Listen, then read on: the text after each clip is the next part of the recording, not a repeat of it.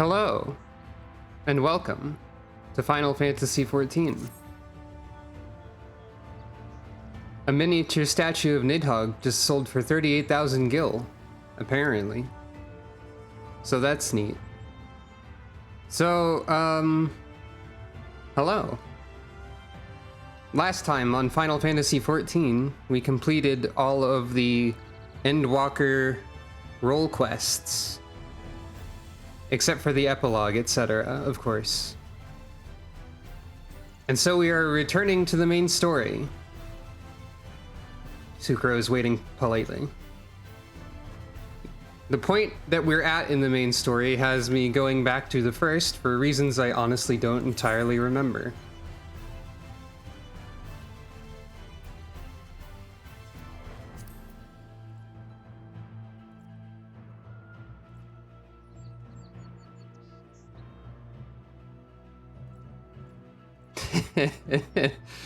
That's pretty good, thank you. Oh yeah, we have to talk to Elidibus's soul about what's going on. Elpis? I don't remember Elpis at all. Oh dear. I've been doing too many job role quest things and I don't remember anything about the main story. Things bad, sky falling over, go elsewhere. Oh, Elpis is the flower. Okay, got it. My memory is not so good. Hello. By the way, we're back to being a paladin at the moment. However, I have been leveling up some other things. You can see that I have warrior at 78 and that I have machinist at 72. And I also made another warrior glamour. We have very casual woodcutter Sucro. I realized Sucro didn't have enough casual outfits. I think this is nice. Anyway.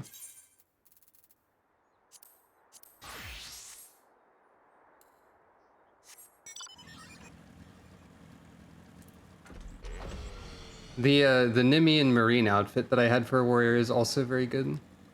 That's a lot like your casual warrior outfit. That's kind of funny.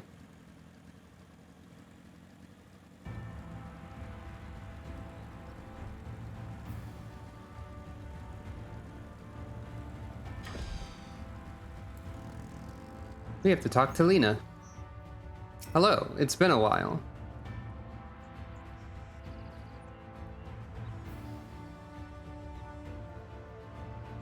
Yeah, the what is that actually called? It's just called flannel suspenders. It's a good item. Not a lot of people use it, I don't think. Hold on, Lena, I have to heal myself because I switched outfits. Anyway. What's up? It has been a while. Hold on, I have to walk down the stairs and then turn around and walk back up the stairs because the camera angle changed. Sucro, you are returned. Salute. Nod.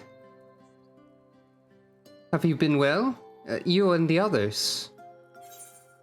As well as can be, or we've no shortage of troubles, but we're well enough. Well, there's a lot of stuff going on, but we're doing alright.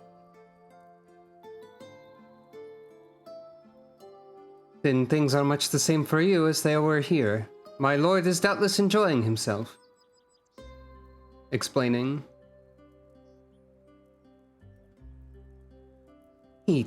He said this to you? These exact words? Oh, to know that he is happy, it fills my heart with joy. Thank you, Sucro, for taking care of him. When next you see him, please tell him not to overexert himself. Futile a request though it is. Nod. And tell him that all is well here. The peace you gifted us continues, and we work hard to build new lives for ourselves. In the course of this, we occasionally bicker, but we've never been more optimistic for the morrow. If I had to mention one dilemma, it would be the question of our governance. Even as we speak, debate rages on over how we should run the city in the Exarch's absence. Most are of a mind that the Settlement Council should continue to oversee the general running of the Crystarium, while representatives are elected to determine policy and handle diplomacy. Thus far, nothing is set in stone, but however we choose to proceed, we will not replace our lord. No one could. Determined to gesture in the background. Or gesture, not jester. Sucro nodding and explaining things. Have we recently observed any unusual phenomena? No, I cannot say there have been. Curious that you should ask me this question, though. Some days ago, Reen came and asked the very same. She was rather unsettled, in stark contrast to how cheerful she has been of late.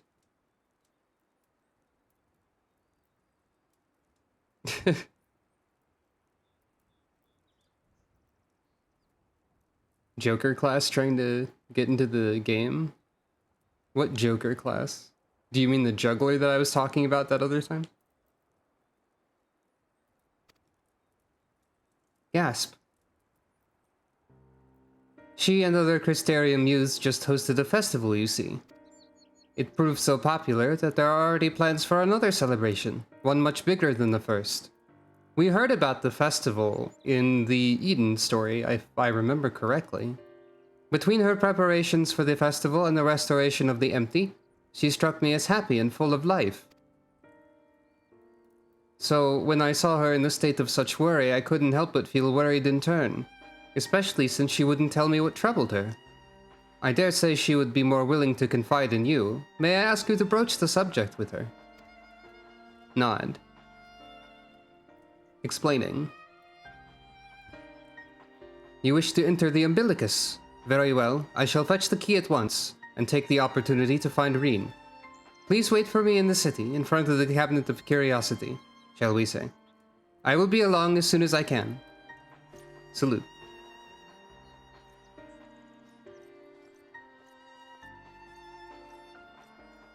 I still think it's interesting how you never learn the Crystarium salute as an emote. It seems odd, considering the other salutes that you do learn. I don't know why I summoned the motorcycle when I'm going to teleport. Oh, you could also maybe see, briefly, I progressed a bit forward in Bosnia. The Bosnia story is bad. I don't like it. It's no good. That's my opinion about it. This won't really surprise you if you remember my opinion about the Evilly story and the opening of Bosnia that I did show on camera. This was not the correct teleport point. I don't have a lot in particular to say about Bosnia, other than that the story is not great. The following event cannot be skipped. You may wish to cancel any pending Duty Finder registrations. Huh. A variant of many cutscenes in sequence. How interesting. That warning message also shows up in Bosnia, but actually it's not as many in sequence as I expected from that. But when I saw that warning, I was like, no, not here. Like when Shadow the Hedgehog dies. Oh, it's one of these. Do my old eyes deceive? Is that truly Sucro?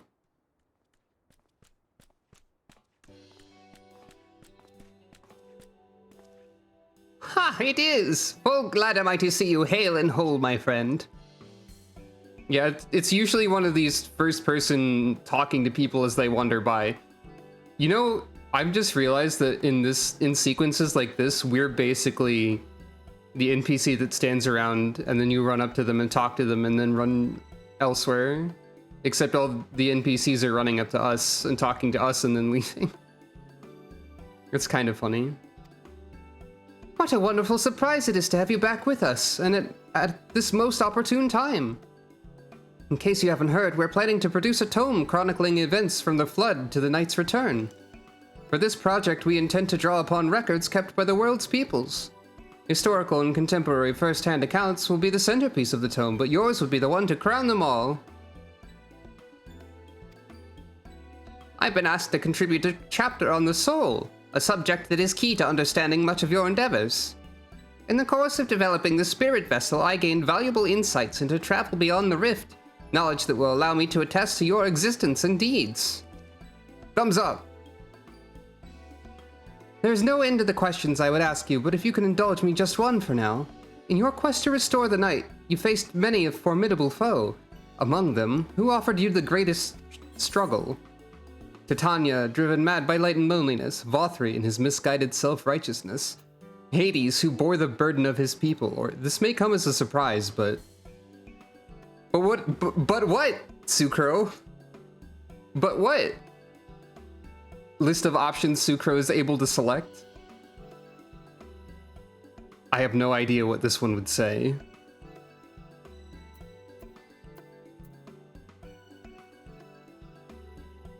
It could be. In terms of, like, encounter difficulty, I would say all of these are roughly the same. From a purely mechanical and, like, gameplay-driven perspective, all of these are about equal. If we're guessing the fourth one might be the Warrior of Light.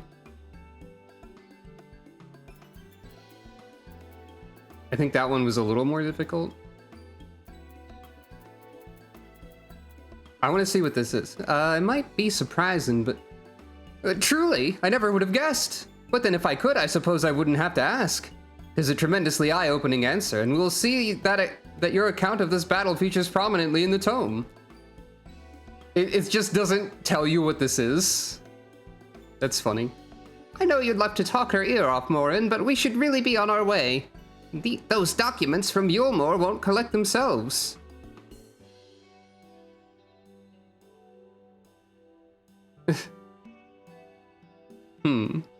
I have no idea what that answer actually was then. Like, obviously it's meant to be ambiguous, but I don't know what it would be in my case or Sucro's case.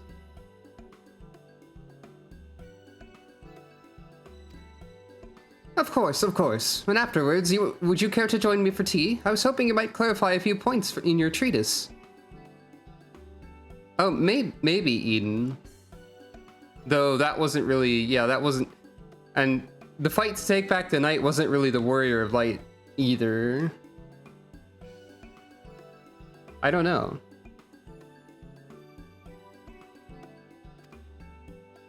Till next time then, do tell the others to look after themselves. Our overzealous friend in particular, remind him not to overexert himself, again and again till his ears falls off if that's what it takes for him to take it to heart. So we're going to get back from the first and be like, hey Graha, literally everybody in the entire plane of existence said to take a nap. Graha.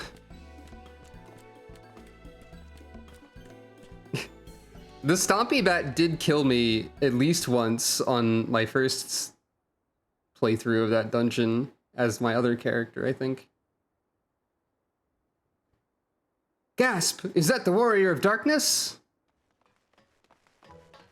Oh, it's the children's. It's her! It's really her! What are you doing here? If you're going to battle, I can give you some medicine. I made it myself. Best not, Riki. You'd only give her a stomach ache. We've come to see Morin to get his advice. One of the guard finally agreed to teach us how to fight, but first we need to choose a fighting style. While I know that I want to be a mage, Arkil isn't sure. Magic isn't really my thing, so I was thinking of taking up the axe, or the sword, or maybe the bow. They all seem about right, but it's hard to decide, so I thought I'd ask Morin. He knows about lots of things. Shake head. First person. He isn't here? Oh. Oh, why don't you have the Warrior of Darkness choose for you? What do you think suits Arkil best? Axe, sword, or bow? For smiting your opponent, the axe. For protecting your friends, the sword. For fighting and hunting both, the bow. Well, I mean, Sucro's a paladin right now. Gotta go with the sword and shield. The sword? If you took up the sword, you could be just like... Brandon, the Warrior of Light! That's true. I love that tale. Let's borrow that book. Let's borrow the book today. It's really popular, though. I hope it's still there. Thanks for helping me decide, Warrior of Darkness. I'll start with that style and maybe try something else later on. And then when I get really strong, I hope to have a bout with you.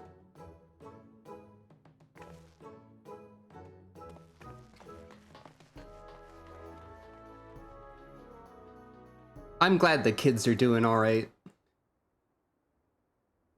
Tree.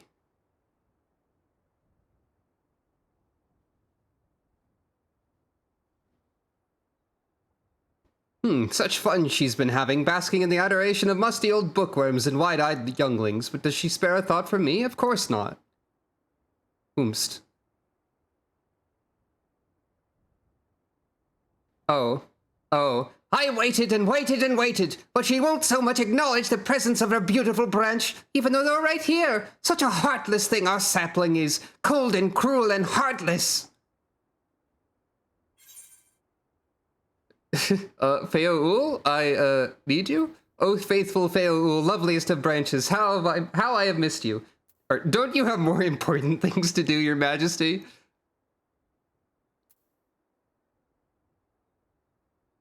I missed you, Feoul. If you truly missed me, you should have cried for me at the top of your lungs the instant you arrived. To make up for it, you will call with twice the passion next time. Though for there to be a next time, you've some few struggles to overcome. So, my adorable sapling, the world is on the verge of destruction, is it? Gasp. First person.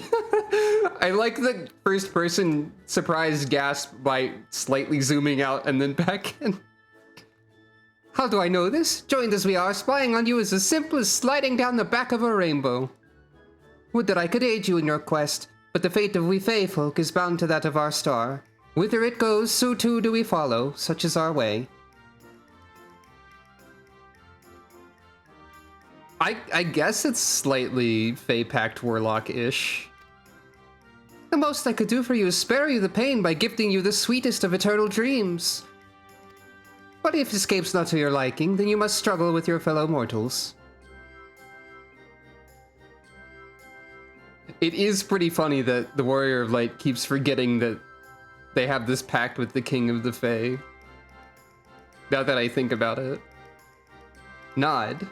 First person. Ah, but here are the ones you are waiting for. I wonder what manner of conclusion awaits at Tale's End. Bye, Feoul. Thanks for stopping by. It's Reen and Lena. Gaia is not here. Gaia is somewhere else having a coffee biscuit. My apologies for the delay. Sucro, it's so wonderful to see you again. You'll doubtless have much catching up to do, so I shall leave you to it. I've taken the liberty of unlocking the umbilicus, and you may enter at your leisure. Salute.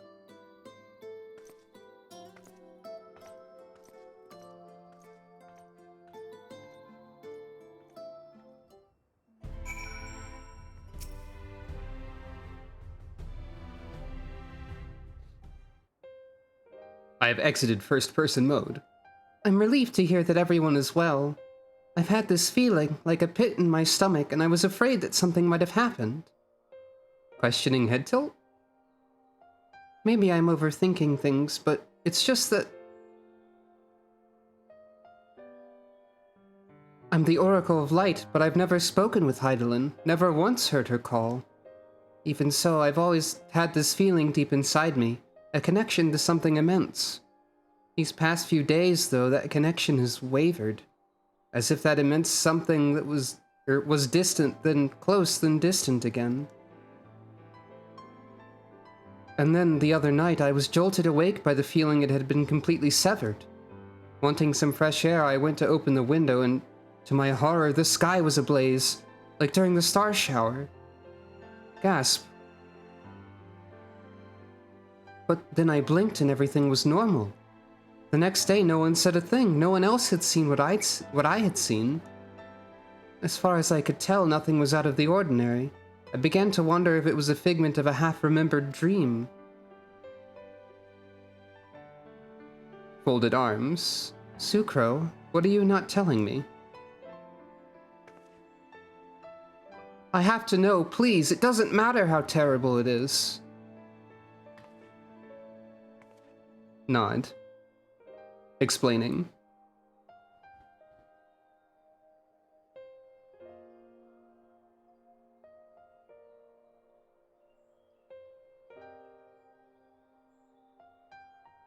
Yeah, sounds like it. It wasn't my imagination then. The doom we witnessed in Amarat has come again.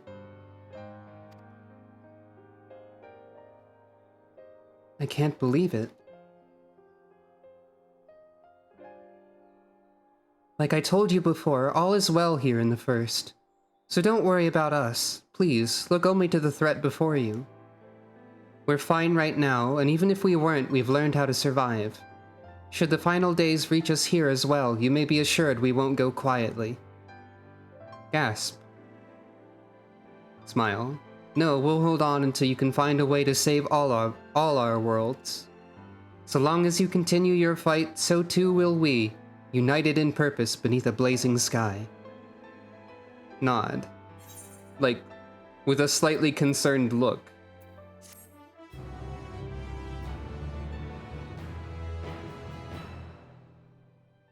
It's more like they've survived like 1.5 or 2 world-ending apocalypses or something at this point.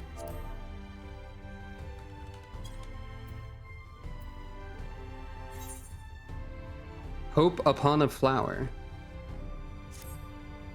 You're headed to the umbilicus to consult with Elidibus, right? Elidibus and the umbilicus. That kind of rhymes. I'll do some consulting of my own and speak with Lena.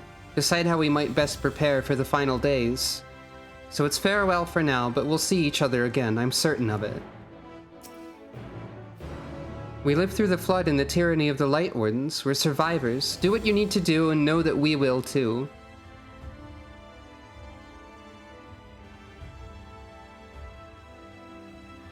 I think there should be an Easter egg at this point where you can find Gaia somewhere if you've done Eden. I'm just annoyed that Reen and Gaia are never just incidentally around and only exist when the plot demands. Because I care about them. Sorry, Reen, I forgot what teleporting was for like a minute. Or rather, I forgot where the teleport points were.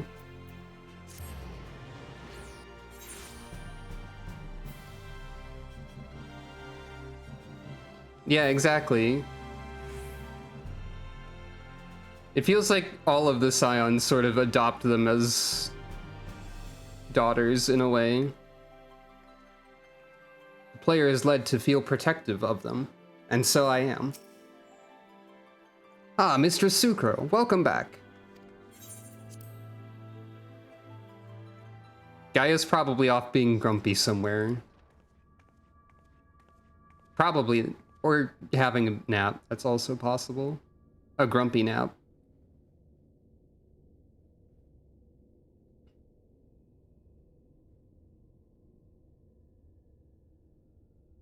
Memories of that one time when we wandered over here, that other time.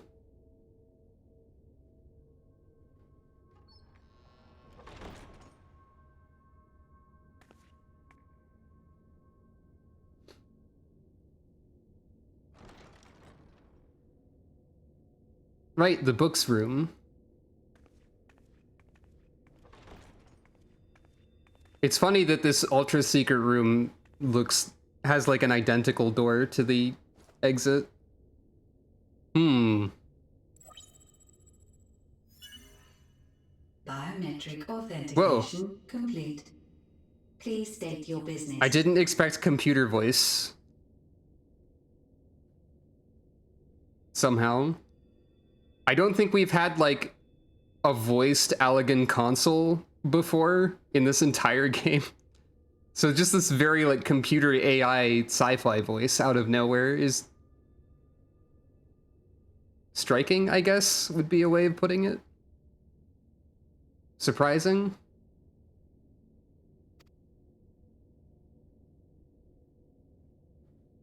My business is I'm a cat. Acknowledged.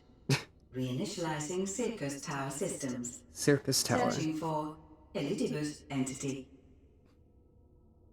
The voice actor here got the computer voice pretty well with how they just said searching for Elidibus entity. I don't know why I like instinctively repeated Circus Tower, Circus. Probably because I wasn't sure that it was pronounced Circus. Elidibus.wat. Can this run Doom? I hope so. I just instinctively repeat things that I hear sometimes too, probably. Target located in subterranean core power accumulator. Projecting image. Turbo Doom. Must be some sort of WAD pack I haven't heard of. My home. My friends. No more than a dream.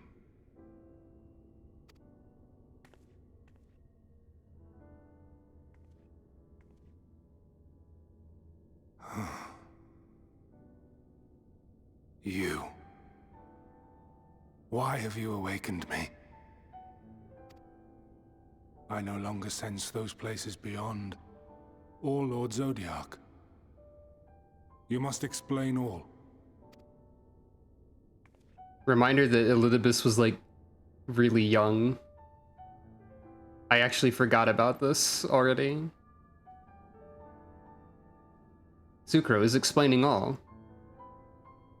So, he is fallen, and my brethren's souls returned to the star.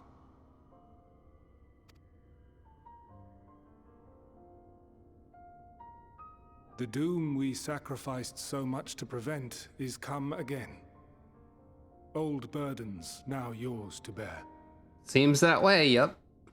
But if this is Fandaniel's design, then I, as Elidibus, have a duty to fulfill. Your unsolicited act has restored to me some few memories of the convocation. Such knowledge as I have, I will share. Neat. Thank you, or I'm sorry.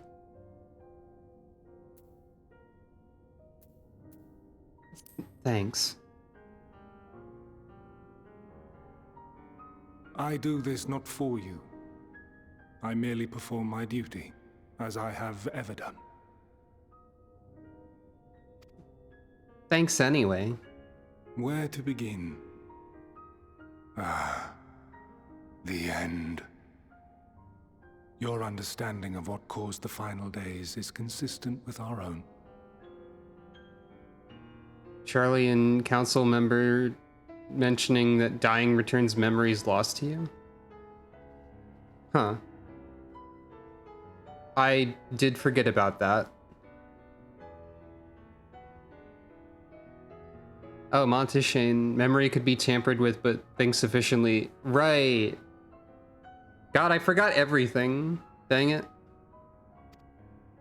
The decay first took root where the currents were weakest. Yes. A conclusion drawn by him. Fandaniel. Mm-hmm. So wait, hold on. In addition to everything, I'm also forgetting the previous text box. Okay. Our understanding of the final days is consistent. The decay first took root where the currents were weakest. Fandaniel was the one who concluded this originally, I guess? Not the him of here and now, but as I knew him. Long, long ago. Did he suck less back then? Just wondering. Having shed light upon the phenomenon, he dedicated himself to devising a countermeasure. Sounds like he kind of sucked less. Were it not for his knowledge of the Celestial, we would never have made the connection, and thence forestalled the final days. And though he inherited that noble soul, how different this last incarnation. So consumed by self-loathing and hate. Yeah. Yeah, he kind of... Well, he's dead now. It's fine. Elpis. Yes, the name is familiar to me. Yet I know it not as a flower, but a place. Interesting. A testing facility for determining which of our creations were fit to be released into the world. Many worked there, and before joining the convocation and assuming the title of Fandaniel, he was their chief. He was Hermes. Interesting. So old Fandaniel was Hermes. New Fandaniel was Amon. Hermes, though. Intriguing. That is all I know. The crystals tell little of the lives the 14 led prior to their induction. Elpis itself would tell even less. Nary a ruin has survived. What? Wait. I saw you there. In Elpis. What? No. I did not. But I did. What? I did. A lingering trace of impossibility. Question And mark? the truth that fills my heart. What do you mean? Questioning head tilt. Yeah, exactly. My memories remain clouded, I fear. However, they have revealed to me one possible course. You must travel to Elpis, to the time when Hermes served as its chief. I have to do a time travel? What are you talking about? Gasp.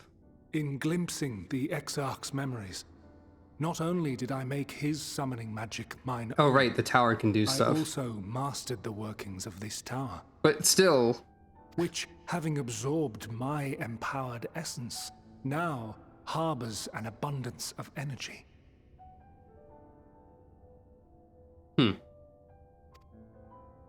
As such, I believe I can deliver you unto the past, unto that place and that precise Right. moment. There also is Alexander here, you're right. And right, like this whole... Yeah. Wow, okay. Given the eons that must be traversed, the gateway will not be fully formed. Your form will be less tangible still than those warriors of light I had summoned. In all likelihood, none will be able to see or hear you. Yet even should you manage to interact with others, you will be unable to effect meaningful change.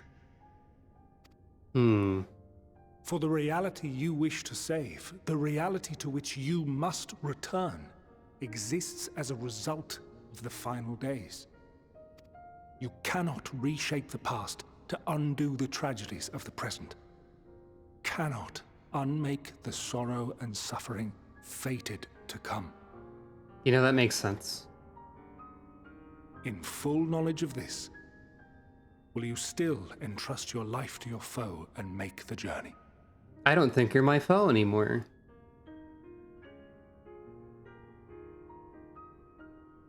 Nod. Very well. I shall cast you unto the river of time. Let this be my final act. You must input the commands.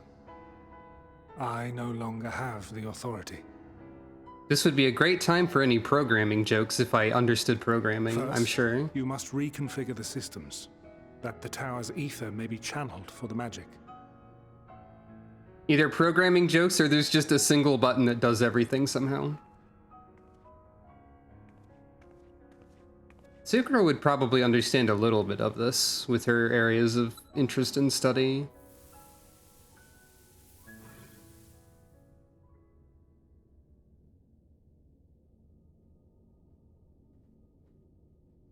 The preparations are complete.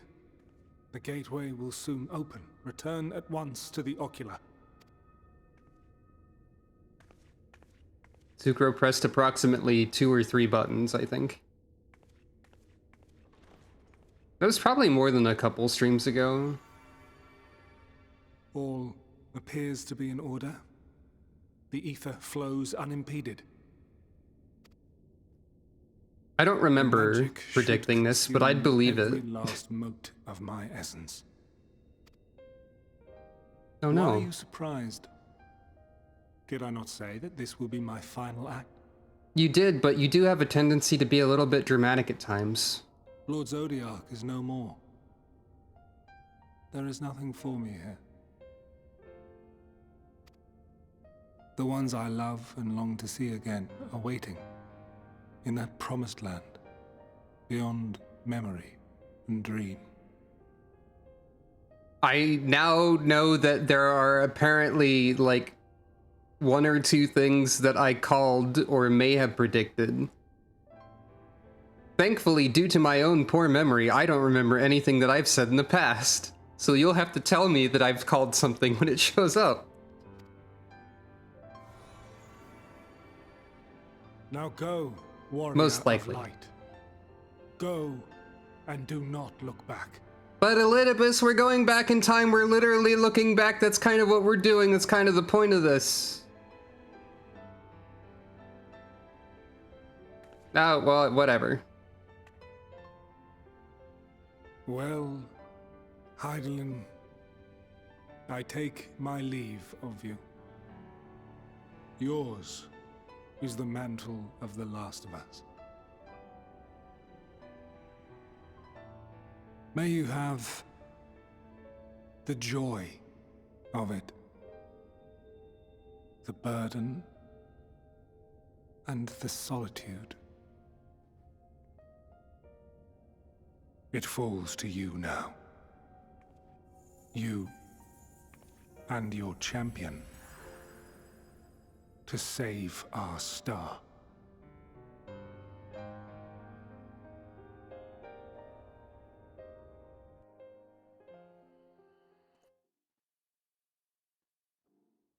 It does kind of feel like that.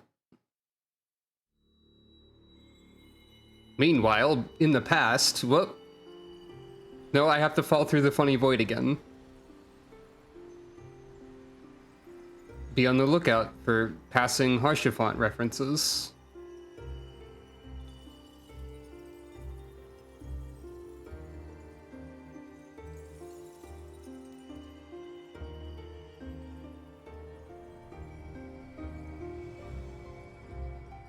A giant crystal of time travel. I'm imagining Sukro just running into it and it makes a cartoon bonk sound and then she like spirals backwards.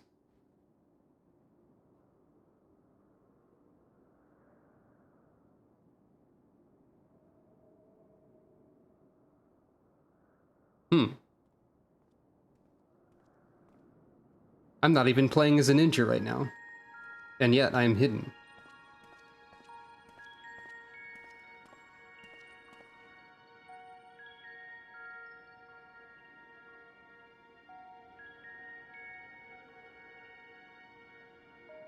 This is the first time that we see most of the ancients without hoods, I guess. Guide like man! My favorite superhero. I say most of the ancients because we have seen Heidelin. Aetherite-like device. The device is reminiscent of an aetheryte. Perhaps it's possible to attune with it.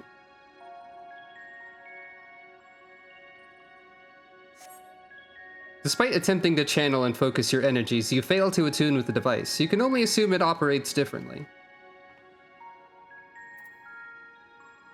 Incorporeal, transcending the boundary between existence and nihility. Nihility. Hello, guide-like man. The man stands dutifully by the aetheryte-like device. A guide for this facility in all likelihood. Hey, can you hear me? You attempt to get the man's attention, but if he sees or hears you, he gives absolutely no indication. As Elidibus warned, it appears your form is intangible.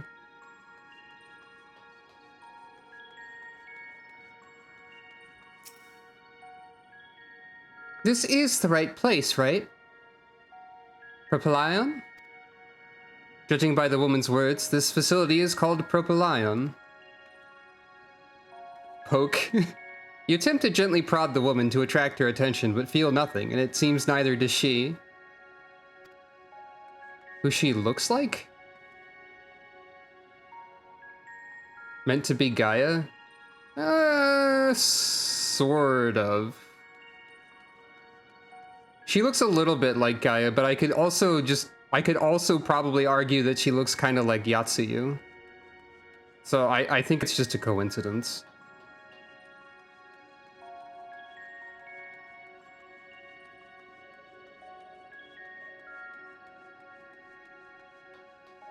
There's only so many character creation options.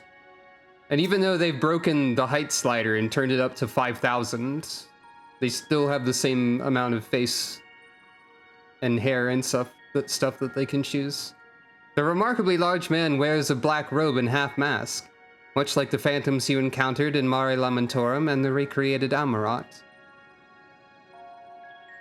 Black-robed man. Yeah. I think there should be another NPC named Dark Gray Robed Man nearby. It would seem you've made it to your destination. Tsukro yelling. You gesticulate wildly and shout all manner of greetings and obscenities. Hey, that's not canon. Tsukro would never say a swear.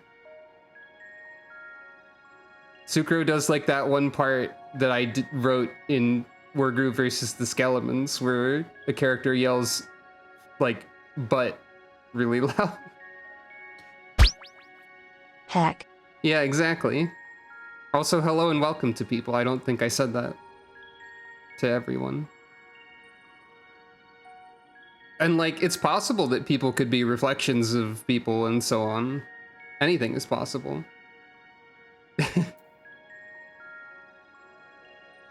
Heck, indeed. Historical Nimian blasphemies. I wonder what those would even be. The closest thing to that I know is To Hell and High Water, which is the thing that the Nimian Marines are always yelling. The man does not so much as glance in your general direction.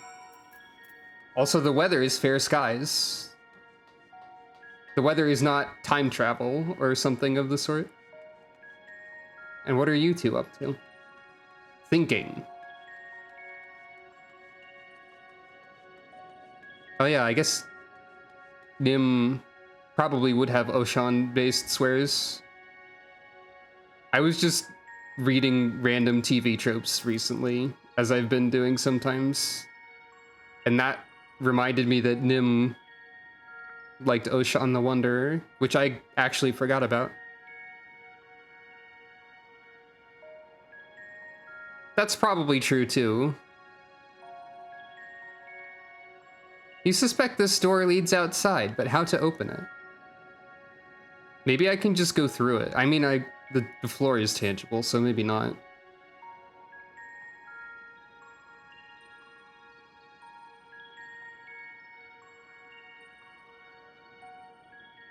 Door. Door, please open. And here we are, Elpis. That voice sounds vaguely familiar. Well, well, how rare to receive you in person. To what do we owe the honor? OSHA? Ah, the deity of Osha. Indeed. Oh, just a few odd tasks. We'll be here a while. Familiar stranger. You're welcome to stay as long as you see fit, of course. As a matter of procedure, however, I must ask that you kindly remove your masks. Shrug. Come now. Is this truly necessary? Surely you can tell who we are. Yeah, we did, in fact. Familiar voice is also here. Who you are, perhaps, but I am far less infamous. Regardless, if we do not follow protocol, 'tis our hosts who would be held accountable. So, please, do favor us with your handsome face. So this is gonna be Hades, and then I forgot the name of the other person already, even though we've met them multiple times. This also explains how Hades was narrating, maybe. Gasp. Hey look, it's the Hades mask, even.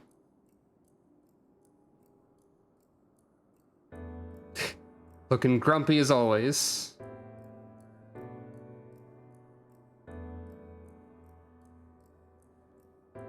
Hythlodaeus, right. Gasp! Noticed, potentially. There's a very small cat over there, and I don't understand why. Why is there a very small cat? And can anyone else see the very small cat? Don't get it. I thank you for your cooperation. You are free to go about your business.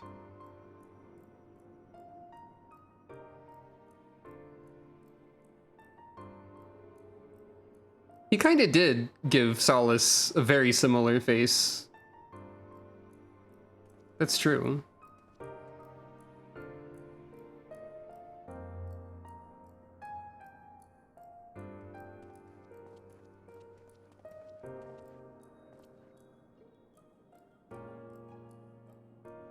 By the by, you see it too, yes?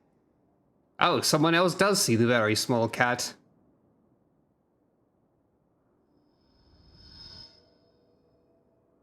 I haven't the foggiest what you're talking about.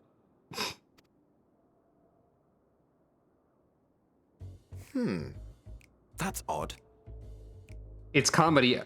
Sucre looks a little bit sad at this. It's comedy hour with Hythlodaeus and Hades over here, I guess.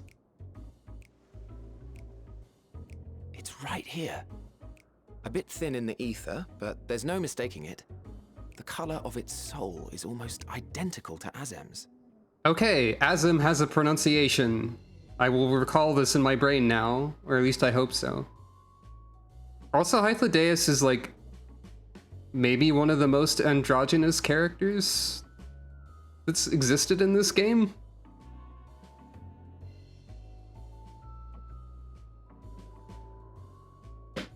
I'm just noticing this.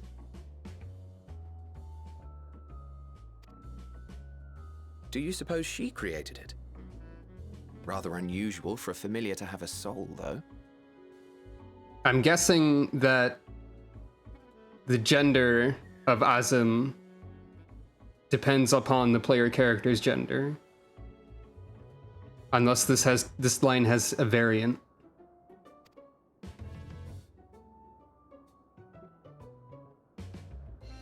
Don't ask me. All I know is that it's trouble. Doubly so if it's her spitting image. What? So let's leave it be. Come now. You saying Azem's a cat? Hey, can you hear me? It's trying to say something, but it's literally too intangible to form words.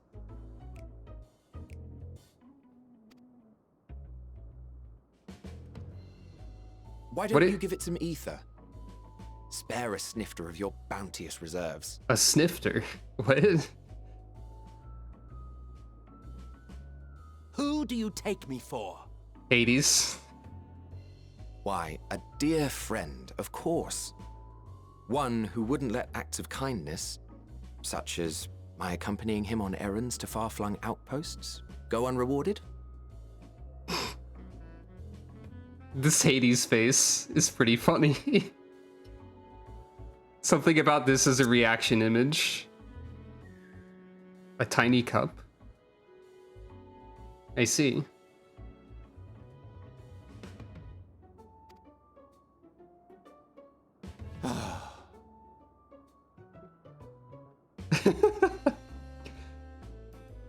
Just give me an equally intangible piece of paper and a writing utensil, and then you can, I like... suggest you close your eyes, or this may be unpleasant. Actually, I guess we probably have a different written language. Hey, it's the snap. Famously. The snap. I think it'd be funny if this made You may Sucrose open slightly your taller eyes. in proportion to them. It might have?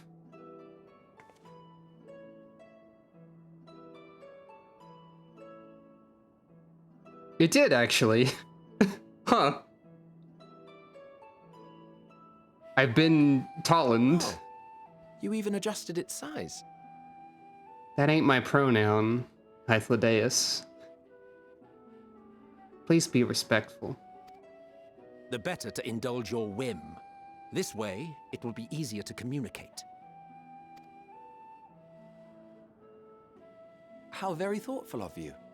And may I applaud your artful reinforcement. Without further ado then. Greetings.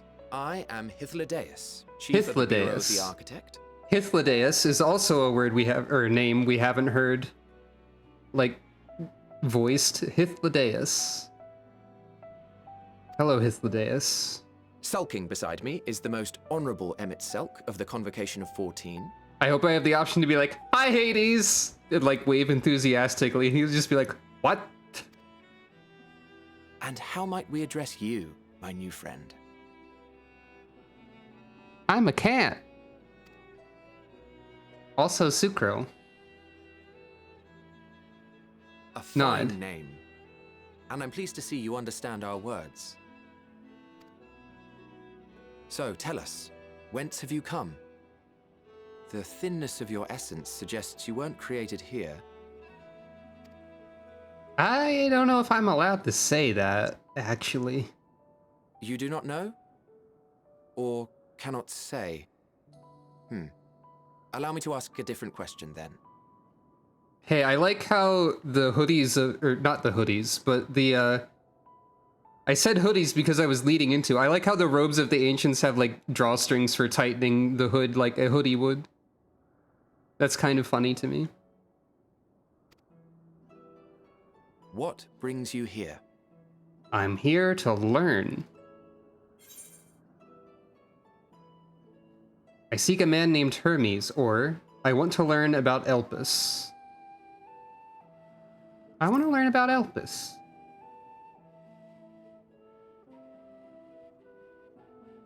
Well Yes. now, the same as us. Point. Perhaps Azim wished to come too, but had to settle for a familiar. If she truly wished to be here, then she would be. Right you are. My apologies if we've given offense. The two of us can discern the color of souls, you see, and yours happens to resemble that of a friend. That's an interesting question. I guess they probably think that Azim was messing around with creating voices or something.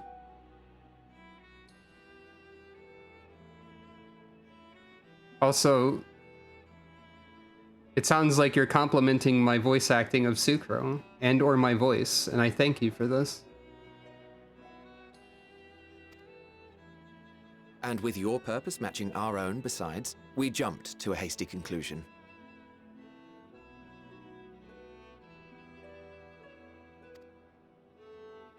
We are here to speak with Hermes, the chief overseer of this facility. which we also intend to tour in order to gain greater insight into the man's work. We, I say, though this is Emmett Selk's charge. I am here only to serve as his guide. Do you think they want to? Do you think they might wonder why Sucro is armed? Also, And I should be happy to serve as yours as well, by way of an apology for the misunderstanding. Wait, are you suggesting that we bring it along on official business? This thing we know next to nothing about? I'm not a thing. I'm a cat. If you harbor suspicions, better to keep it close than leave it to its own devices. Wouldn't you agree? I'm not an it.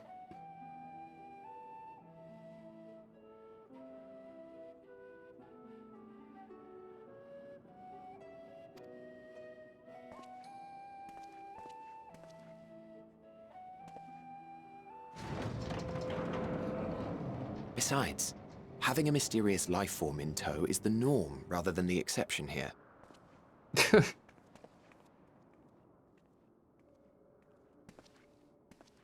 I guess it's kind of like that.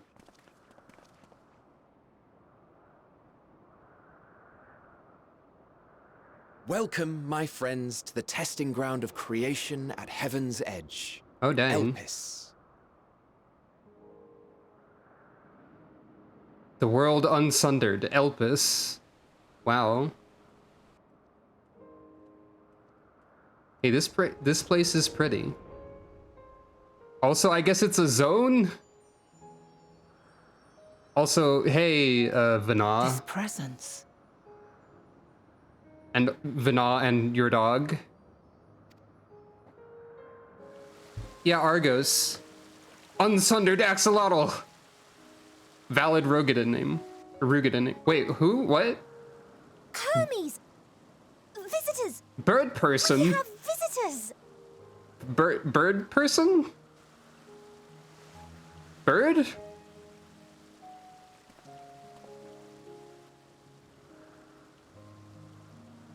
Bird person?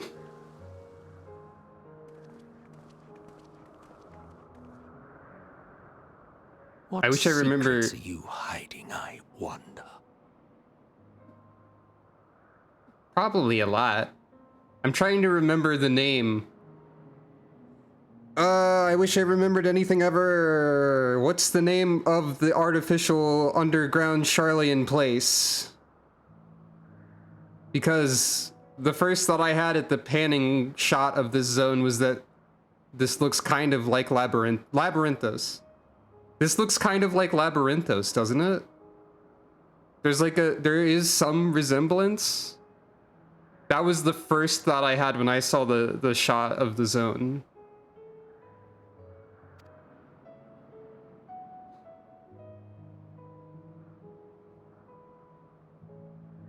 I think that's just interesting, that's all.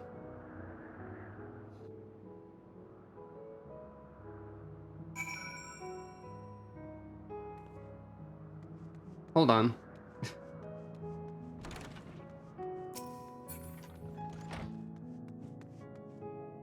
Oh, I can actually go back and talk to people.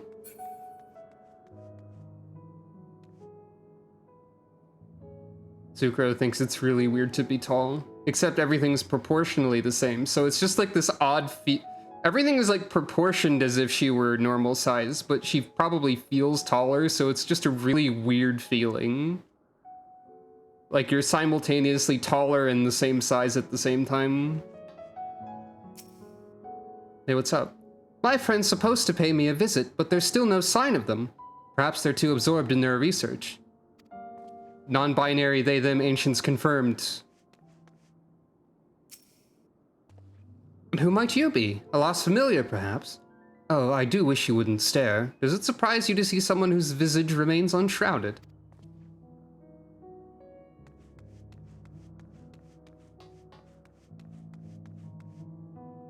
Still can't hear a conversation. Gender detected. Indeed. Pardon? Why, yes, this is Propylion. I know not where it is you intend to go from here, but might I suggest waiting for your master?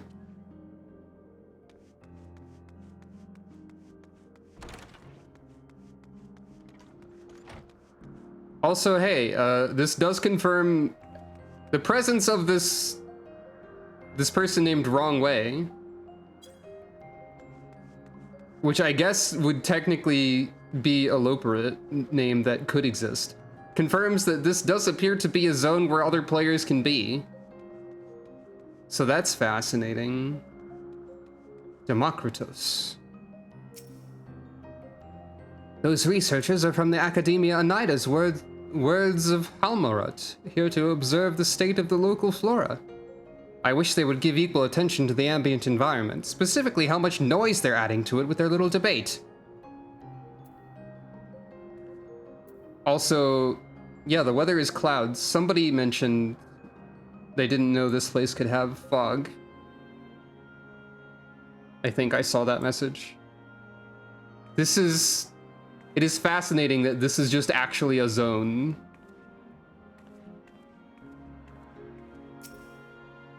In case you didn't know, it's rude to stare. Stop. Stare. You're staring back at me.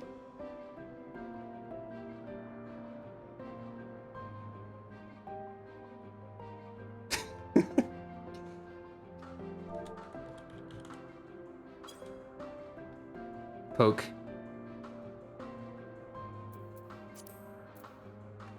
Sucro is very short.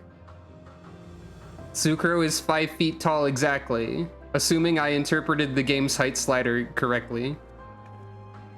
Mixing up elbows and shoulders is a funny thing to do.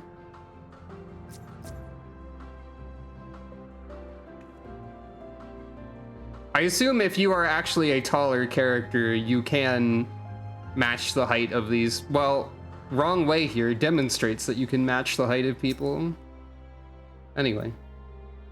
This is hardly my first time here, but the scenery never fails to take my breath away. Why, it feels as if you could reach out and touch the heavens. Now then, to begin our guided tour, perhaps you already know these things, but for the sake of thoroughness, I shall start with the basics. Using concepts to give shape to ether, creation magics allow us to bring forth anything we desire, be it inanimate objects or living beings. Anyone may conceive of concepts, but they must all undergo evaluation at the Bureau of the Architect. As part of that process, living beings and certain arcane entities may be sent here to Elpis for in-depth observation and study. A fascinating facility, isn't it? I dare say you will enjoy touring it with us.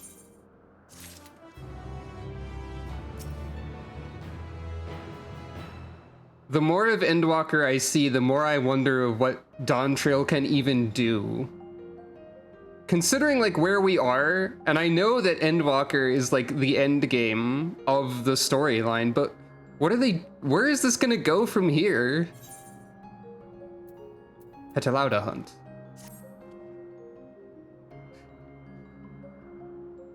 Hythlodaeus is in charge of deciding if your OC is cringe or not. Hythlodaeus would never say anything was cringe. That's my opinion about Hythlodaeus. Now then, our friend Hermes, aside from overseeing the facility, he also conducts his own research. Hythlodaeus would say that cringe is dead, and then Emmett Selk would sigh. Put a pin in what? That Hythlodaeus would never say anything was cringe? Or where could Dawntrail go from here? Or both of those things. Chances are he will be at the main observation hub, so let us seek him out there first. Also, I guess this whole experience might be in part why Hythlodaeus and Emmett Selk recognize us in the future, not just because of the color of the soul resembling Azem, but like they might notice something about, they might have noticed something about Sucro. Huh. Attired as you are, however, you stand out a little too much. Our dear Emmett Selk wishes to keep a low profile for his errand, so... Do you know how to make a robe? The basic concept will do. Shake head. No, in that case, Emmett Selk. No, your whim, your responsibility. You're not getting another thimble of ether out of me. The way he scrimps sometimes, you'd think he wasn't a nigh-bottomless font of magic. Very well, I shall make the robe, but perhaps you can assist. Come, let us search for the requisite material. So you do need materials for this sort of thing.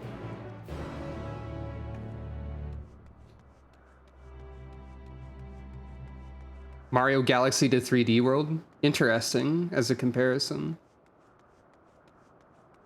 Yep, this is just straight up a zone with enemy in it.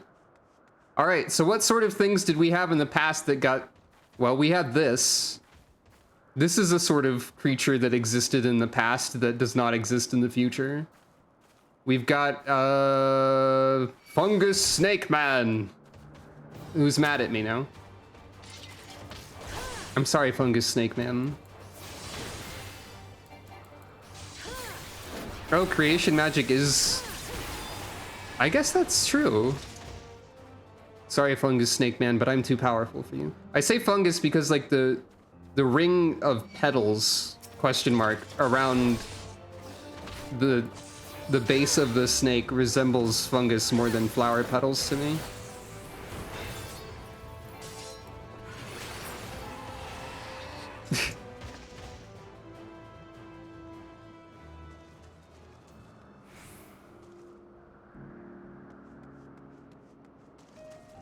I think it's very funny also that one of the first creature types that you see upon going into the extreme past is butterflies.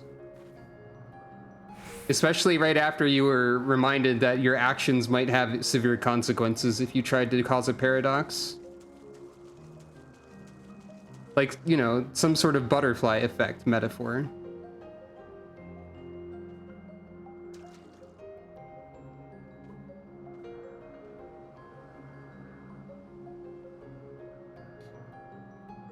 Yeah, they are Ravana's butterflies, because those are just the butterflies that exist. There's also a purple one over there.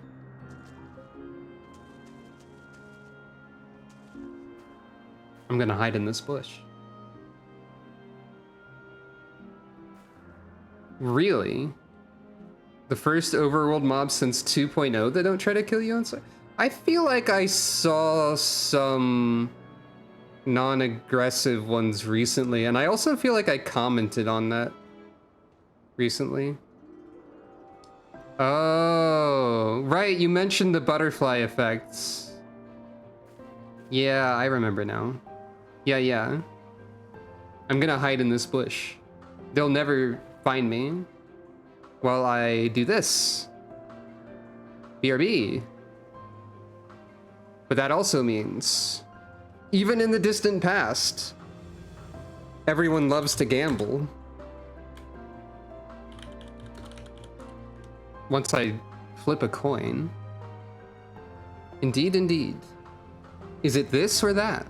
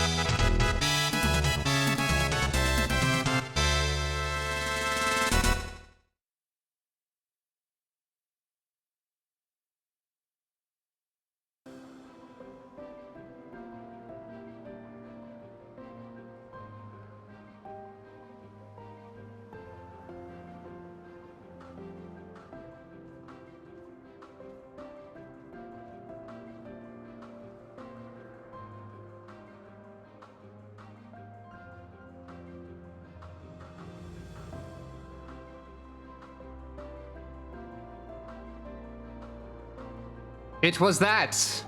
Hello. So, I want to say a few things about the situation we found ourselves in. I feel like my reaction was not as like surprised or being blown away as maybe it should have been, and I don't know why. It might just be because I'm often a more subdued person in general. I do think this is really cool. Let me say a few things that I knew, sort of. I knew that at some point, Ancients Without Masks showed up, because that's the sort of thing that had a lot of like art and pictures around on the internet. I didn't know anything about the context, which we are now seeing. I.e., we are seeing the context. It might be impactful in a subtle way. Yeah, that makes sense. By the way, there's a fate over here. Ophian Mania. Hey, by the way, this is a big place. Monoceros Monitor. Melitos the Inscrutable. King of the Hill? God dang it, Hades. Anyway. So... I knew that at some point there would be various, they showed some concept art for this pre-release. I don't know if I remember that. It would make sense if I'd seen that. Surprise, I was hiding in the bush. We can't talk about this zone yet. That does sound vaguely familiar. But I knew, as I said, that there were at some point Ancients Without Masks. And I knew that the player would get a robe at some point, because I've seen people wearing those even. But, I think that's all I knew about this part. I think. And I would also like to state that I'm surprised that the apparent bird people existing isn't something that I somehow learned about, because I feel like that would be, that feels like the kind of thing that would be considered a big deal. Shrug. I think bird people are neat. That's my opinion.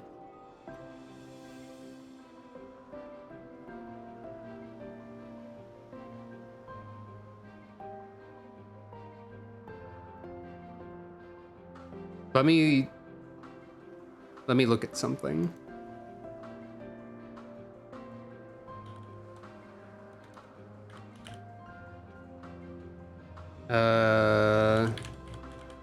I'm unlikely to be able to find the specific image that I would be looking for.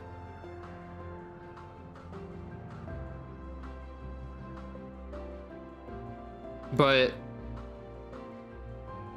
I'm just reminded of how Starbound, a game with a lot of problems, mostly in terms of the development, there was a mod for it called Cutebound, which turned the bird people that were more like mostly bird into bird people that were mostly like more human. So they were not dissimilar from the bird person I briefly saw. And I'm just thinking about that because I had a character who was one of those that I liked, but I forgot her name, and I have pictures of her somewhere, but I don't know where they are.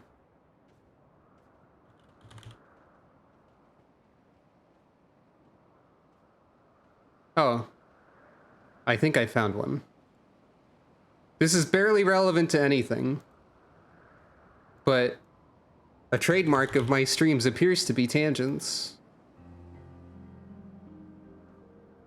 So here's a random old Starbound picture of her opinion about benches, apparently.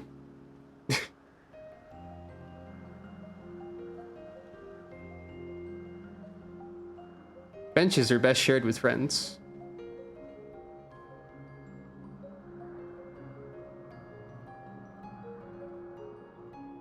I think she was neat. I forgot her name, though.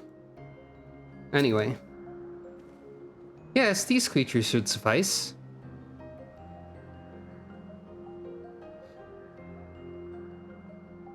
An etheric rope. I want you to use it to capture, shall we say, two Petalodi. There are 3 species here, I believe. Any 2 different kinds should serve. Hi, Intia? Now I should mention that the strength of the rope is tied, no pun intended, to the strength of its user. As your ether is still thin compared to ours, you'll need to weaken the Petalodi first. Good luck!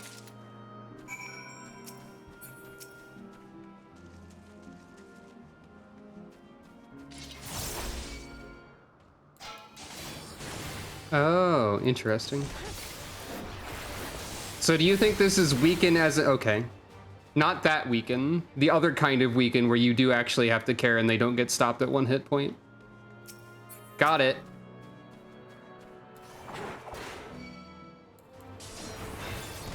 I'm too powerful for these bugs. What?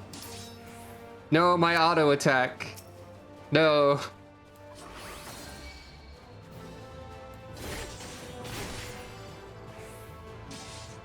Yeah, I remember. Yeah, the snake lady. There was a snake lady too. And yeah, the mystery box I think is my most viewed clip on Twitch.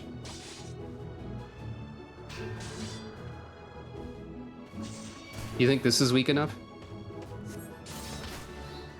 It was.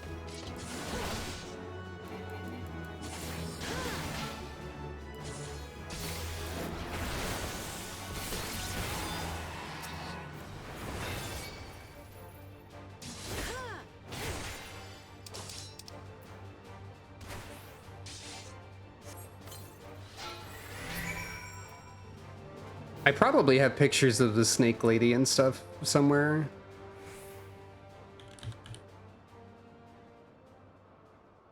Yeah, I do. Another old Starbound character, whom got exploded by 1 million dogs. Character design that I would have done differently now. But, you know. There's also...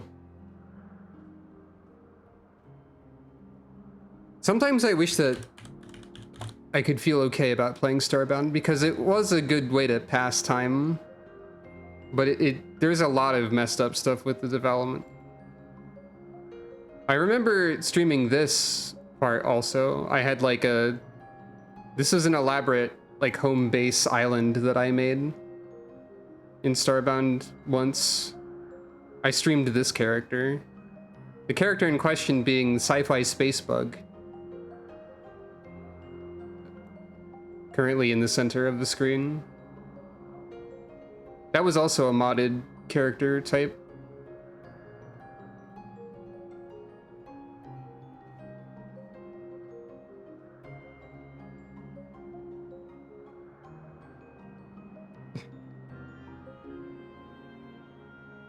That would be very funny if it was possible to get to the point where these butterflies died in 1 auto attack.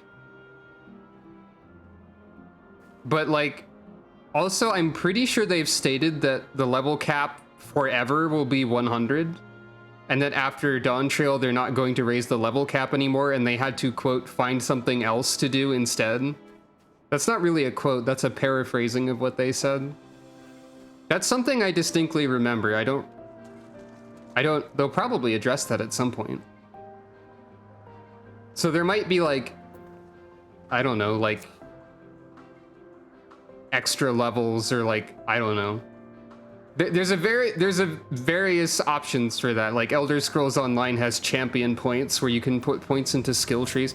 God, what if this game suddenly had skill trees out of nowhere? Wouldn't that be funny? That'd be so funny to me. Guild Wars 2 Mastery Tracks is another option. The other funniest option is like Borderlands Badass rank. Wow, Sucro, you got 0.06% defense against fire. Yay! Don't you feel like you've accomplished something meaningful? It would also just be very funny if they put something with the name similar to Badass rank. They probably did. They specifically said they wouldn't do that. Yeah, I believe that. That sounds familiar. But it's one of the funnier options.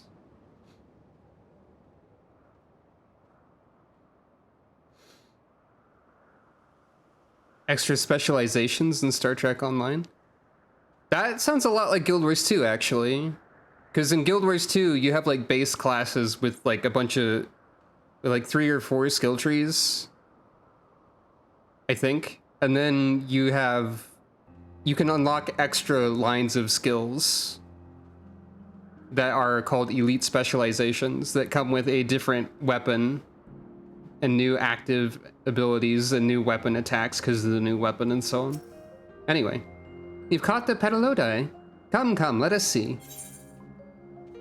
Duly weakened and carefully bound, this Petaluda is destined to become clothing.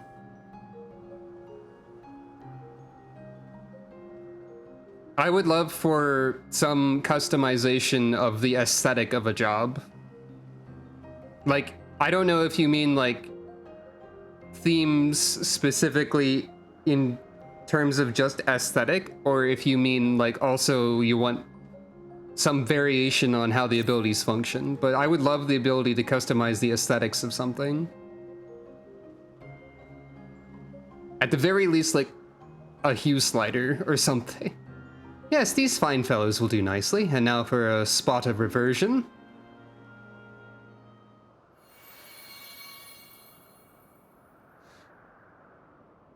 There, it's ready. The warrior murder aura into a herd of guinea pigs. That would be quite something. It's nothing fancy, but then we're trying not to stand out. Try it on for size. You turn living beings into clothing just like that? Or won't someone be angry with us for using those creatures? You just turn them into clothing? Questioning head tilt?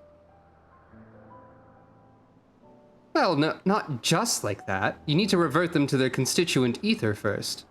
Lest you wonder why I asked for 2 species, it is due to the difference in their etheric balance. Blending them allows us to produce garb with superior etheric stability. Well and good to disguise and educate it, but it won't fool anyone who can see worth a damn. Fair point, but at the very least it should spare you unwanted attention from casual observers. Please stop calling me it. Emitselk speaks true. Even dressed like us, your unusual nature will be plain to those who think to look. Should someone question your presence, don't make up excuses, much less try to explain what you actually are. No, best to simply say you're a familiar. The question is whose? Ah, of course, Azim's. If you say belong to her, people will give you the benefit of the doubt for any and all outlandish behavior. Exploiting our associate's absence. For lack of her presence, absolutely. Were she here, she'd have been the first to propose the idea, and you know it. Shrugging and chuckling. With that, your story is settled. Let us continue with our errand. Sophist's robe. Sophist's padea. Sophist's hupedima.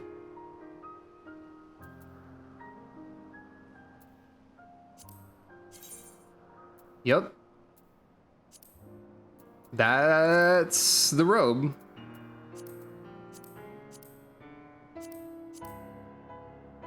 That sure is it.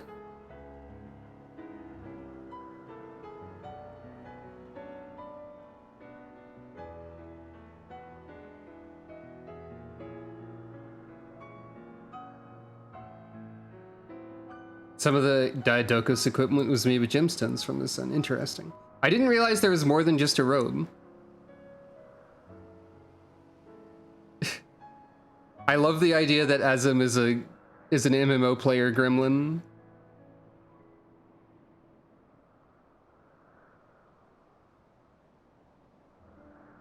Wait. There was a Shadowbringer short story that was a letter from Azim about how they fought an Ifrit-like being solely to protect the grapes on one island. That sounds very funny. So I'm pondering this robe here because I'm very picky about outfits and whatnot, as you know. So I don't particularly like the cut here, because I prefer as little skin showing as possible due to my various issues. But also, it seems like it would make a lot of sense to actually be wearing this at the moment. So I'm unsure what to do here. I don't think I don't absolutely hate it forever.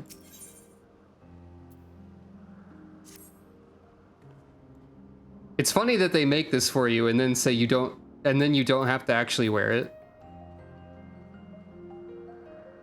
Also, hey, this should totally be able to go in the special dresser. Unless it can, I just constantly forget what the icons mean. You're not a fan of the ancients and didn't want to look like one? That seems fair. Hey, wait, can you dye this? You can. It is weird seeing Sucro wearing this, I think. Yeah, I think I've seen people having dyed this before. Consider that it would be kind of funny if they made this robe and I'm like, okay, BRB, and then I go and dye it an outrageous metallic color.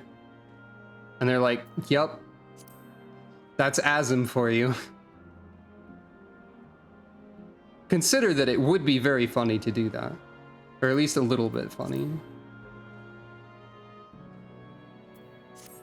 All that said, I think I probably just won't wear it. As dubious as it is, passing you off as Asm's familiar is probably the best approach.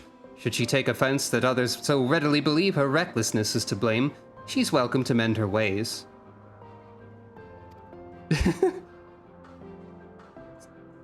Pass as a child in your original size? I think not. Augmented or no, your ether is still far too thin to be considered normal. Very interesting that the character brings that up given the experiences in Amarat. That's a fun detail. If you're ready, let us continue along the path to Anagnorisis. The place serves as an observation hub and residence both. Someone there should be able to point us in the direction of Hermes. There exists... Every single time anyone mentions that a place serves as a residence, there's a part of my brain that goes... So people want housing here, right?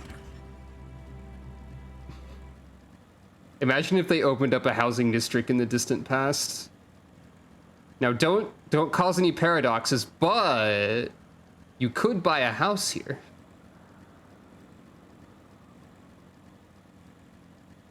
Don't cause any paradoxes, but you could establish a nightclub full of moon furniture in the distant past if you wanted to.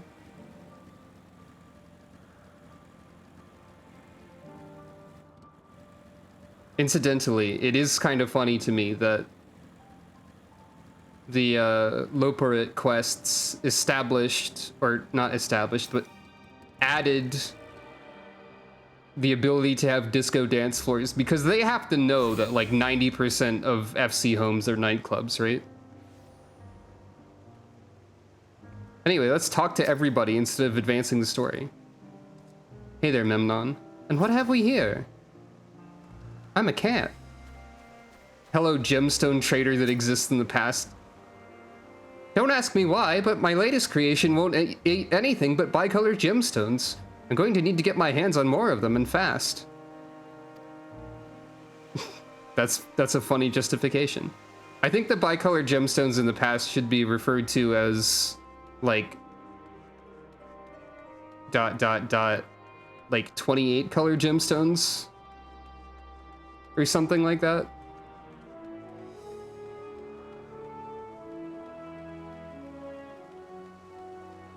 This place is really pretty. It's pretty, but also, like, I think it's amusingly not that dissimilar in a lot of ways from stuff that exists on the source. And or the first. So there is some slight, like, something when thinking about how desperately they all wanted to return the unsundered world. Were they just mad that everything was smaller in scale? And that's it? Except they're also smaller in scale on the source and the first.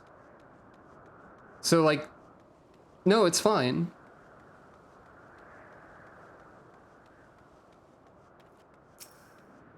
Also, there's a unicorn here. Yeah, they probably did miss their people, that's true. They're all as well, you've nothing to fear. Why, what a curious familiar. I suppose your creator sent you here to learn our ways, and perhaps achieve some degree of enlightenment.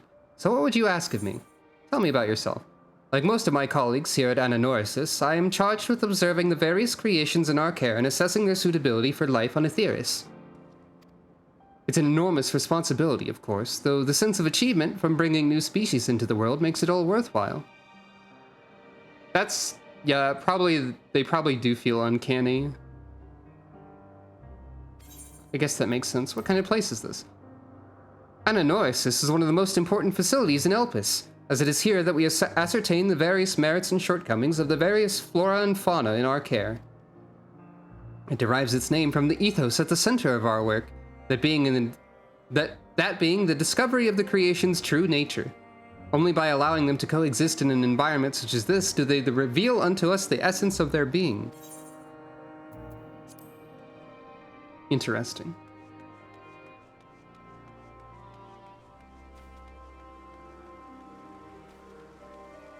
Ah, the ancient unsundered Corcuper, or however you say that. What shall we do next, my little ones? A spot of sunbathing, perhaps? The unsundered hedgehog, the unsundered platypus. Wait, there's a funny platypus minion?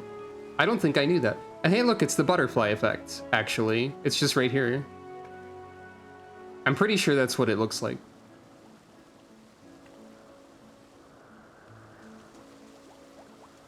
This creature has a sound effect that it makes when moving.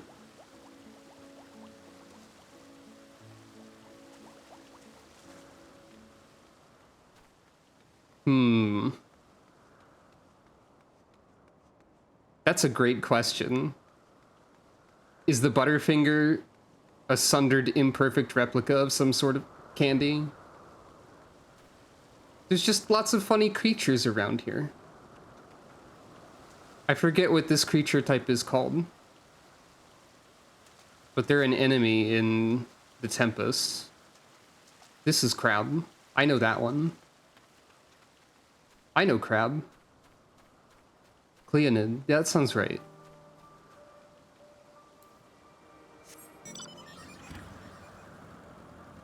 I want to hear Emmett Selk say, "Nobody will lay a finger on my Butterfinger." So much to do, so much bother involved in getting it done. I could have a familiar perform my duties instead, but even creating one in the first place is far more effort than I'm willing to expend. Mood. I was wondering what she was examining, but it seems to be the bush itself. Let's see if this observer knows Hermes' whereabouts.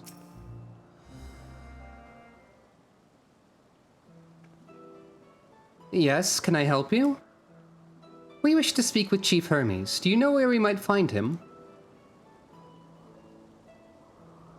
Questioning head tilt. Well now, by your mask, I assume you're one of the 14. I wasn't aware there was to be a visitation.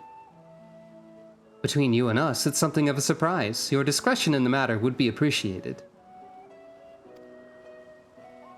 I see. My lips are sealed.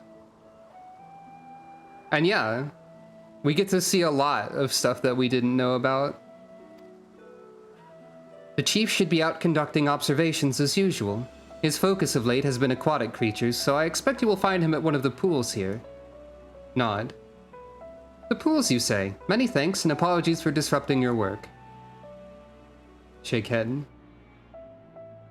I say, Hythlodaeus, while I've never met Hermes, you know him well, do you not? That being the case, couldn't you simply find him by his ether? Aye, that I could. Questioning head tilt? As you know, Emmett Selk and I can discern the color of souls. By the same token, we can also see ether quite keenly and from great distances. With this skill, I could readily locate Hermes, but I felt it would be a waste of an opportunity. We're here to perform an assessment after all. By searching the ordinary way, we stand to gain insight into Elpis and the man in charge of it. This is as much for your own enjoyment, like as not, but point taken. Chuckle. If you're going to accompany us, make yourself useful and help us look for Hermes. According to his profile, he has short dark hair. Nod. So you know, it's because we're an Elpis that we don't have our cowls up. A special exemption due to the need to be aware of dangerous creatures. Elsewhere, we do not exhibit our individuality. It's unseemly. This is all common sense, but I would not assume you possess any. It's a rare treat indeed to be able to search for someone by their appearance, and I thank you for humoring me. Come, let's find our man. Determined, also image shrug. I still think it would be really funny if I had the option to be like, hey, Hades, what's up? Still looking for the chief? He should be out observing somewhere, likely at one of the pools. Yeah.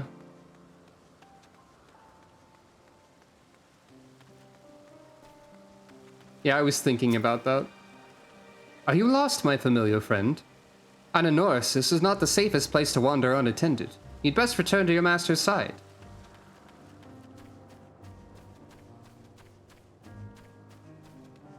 Yeah, I agree. It appears to have moss growing on its head.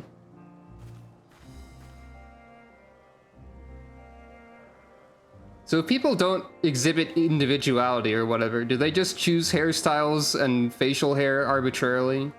Is green hair naturally occurring, or did this person dye their hair green? Or is it just you don't exhibit individuality in public most of the time, and you're free to do whatever you feel like elsewise? I don't think elsewise is a word that is said much. Its temperament appears to be somewhat more stable, to be sure. I say we let it loose for a bit, see how it behaves. There are many aquatic creatures around.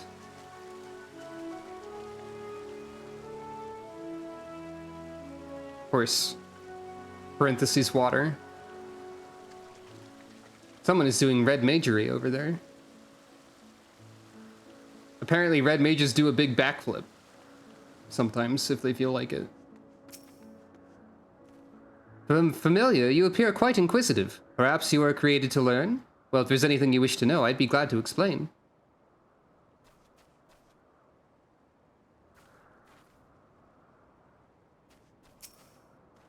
Observing voracious predators and the like is an incredibly dangerous occupation, which is precisely why I keep my distance and leave the rest of you familiars. After all, I am far too important to risk my neck gathering dung samples and the like. Even in the unsundered realm, creatures still must do that sort of thing, huh? There's never a dull moment with the Orei. Their fondness of minerals makes them highly unique, and I dare say they will be no less popular. People do like the Spriggans.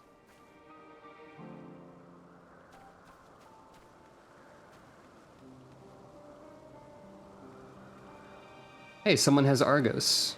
That seems... Bewinged girl! Bewinged. Hey, what's up? They have such funny faces. They do, Bewinged girl. They do. Player demand for bird person race playable has increased by 20,000% since people started to reach this zone. And if not, people are doing it wrong. I think bird people are neat. I think they should be playable. Should also be able to play as loporits and mammoths. That's my opinion.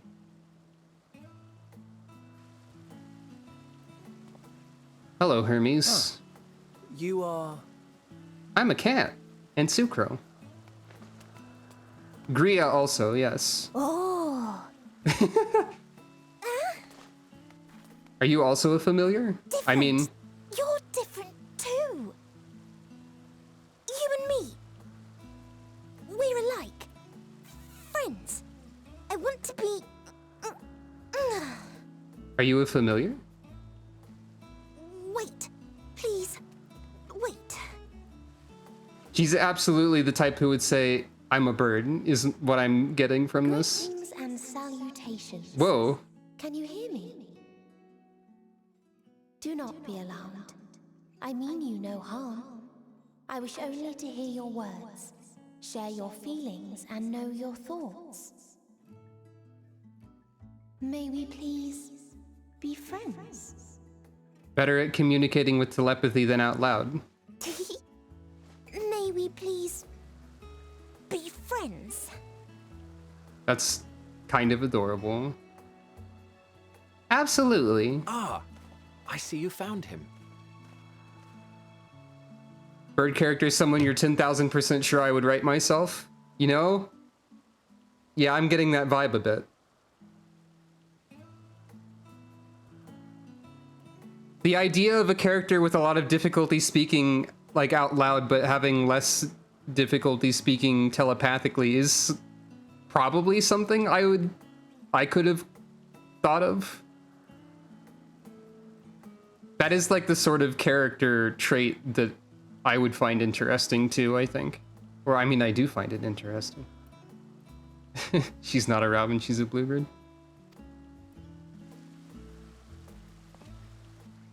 Hythlodaeus. It's been a while. Too long, I think. Too long indeed for close collaborators. On this blessed occasion, I bring not only myself, but others who long to speak with you.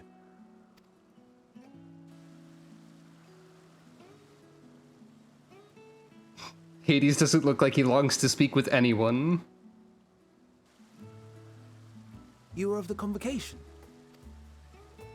Emmett Selk at your service. Do I have the honor of addressing Hermes, Chief Overseer of Elpis? You do. You have traveled far for it. Also, Hermes has Given weird your eyes. facility's Not purpose, Hermes. this remote location Emmett is something Selk here. of a necessity. Would that I didn't have to rely upon a guide. I need to get another look at Hythlodaeus' eyes to see if they're similar. Oh, you wound me. Have I not ever been an attentive and helpful friend? Yes, but I'm very But grumpy. moving along to more agreeable company, this one we chance to...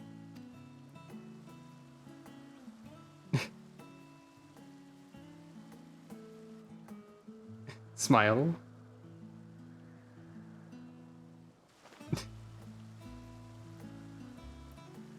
Well, you certainly have her attention. Is she one of yours, Hermes? It's not like the eye color, it's like the pattern of the iris, I guess. That was interesting on Emmett Selk.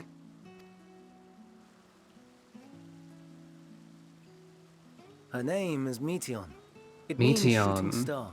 I feel like I've heard the name Meteon in context of 14 discussion. But like I've seen it out of the corner of my eye or something. But I definitely did not know about Meteon beforehand.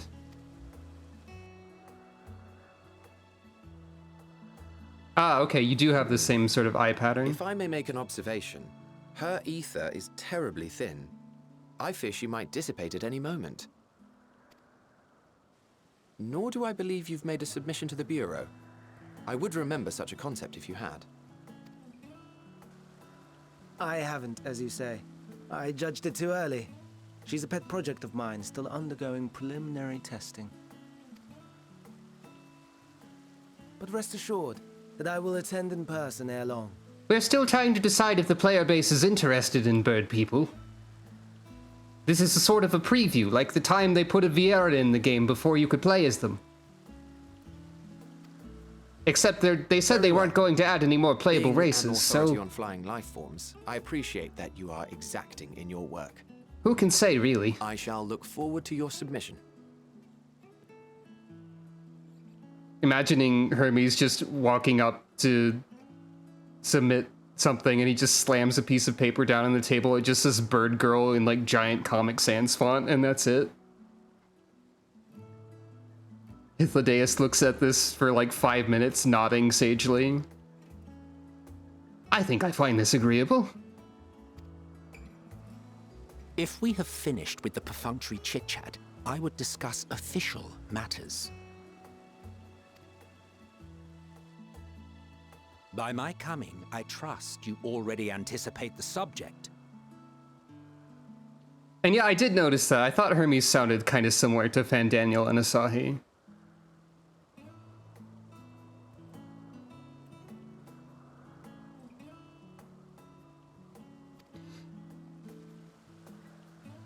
I have an inkling, yes. Please wait to the main building yonder. I shall join you as soon as I've returned these creatures to their homes. I shall join you after I have spent 50 more hours looking at this axolotl. Gasp. What's wrong, Hermes? An ambystoma is missing. Oh, what? Oh, okay, they're called ambystoma in this time period.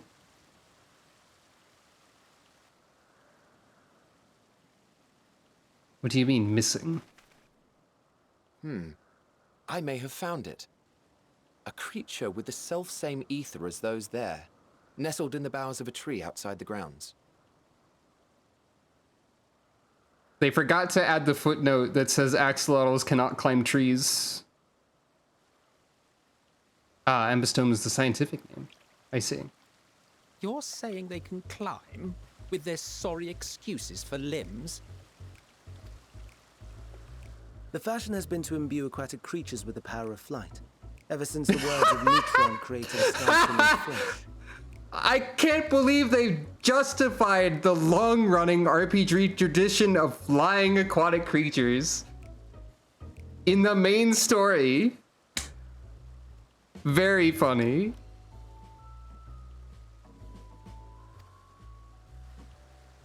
The ambystomas too can fly, if only slightly. That is And they so could funny. conceivably climb a tree. Whether they can come down safely, however. Excuse me.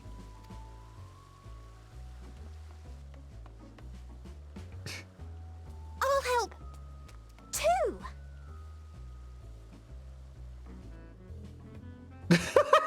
I love just Emmett Selk's blank reaction face too. And what are we supposed to do with this lot? May I suggest we split up? If you would be so good as to assist Hermes, Emmett Selk and I shall keep an eye on these adorable creations in the meantime. Nod.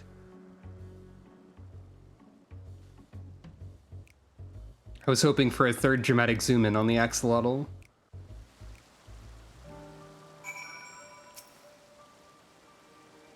The tenet of the words of Metron is to create aquatic life both unique and beneficial. Aquatic? What would possess them to put this creature in the sky? And is it even aquatic to begin with?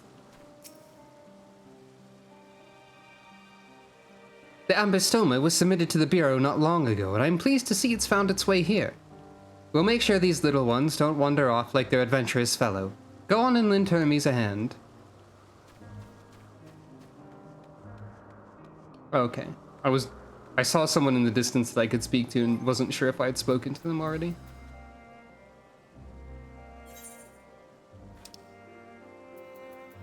Oh, apparently I got a treasure box at some point. Forgot about that. There we are.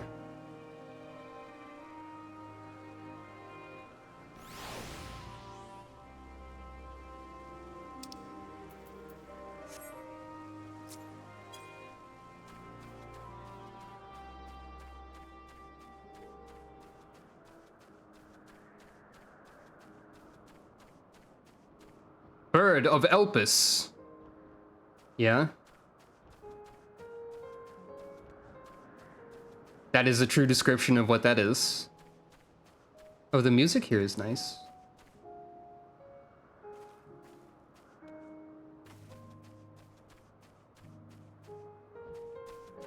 Oh. How did this happen? Hermes? Hermes. Hermes. Hermes. Oh no, this is the sort of ownage that gets a counter?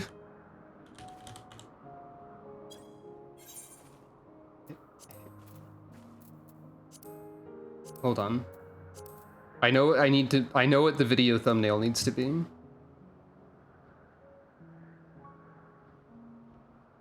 Zucker, I need you to look up there.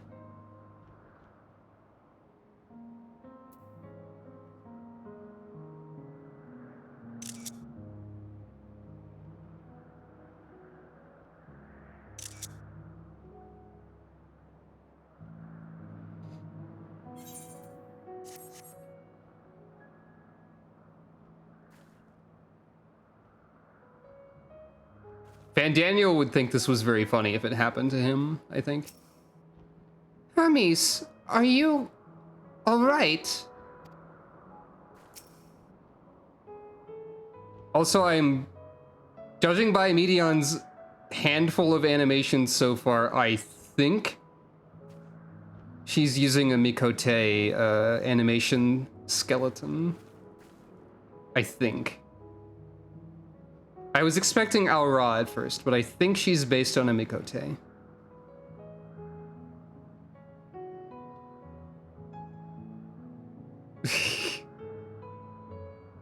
That's really funny. It seems Hermes and Medion have found their quarry, a creature known in this age as an ambystoma. Yet, though it has been safely extricated from the tree, Hermes appears to have found himself in quite the predicament. The ambystoma, Hermes saw it high up the tree.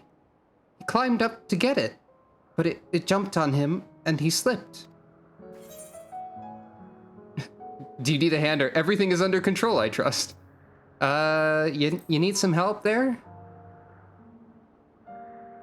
No, I'm fine, if a little embarrassed. Now, for your own safety, please stand back. I'm going to do a sick flip. I did not, in fact, do that. To the stars. Like, comment, subscribe. By Cursed World Initial Sparks. Not but Wrath of Being. Destroy! Very funny combination of what. Sometimes I forget that I put the book advertisement for my friend Aya, who's laughing at the book advertisement right now for her book that you can buy. Sometimes I forget that I put that there. I also forgot like, comment, and subscribe was there, and Not But Broth of Bean was there.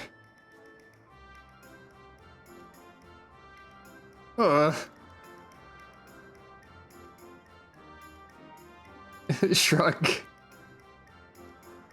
Hermes, are you alright? Nod. Quite alright, yes. My apologies for making you worry, Meteon. Both you and, Sucrofunk. I'm a cat. Sucrofunk, you are called. An intriguing name, somehow reminiscent of a new creation. Thank you for coming after me.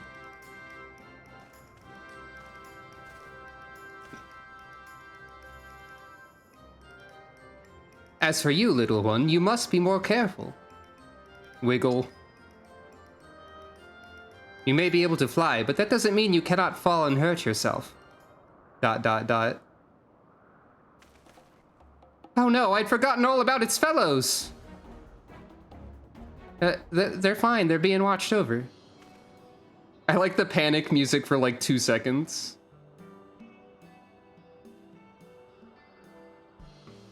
You know, Sucro going back in time could have meant that she is in fact the first cat to exist. Or at least the basis for the first cat, which is a weird thing to think about.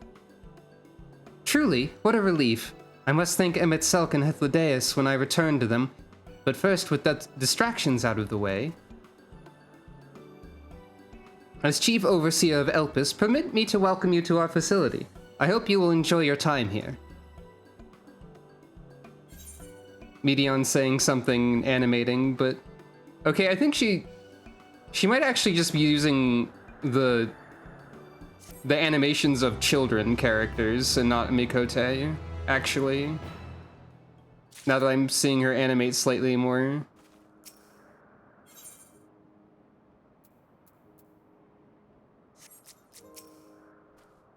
I'm glad they're safe. Hermes and the Embystoma. The Embystoma stares at you unflinchingly, as if regarding something novel. Regarding it in turn, you notice that it appears to be floating, if ever so slightly. I mean, that's not unusual. Well, we mustn't keep the others waiting. Let us return to Ananorisis. Nod.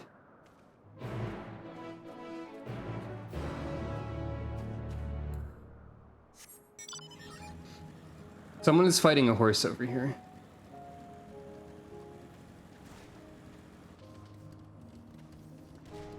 And also snake fungusman.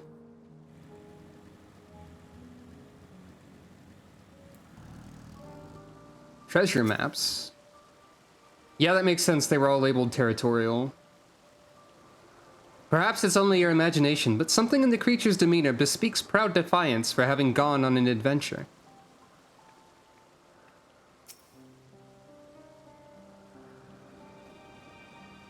Some creations stay outside, others stay at Thesis, like the Ampistomas.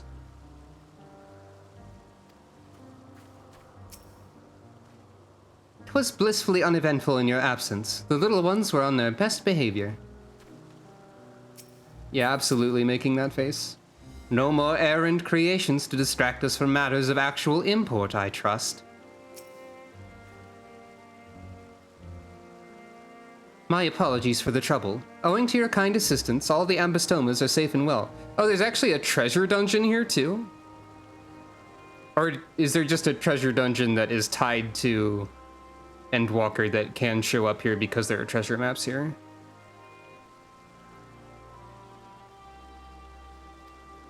I will presently send them back to their space if you would go on ahead to the main building.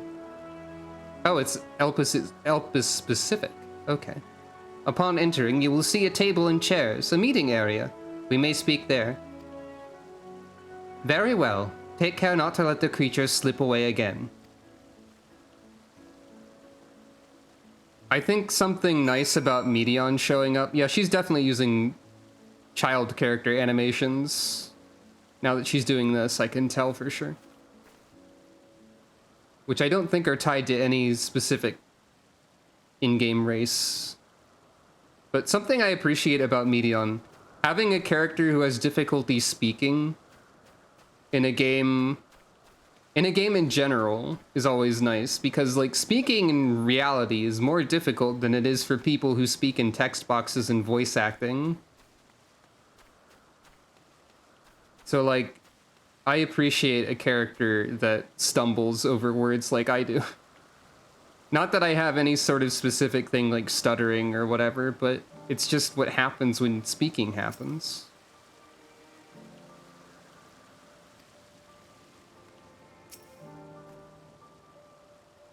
At least I don't think I have anything like that. If I do have anything like that, it's something I don't know the name of, because it's not like a stutter that I have. Oh right, I already heard that.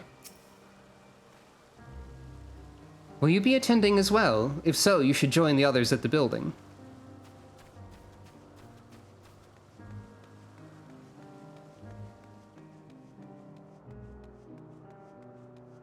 I'm now thinking about Azumanga Daioh suddenly. Because I am thinking about Chiodad saying, I wish I were a bird. Now that we've established that there are unplayable bird people. Though I would want Sucro to still be a Sucro, of course.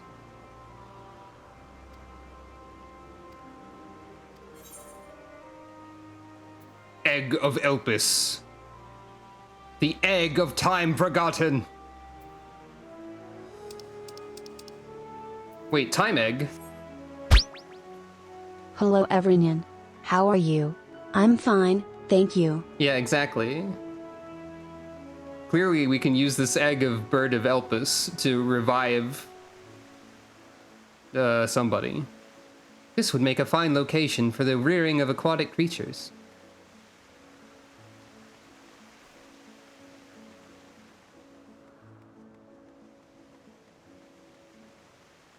Do you think that in ancient times, people's haircuts were always perfect? Because as they were still unsundered, there was no concept of split ends. Looking directly at the camera. That's kind of a joke that I made.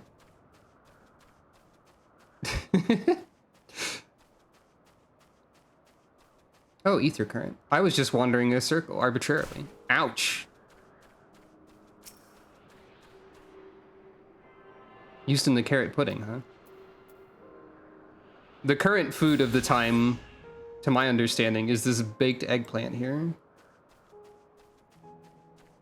Wait, what's that creature over there? I only saw it from the front view. I didn't catch its profile. Occupite. Cool creature. Looked like a very different creature when you could only see it directly from the front. That's a funky tree. Funky trimmed hedge of a tree.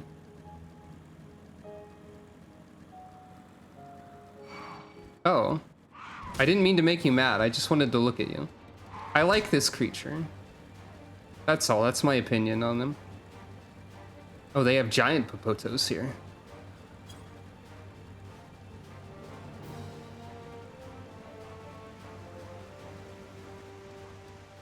You know, I was saying earlier that this place sort of resembles Labyrinthos. There's also some places in it that sort of resemble Charlian.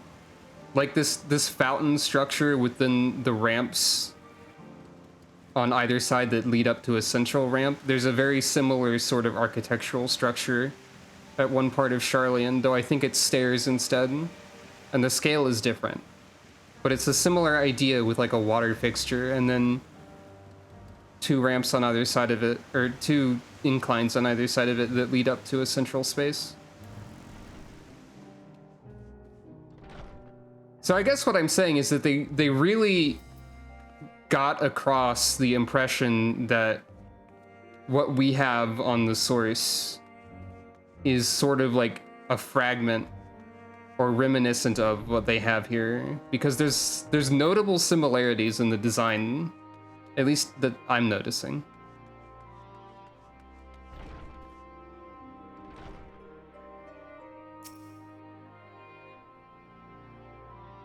Well, Imitselk has been accommodating thus far. He is the one whose business with Hermes. If you wish to attend, you will have to ask his permission.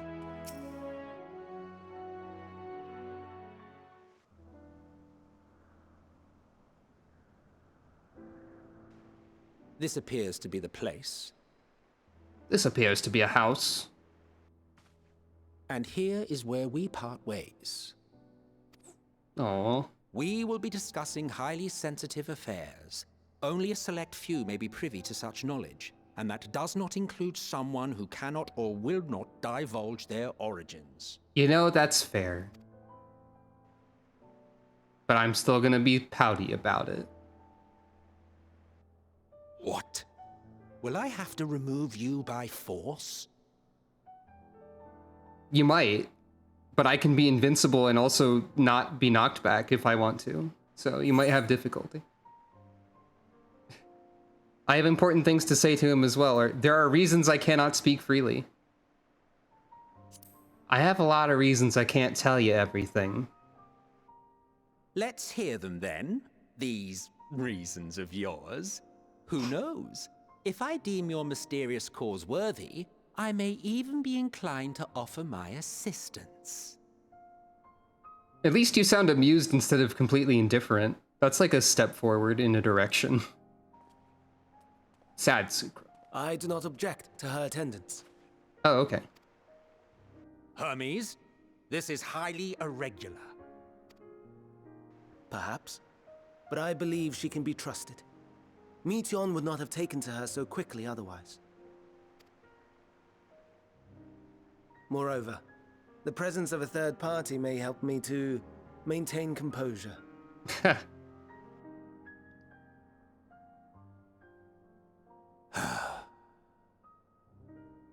As you wish, then. Behave yourself, do you hear? I won't. Nod. Yeah. Thank you, bird daughter. Why doesn't she get to sit at the table?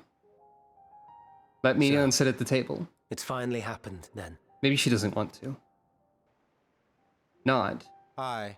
Van Daniels declared his intention to step down and named you as his preferred successor. Oh hey, so the people making connections to Van Daniel were not just simply pointing out a resemblance. There might have been something I didn't know yet that was known.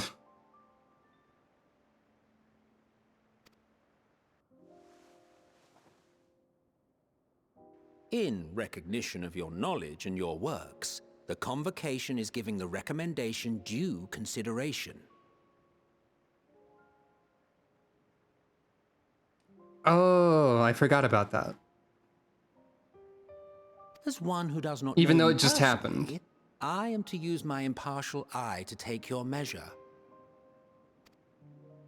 And above all else, to ascertain your disposition towards the invitation.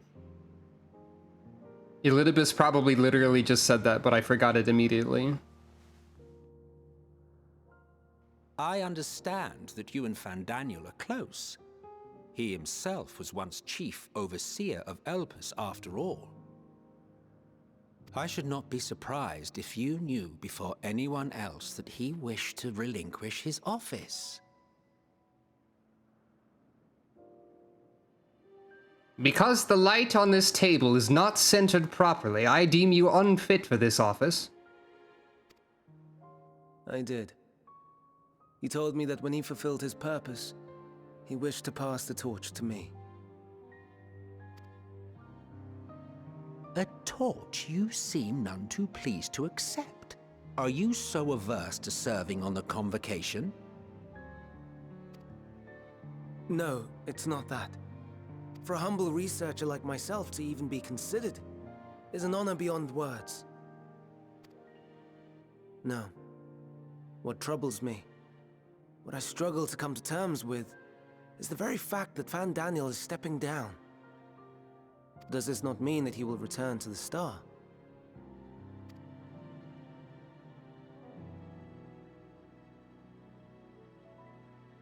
Of his own volition, yes, like so many others have before him. Return to the Star? Does that mean die? Well now, that's not a word I hear often. Is that what you say here in Elpis? Huh. Interesting. Mankind is the life of Atheris. Each of us, a drop of blood flowing through its veins, bearing sustenance.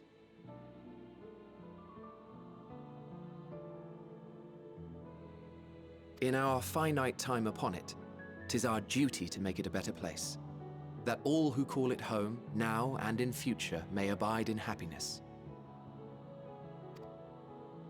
To that end, we have dedicated ourselves to the pursuit of enlightened creation. And by our efforts did we transform this once untamed wilderness into the peaceful paradise you enjoy today. To return to the star whence we came is a privilege afforded to we who have so loved and nurtured it. A choice embraced by those who have lived their lives to the fullest, in service to our world. And when they depart upon this journey, it is beautiful, always. Huh. The 14 are no exception. 'Tis believed no occasion is more felicitous than the fulfillment of one's duty. Our office becomes our lives, and to retire is to return, or so the majority of us hold. Some few have elected to eschew custom.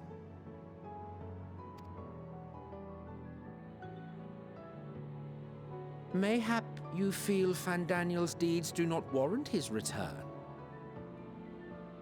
Don't phrase it that way, Emmett Sulk. Based on my limited understanding of your culture, that seems like a really rude thing to suggest. Yet you should know his accomplishments as well as any. During his time, he conceived of countless outstanding concepts. And channeling the wealth of experience he attained here in Elpis, he brought forth many new specimens. I know of all this. I do. It's just, I cannot fathom why someone so great and wise, who could still do so much good, would want to end it all.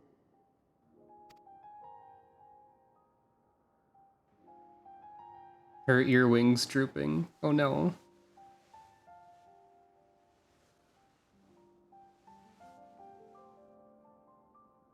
Oh no. I've made her upset. Forgive me. I know I requested your presence. Might I trouble you to take Meteon outside? A change of scenery would do her good. I must protect the bird daughter. Emotionally fragile. Emotionally fragile and she has trouble with speaking? Wow, what a relatable character. Forgive me, I will make it up to you, I promise. Most would jump at the chance to serve in the convocation, and yet... Don't mind us, my friend. Please tend to Meteon.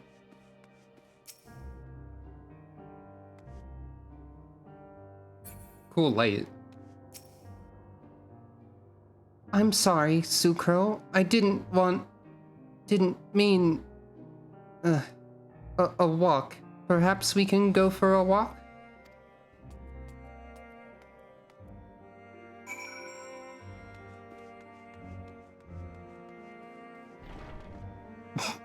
You can get that lamp. That's a very specific thing to be able to get. That's funny.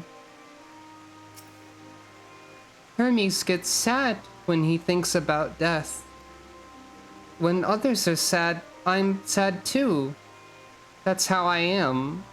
How he made me. But don't worry, I'm fine now. So, why did you come here? Explaining something. You want to learn about Elpis and Hermes? Oh, teach you. I can teach you.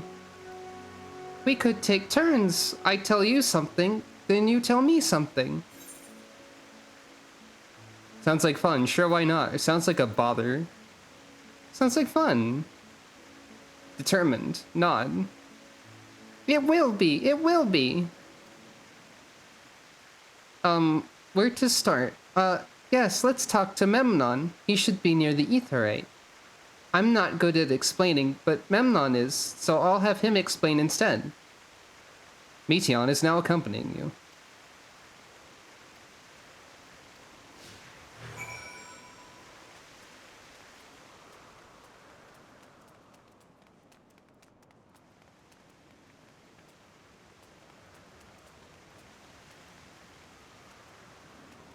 And yeah, there is a lot of interesting stuff that we're learning based on this one point of culture that we're hearing about. Ah, the Aetheryte. Anyone can use it to teleport anywhere. Well, maybe not anywhere, not to the ground or other isles. For that, you need teleporters. Oh, and permission.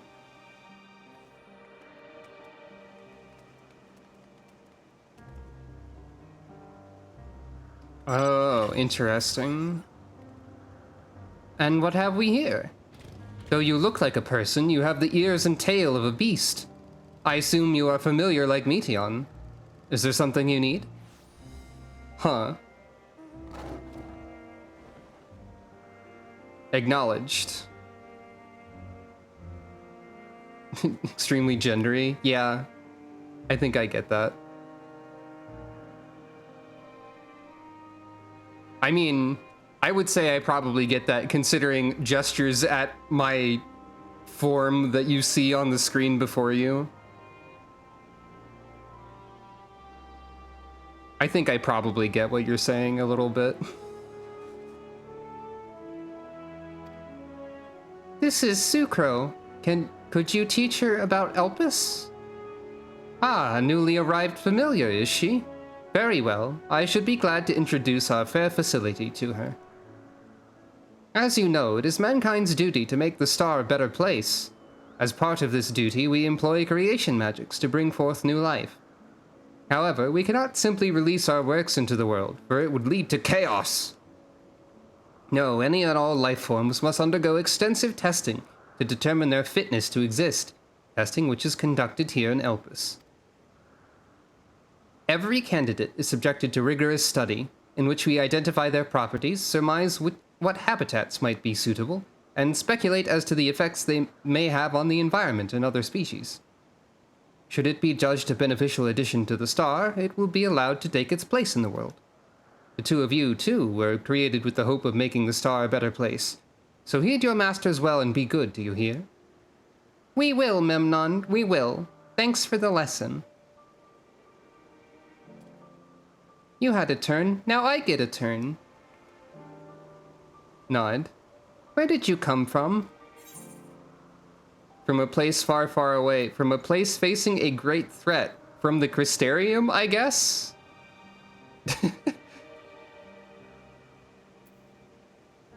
Sucro, don't cause a paradox.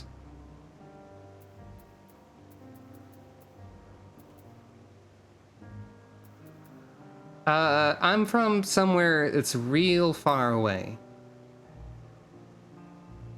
Then I probably don't know it. I don't know much about other places. But this place is important to you. I can feel it. Oh, my power. I haven't told you about it. A creation. Let's find a creation. One not being watched. Then I'll explain my power. I'm pretty sure I did attune to this etherite. Yes, I did. Blast!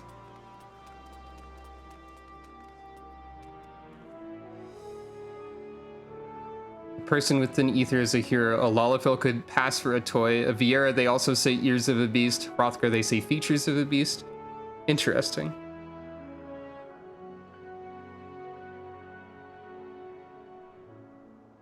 Interesting. Oh, they don't say anything unique for Ellison? Huh.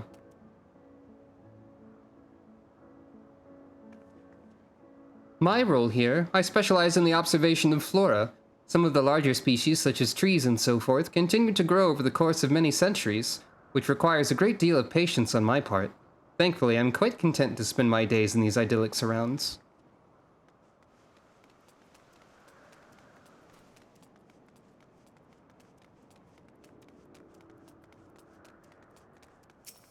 Did I speak to you? Extraordinary. It's not every day I see such a charming familiar. Why, I'd much rather observe a pretty little thing like you than all those brutish creatures everyone insists on making. Thanks? Oh no. Shoebill.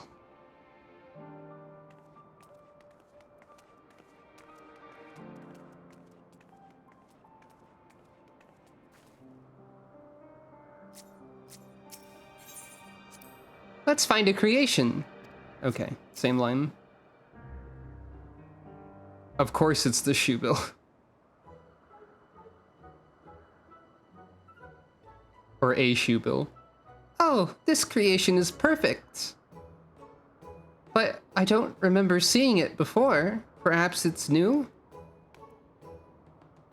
Anyway, I'll try reading its mind. That's my power. You can just read minds? I mean, I guess you do have telepathy. None. That's kind of adjacent to it. Bird. Think about bird. Thinking about what the bird is thinking about.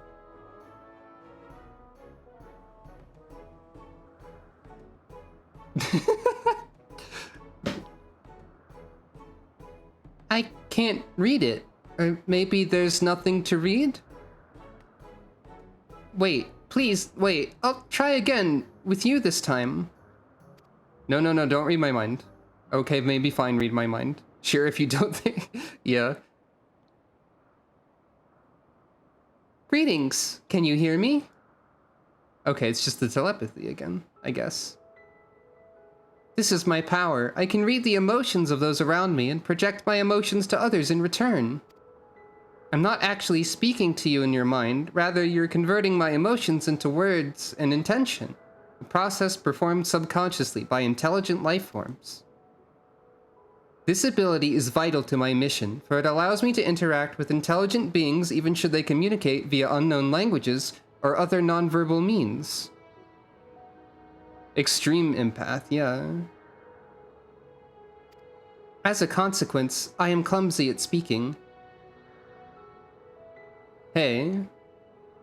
I can't read minds, but I guess I'm also kind of empathetic. And I can also clumsy at speaking. That wasn't intentional. I actually just said I can also clumsy at speaking by accident. As if proving my point. I don't know if I would describe myself as empathetic, but I don't know if there's special meaning to empath specifically. Anyway. And yeah, what do you mean by mission? Yet, though I struggle to express myself in this fashion, Hermes wants me to speak as much as possible, for everyone has thoughts and feelings that they may wish to hide. I harbor an affection for you, one that is difficult to define. Aside from the fact that you share common traits with us, your thoughts are complex, prismatic. They draw me in and leave me wanting to know more.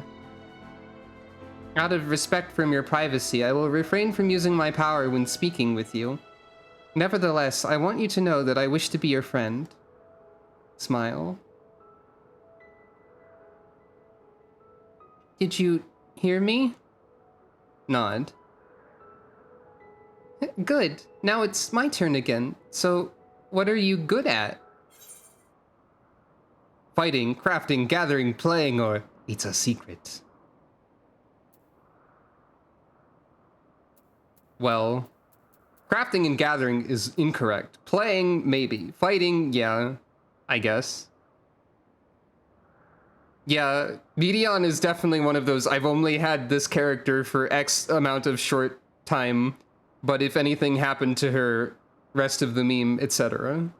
One of those type of character, for sure. I guess I'm good at fighting. I'm real good at reading books. Does that count? I guess I'm pretty good at fighting. People are always asking me to do that. Oh, fighting? That must mean you're strong. Hermes is strong too, but he doesn't like to fight, even when creations fight him. Shoebill. Shoebill. Shoebill. I think we might be bothering it. Shoebill. Shoebill.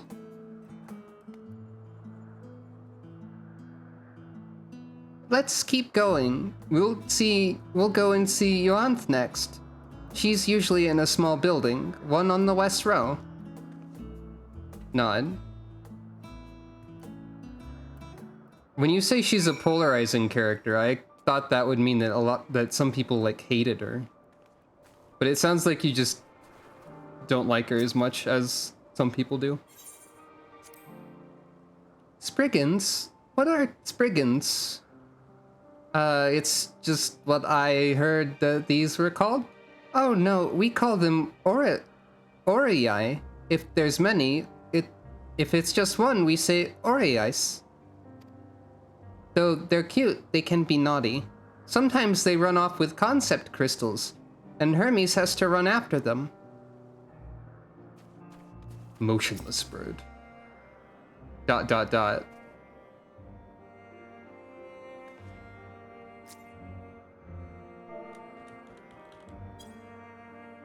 Poke.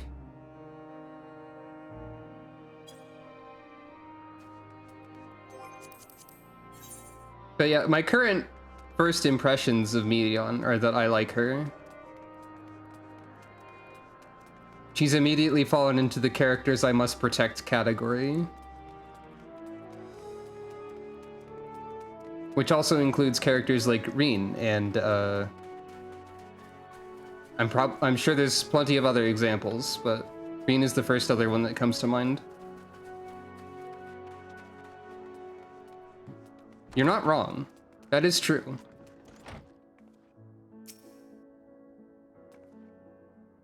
Well, well, if it isn't Medion, I see you've brought a friend today. Greetings, Yonth. An apple. Could you make me an apple? The kind Hermes likes, covered in syrup. I want to share it with Sucro. Oh, candied apple? Hermes is certainly partial to them, but you know you can't eat Medion. You weren't made to do so. But I like it too. It may seem that way, but it's due to your ability to share others' feelings. You've taken Hermes' likes for your own. In any case, I can't prepare an apple right now, but I'll bring one for Hermes soon, I promise. Nod. I'm sorry, Sucro. I wanted to show you my favorite thing. Then I could ask about yours, but I failed. Tell her what you like. I like books. Oh, that's what you like? Yes, I can feel it. Your joy and happiness. It makes me happy too. Thanks for sharing it with me, Sucro. Well, we've walked and talked a lot. Maybe Hermes has finished talking too. Shall we go and see? I appreciate that they don't give you, like, defined answers for saying what your character's favorite thing is.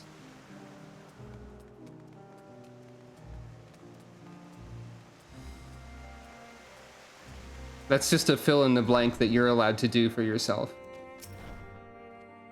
Ah, excellent timing. Was it refreshing constitutional, I hope?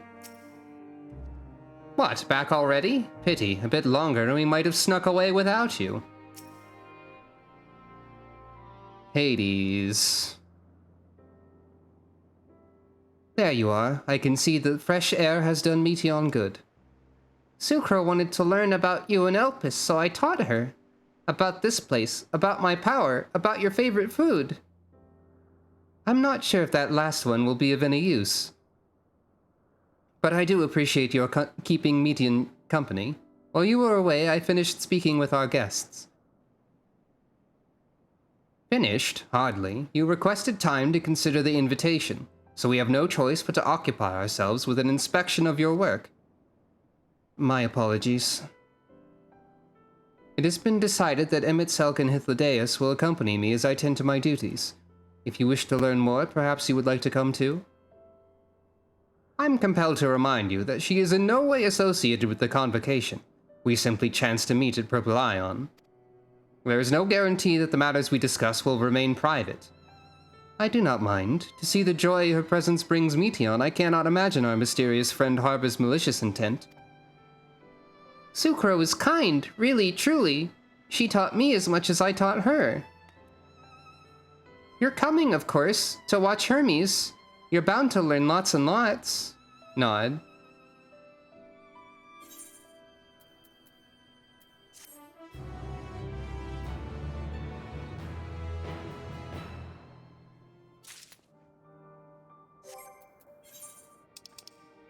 Thanks for the gear coffer, I guess. It is held that all civil organizations should conduct their heirs with total transparency, and the convocation is no exception. But that doesn't mean we are obligated to show our work to unknown entities such as you.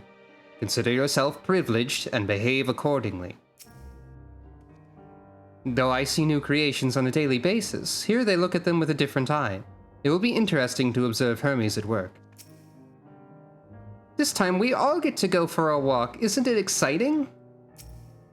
I feel like Meteon is getting a little bit better at speaking. Though maybe it's just because there's no accompanying voice acting other than my own to emphasize her speaking. If everyone is ready, there are a few creations I need to check on. First, we shall return to the spot where we found our wayward Ambystoma. They're erratic about it. Yeah. Have care when you step outside a hub, for there may be more unruly creatures about. To be fair, I feel like a speech impediment being somewhat erratic isn't an entirely unrealistic thing. while I, again, do not actually have, like, any sort of specific speech impediment, there are times when I have more difficulty speaking than others. And again, I'm sort of assuming I don't have anything of that nature. But yeah.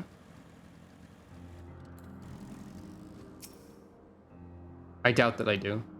All vim and vigor now. When we were discussing his nomination, he was melancholy incarnate. Ah, yes. The Ianthine Petaluda, one of the newest species of the ever-popular butterfly. You're still bothered about your robe? Don't be. The few specimens we repurposed won't be missed. That's also true. So beautiful, Petaluda. I hope they make it into the world. This here is a new species of Petaluda we recently set loose. You know, I did notice in the start of this area that there were a lot fewer of this one than the other ones. So that's a nice attention to detail if it's intentional. Also, there's multiple unicorns around, I guess. That's probably normal. It has been doing very well, managing to maintain a stable existence thus far. If it can see its observation period to the end without issue, we shall release it unto the world. Tell me, do you know the difference between living beings and arcane entities? Questioning head tilt. It is the presence of a soul, yet the soul isn't something you can choose to have at will. No, it manifests only in those beings whose forms adhere to the laws of creation, that can endure on their own. Beings that do not fulfill this requirement, such as those spontaneously born of magic or natural phenomena, do not have souls. That seems important. Oh, the music here is nice. It's picking up. It has like a little percussion. Yeah. This song is really nice. I think it must be a product of games that I played growing up, but I often feel like music has MapleStory vibes. It's kind of like that person who has only seen one thing getting vibes of that one thing from this meme, except I've seen more than one thing. It's just, I guess MapleStory left a distinct impression on me musically. Oh yeah, Alpha did gain a soul. No matter how much it might resemble flora or fauna, if it lacks a soul, then it is considered an arcane entity. So you see, it is not for mankind to decide what is living. That domain lies beyond our manipulation, and it is hubris to assume otherwise. Trying to remember if souls were ever discussed in the Scholar questline, because like the fairies seem like they have personalities and like stuff of their own, but they're described, I think, more as arcane entities than living beings, and like shaped by their memories and the memories of their summoners and whatnot. But they're often, but like some of the summoners treated them, or still treat them, as living creatures, so maybe they can gain souls also. And then like the Anima Weapon questline is kind of about something gaining a soul, so there's that too. But come, let us head to the nearby beacon. I've received a report that arcane entities have gathered there.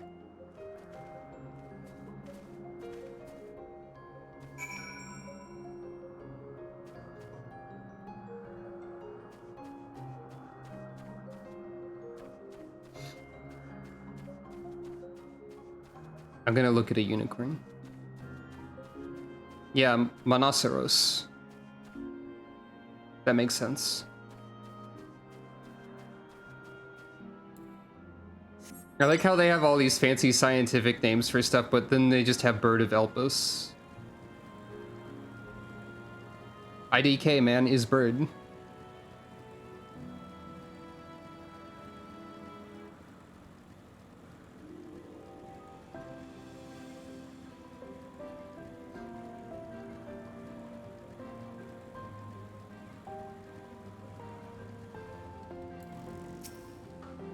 Interesting. You're interesting too. Tell me, how did you find the ambystoma? Fascinating creation, much like yourself, little one. Renowned as Hermes is for his flying life forms, 'tis a rare privilege to be able to see one of his works in progress. We're meant to be observing Hermes, but instead we're stuck with Meteon. I suppose she herself serves as proof of his prowess as a researcher and creator both.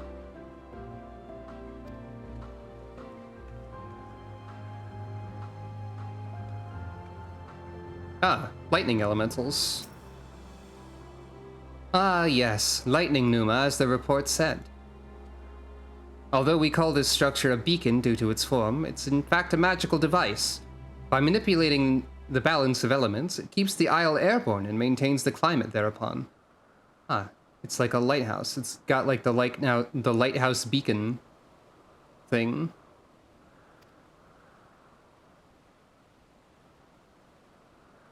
In the course of its operation, it often sees an internal shift towards a given element. Right now, that element is lightning, which draws the pneuma here to replenish their ether. It appears Meteon is busy. Would you care to assist me in her stead and feed the pneuma?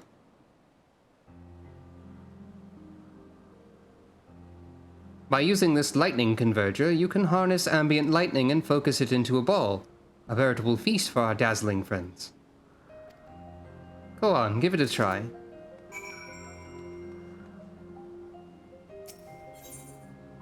Lightning Converger. Using this concept crystal, anyone can harness lightning, regardless of spellcasting skill. Uh-huh.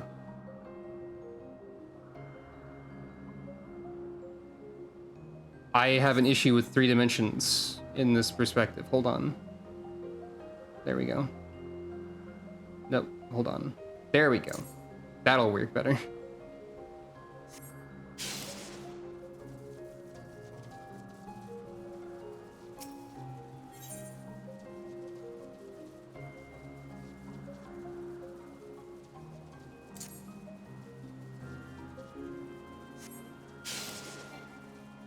Target missed. Target the floor sparkles? Oh, you think so? Seems like it, actually. So I just coincidentally hit the first one.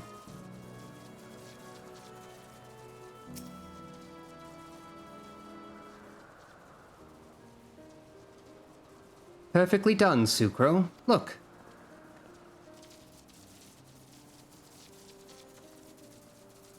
See how they gather to feed, how they express themselves through their actions despite their lack of words.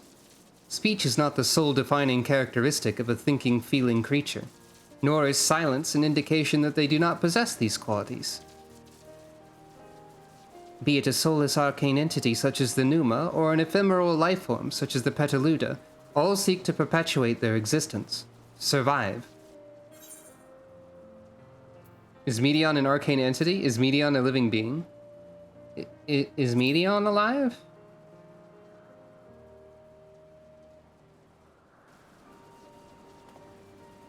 A good question. I can answer it from a theoretical standpoint, but it ultimately falls to the Bureau of the Architect to pass judgment. Yeah, you don't need a soul to be alive. Oh, another instance of, like, someone, I guess, gaining a soul or being alive regardless would be Gigi. Or Vivi, as it were. Those with exceptional vision, such as Hythlodaeus, may be able to ascertain her true nature. But to me, it doesn't matter. She is herself, and that is all I need to know.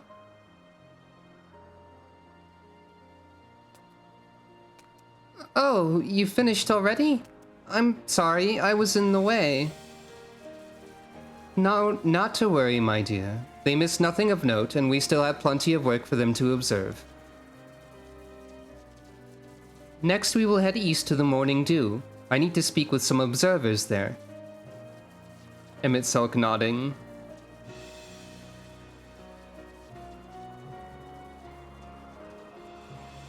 Also, interesting choice of background music for that cutscene, because that's usually like at the end of like a major quest line or something.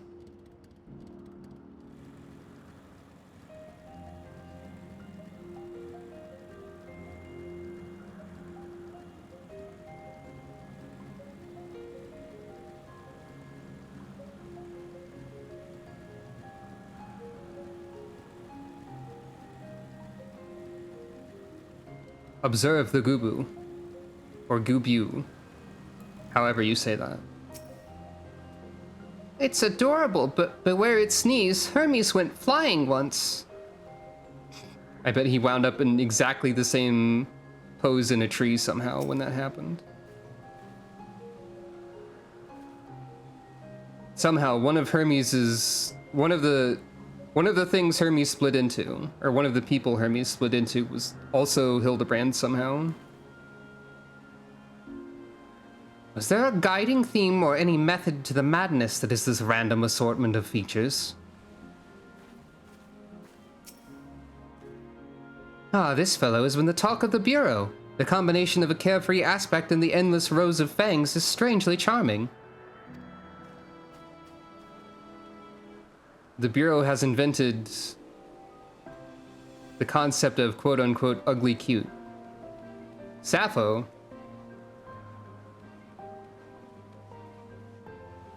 What's up? I rest but do not sleep. When you are far away, softer a dream island than our children find in Leth. That's literally just sapphic poetry, isn't it? I mean, I don't know a lot about Sappho's poetry, but that's clearly poetry. I know that Sappho was a poet, and also, you know, lesbians. Even in ancient times, lesbians. That's cool that Sappho's just there. That's fun. What about Xuthos? Losing myself in a thought or fascinating tome is how I set my mind to rights. How do you revive your flagging spirits? Basically the same thing, actually. Many people are just relaxing around here.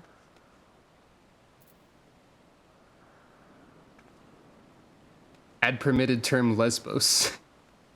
Thank you, Twitch.television. I think I did know that.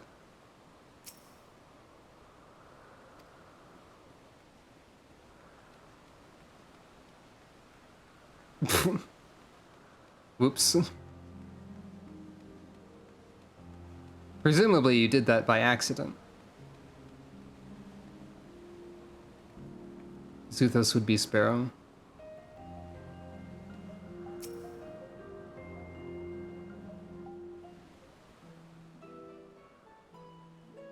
Tell me about the Gubu.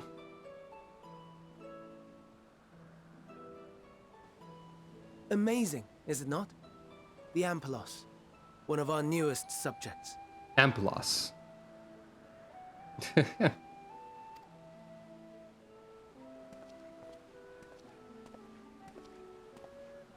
So, how are we coming along?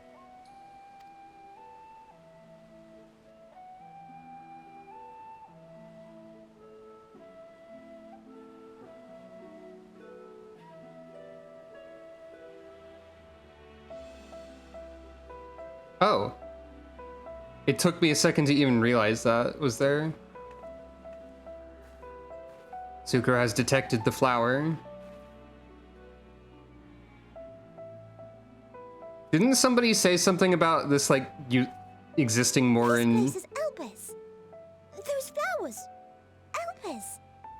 Didn't somebody say something about these flowers existing in a different time or something like that? Or am I misremembering? Entelekis. Ah, okay. Like me. Intelekis.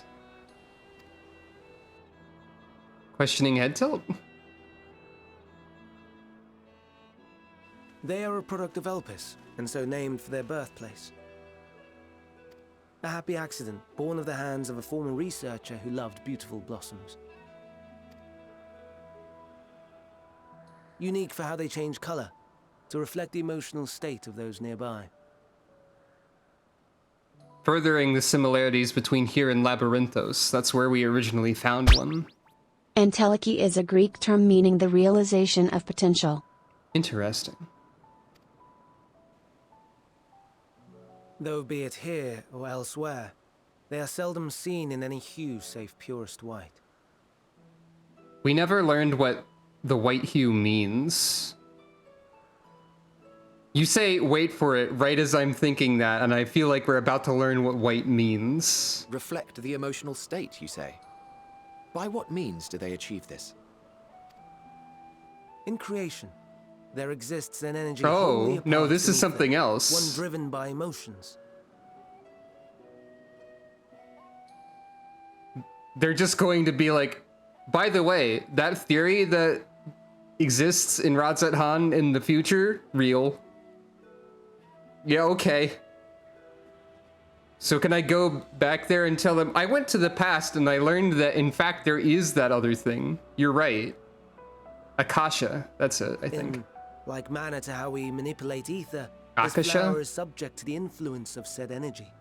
I think Akasha is how it was said.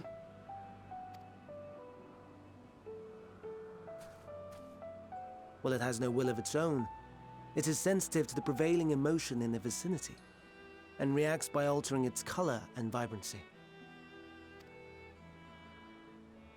The white hue might be neutral, but yeah. Akasha? Yeah, that. It is one of the unseen energies defined by Hanish alchemical theory. Though a gross oversimplification, some describe it as an essence influenced by feeling. Akasha real.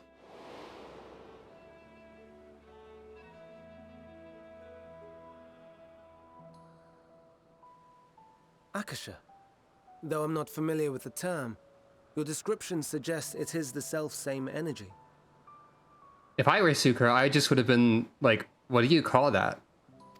Instead of bringing up Akasha specifically. Dynamis, we call it. Oh. I feel like I've heard that term somewhere, and I don't know where. Dynamis.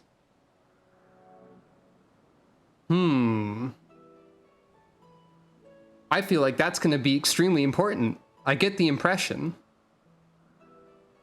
Dynamis. Dynamis is a Greek term meaning And those strength, entities fortitude, like the Elpis or the flower will to that win. have the ability to interact with this energy, converting emotions into tangible phenomena. I have to reprocess this text box because there was other sound happening during the voice act.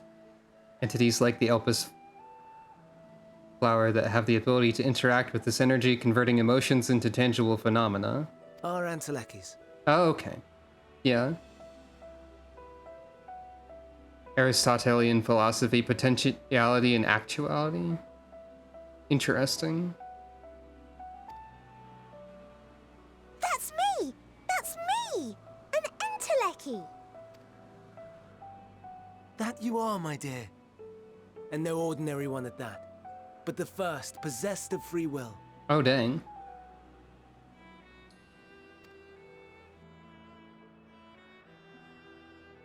Wait. A form of energy other than ether? Dynamis? I've never heard of such a thing. Well, maybe you should read a book. Hardly surprising.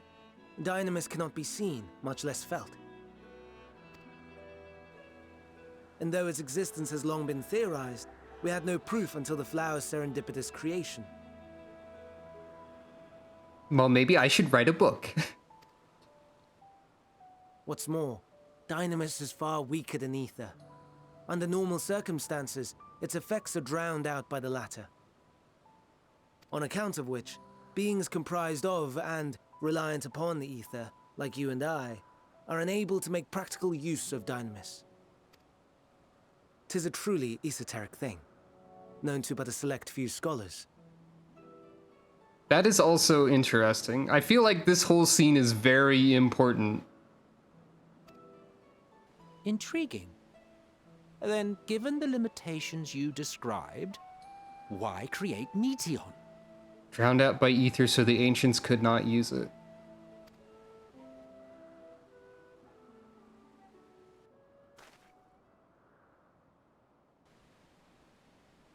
Our star, Aetheris, is especially rich in ether, so much so that its name is derived from it.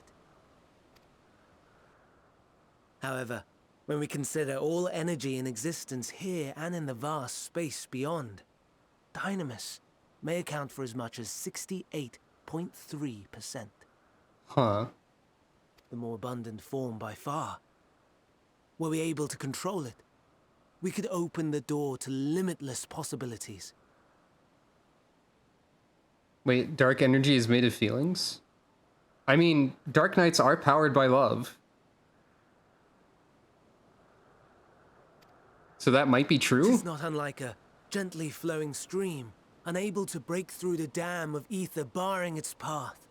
But if we could imbue the stream with the vigor of a raging river... So, when they say they can't use Dynamis, what does that mean? And also, how much of the stuff that we've been doing uses Dynamis without us realizing it? And if that's the case, why can we do that when the ancients couldn't? Because, like, I can think of more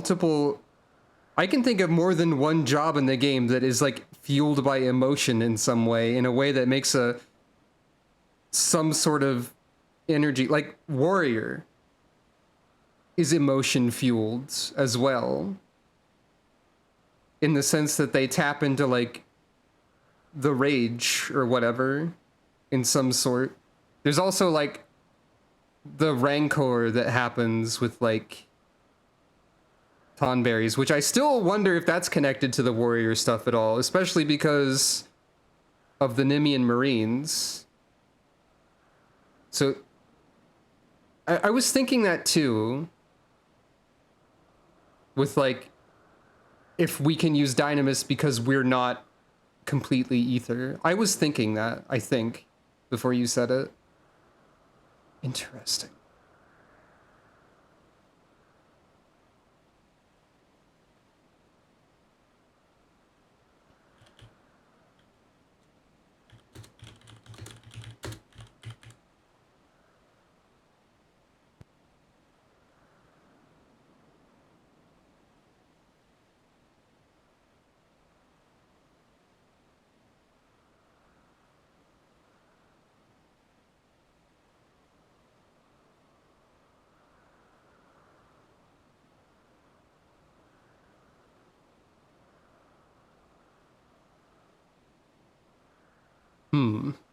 There is much to think about.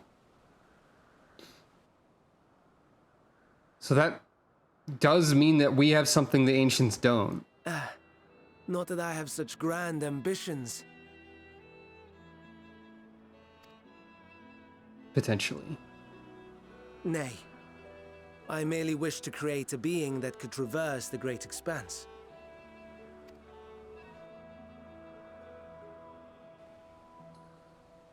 The relative scarcity of ether beyond the bounds of this star was a concern. And so, I looked to another source of energy by necessity.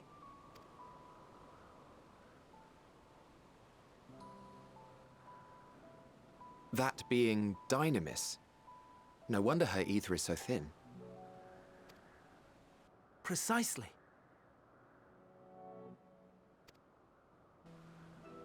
Yours is thin too. Like an Enteleki. Like me. So... are we the same? Entelekis? Not exactly. Sure, I don't see why I couldn't be one, or, well, I have been known to transcend my limits with nothing but determination, or if I'm thin, it's because Emmett Silk didn't do a proper job. Get dunked on. Destroyed. Anyway, no, wait, I can't say that word. That'll prompt people to redeem things.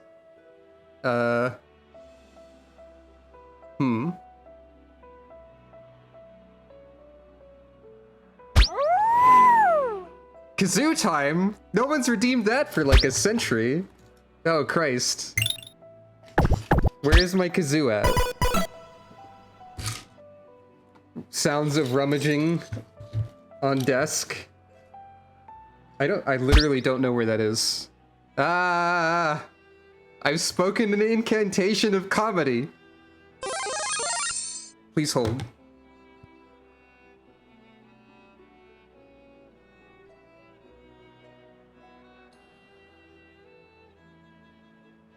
There it is. I considered buying a set of bongos, by the way.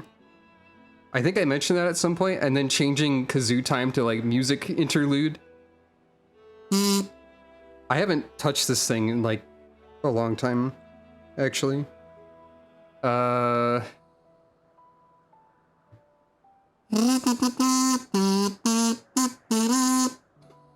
need to actually practice with this.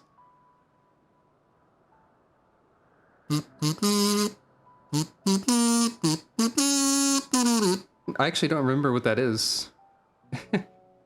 It's fun to do the... I can do that. Wait. That's the credits of Link to the Past. Why was that in my brain?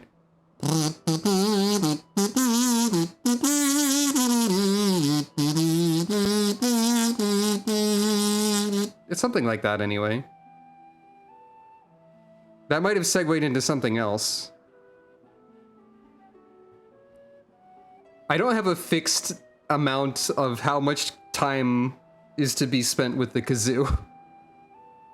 But I always get self-conscious when I start doing kazoo things and feel like I'm not very good at it for some reason.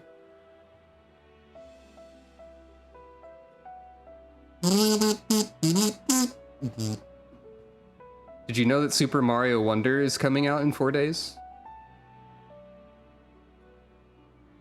I'll probably be playing that on Friday, actually. I can't remember the Mario Wonder theme. I've already forgotten it.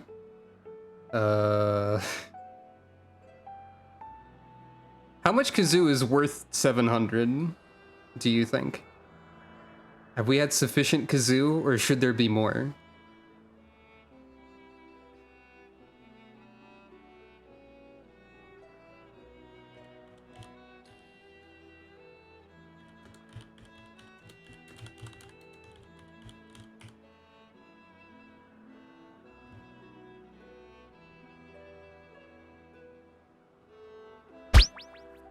To the stars.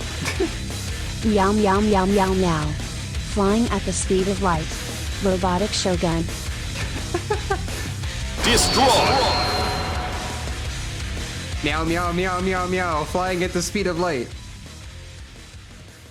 That's part of Calico's theme song now. Which doesn't exist.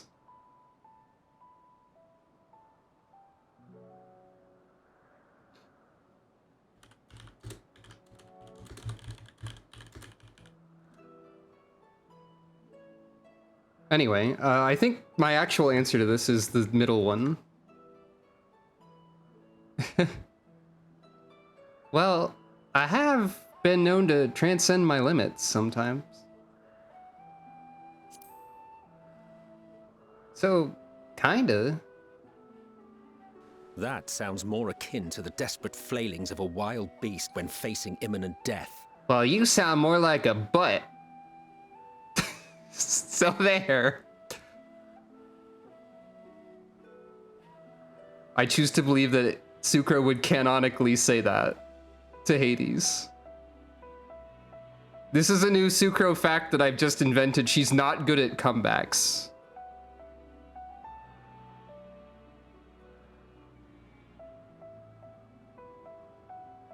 And she would call Hades a butt, apparently. Goemon Impact style song about Calico. I'll have to think about this.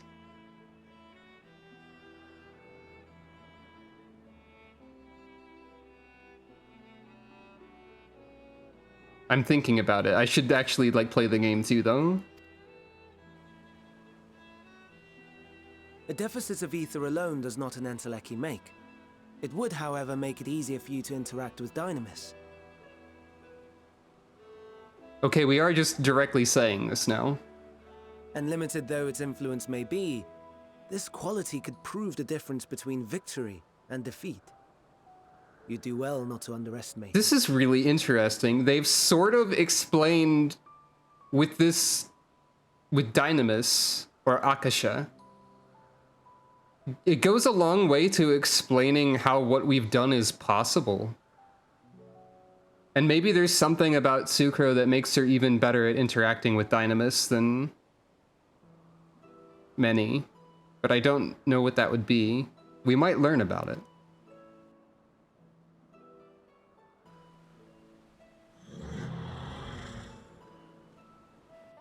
Oh dear. I'd forgotten about the poor fella. You must excuse me a moment while I go and verify a few more things.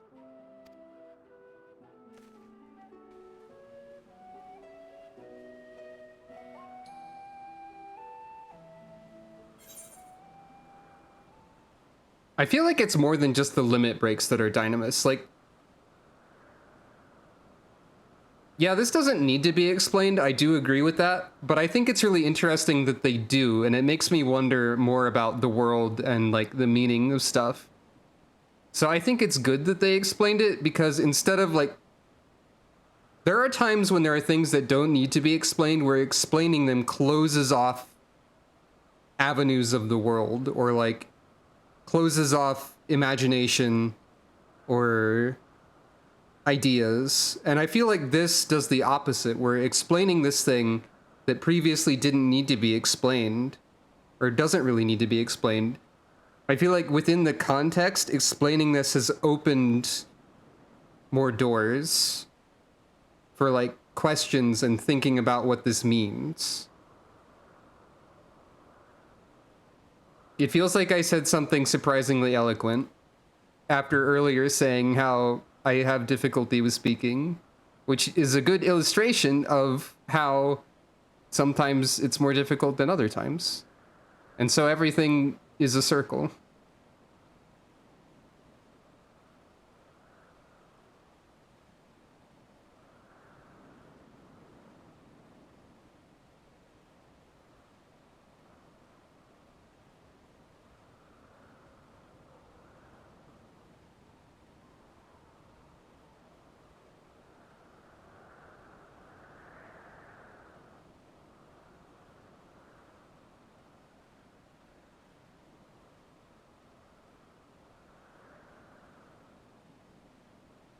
Sorry, I'm also answering some messages on the side.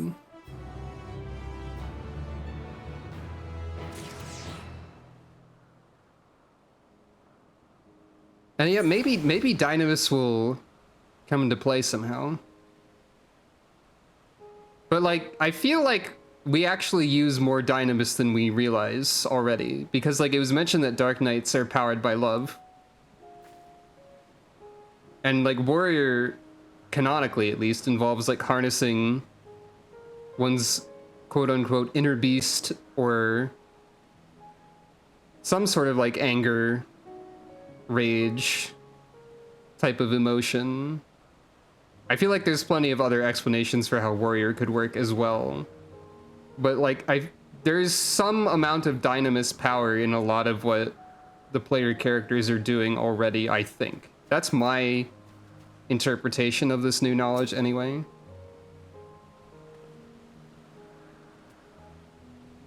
Intellecti or no, we're friends in thinness.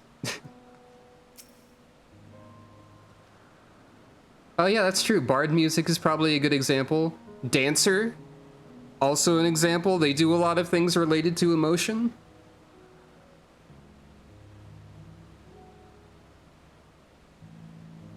All appears to be well. This shouldn't take long. You know, I'm gonna actually look at the job list here. So, like, Warrior, Dark Knight, Dancer, Bard. Potentially some of the other ones here, though I don't really know for sure.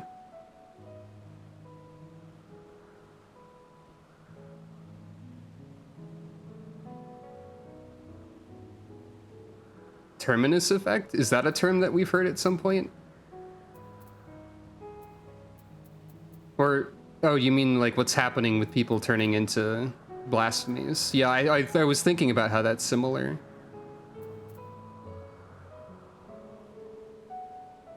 Oh.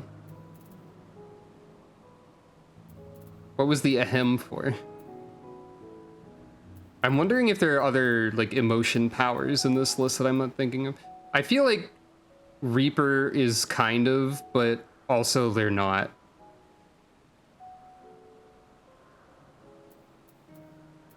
Like, there's nothing about Reaper that's actually that, but they feel like they are because of how adjacent to Dark Knight they are in, like, aesthetic, I think.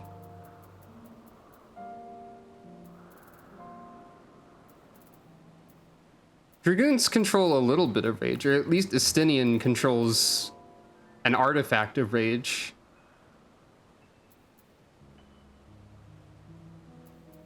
I feel like it's probably something that permeates every job, but like some of them are more direct about it. I feel like it's probably central to the level of power that Sucro has, now that I know about it. Unless the story corrects me, that's going to be what I'm guessing for now. Never before had I heard of Dynamis or Intelekis. I can only assume the Elpis flower was submitted to the Bureau before I joined.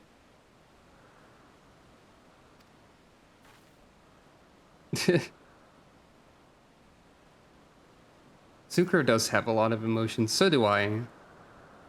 This game is actually, in a weird roundabout way, is kind of making me feel powerful as an individual in reality for being such an emotional person, now that I'm thinking about it. I don't know if that's weird to think about.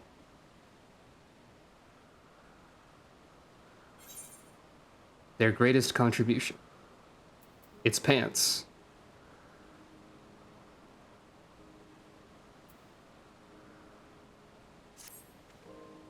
Not that I or anyone else would be able to make use of it even if we knew, but it irks me to discover that there's an entirely different form of energy and no one told me. That personal annoyance aside, Hermes' knowledge is undeniably impressive. Given that there are none among the 14 who specialize in the Celestial, he would be a welcome addition. Poitzent? That is interesting. You know, it's not established directly, but if Voitzen are ether deficient, and emotion is a form of energy, and the Voidsent is like umbral, I think. Umbral is the one I'm looking for. The one that's all chaotic and stuff. I'm mixing up Astral and Umbral because Astral and Umbral were mixed up in the game. It stands to reason that emotions would be tied to Umbral because they're a chaotic sort of thing, right? Or Astral, then. Darkness. Let's just say darkness. Astral darkness. Darkness. It stands to reason that emotion being tied to darkness makes a lot of sense in terms of how everything is connected. So, and if emotion is dynamis, then it would stand to reason that Voidsent have a lot of dynamis energy. And that also would explain why Dark Knight is powered by love. Or like connect that together more. So everything really does like fit together. The darkness.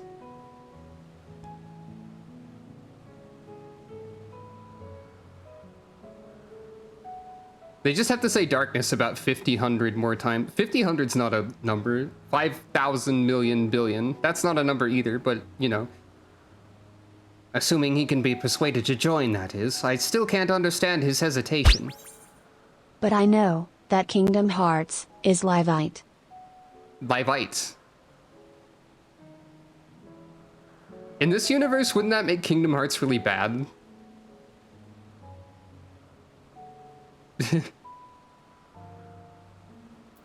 Why did you join the convocation, or what do you specialize in? What's your specialty then? Oh, you wish to know why Emmett Selk was chosen for the convocation? I should be glad to share the tale. It began when... Not another word. Lest you've forgotten, we're to learn about Hermes, not me. Lidea's doing this sulk gesture. That's really good. Not me. My misspent youth is not your concern. What now? I want to learn about the convocation. I want to learn. If you would accompany us, I suppose you should at least know that much. The Convocation of 14 is a governing body that determines myriad policies. Our goal is to ensure that all is right in creation, that our star may know a brighter future. As the name suggests, the Council is comprised of 14 offices, each of which is held by an individual chosen for their surpassing abilities. Depending on the office, one is required to either be an authority in a certain field or possess skills that would facilitate the performance of their stipulated duties. The former category includes Mechon, specialist in aquatic life, Logriff, specialist in terrestrial life and husbandry, Halmaru, specialist in fungal and plant life, Amaraloth, specialist in medicine and healing. I don't think we've heard, like, anything about these two here before. Halmaru or Halmarut and Amaraloth. I think we've basically, like, heard those names once. And La Habrea, specialist in creation magics, who has brought forth phantom beings of the highest complexity. As for the latter category, there is Ultima, advocate of the arts, Igiorm, champion of enlightenment and rhetoric, Hashtaro, preserver of discipline and order. Okay, we haven't heard of a lot of these people in detail.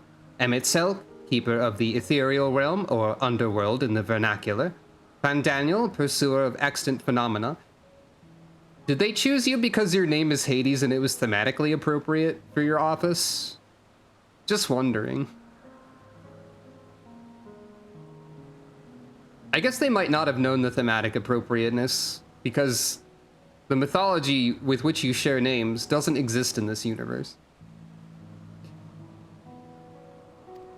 And Azim, traveler of the world and counselor to the people.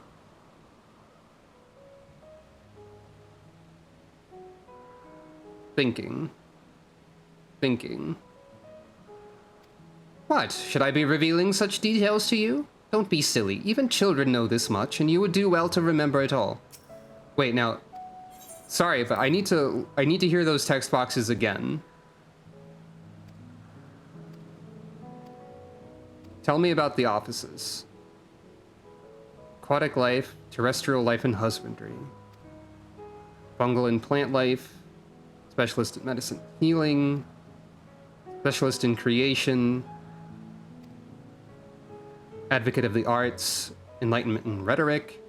Preserver of discipline and order. Keeper of the ethereal realm, which is vague. Pursuer of extant phenomena, which is also pretty vague. I guess. Traveler. It was this last one here, specifically Traveler, that made me think, what are the parallels between the Convocation of 14 and the 12? None of them match exactly, of course, because there's a lot of time, but I would not be surprised. There's a lot of time in between these two things. But I would not be surprised if there were some connection between the 14 and the 12. I mean, the number is different, obviously, and it might just be that their domains, as it were, are fairly broad and things that are often attributed to gods and goddesses and whatnot. So it might be coincidental, but given everything else, I would be more inclined to believe that it's less coincidental.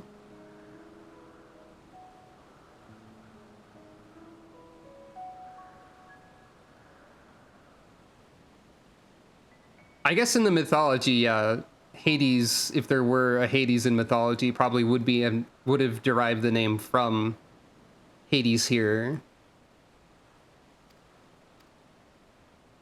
But yeah, like,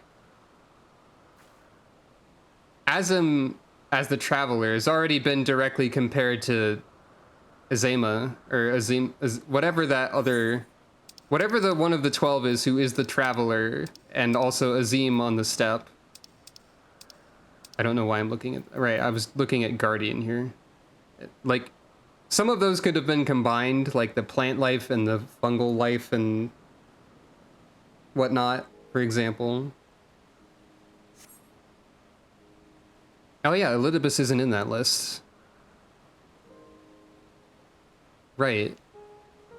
And yeah, like, Asm is... I'm not sure how directly mentioned it is that we're Asm or not yet. I feel like they haven't directly confirmed that, but there's been a lot of things hinting towards it, and I think it's a piece of knowledge that I kind of have from other sources. Oh, the Traveler among the 12 is Oshan, and Azema is the Warden. Okay. So there is a bit of a disconnect there, right? Right, Oshan the Wanderer is the title, I believe. They said that... Okay.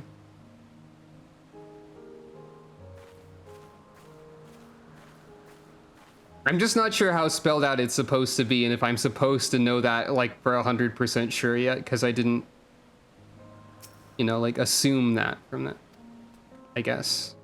Definitely intended to be a known thing.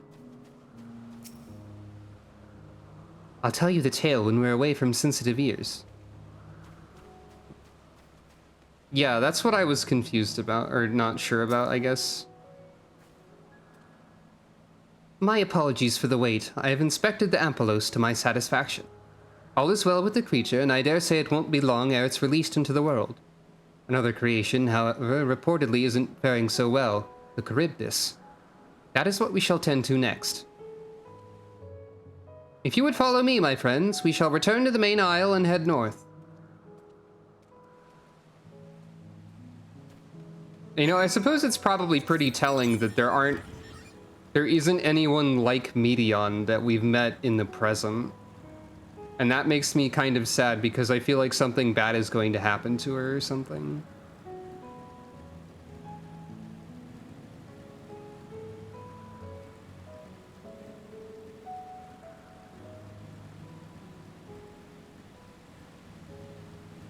Oh.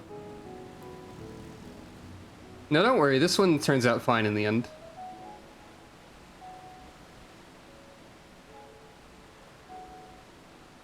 Yeah, I guess she was directly said to exist to explore space.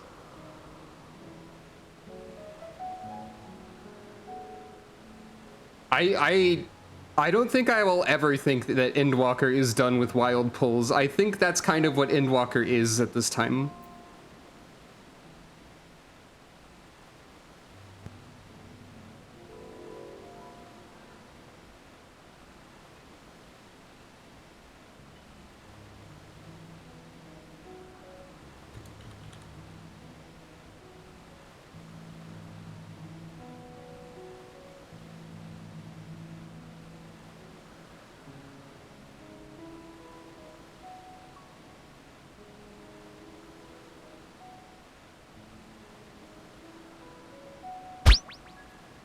Thank you for petting Calico. I was answering more messages. And I was thinking I was thinking about the color-coded ads, because this one's very blue. Ah, oh, forgive me. I thought another member of the convocation had come. This is turning out to be an eventful day. Why is this one blue and shiny? There is a slight difference in etheric balances between these Charybdises. By this, it may be assumed that they aren't the original creations, but their offspring. A serpentine bird or a winged snake. Could be either.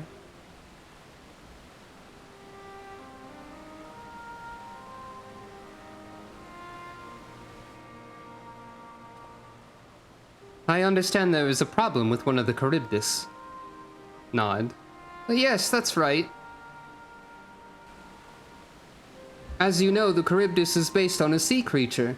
Owing to adjustments to enhance its affinity to wind, it is capable of flight.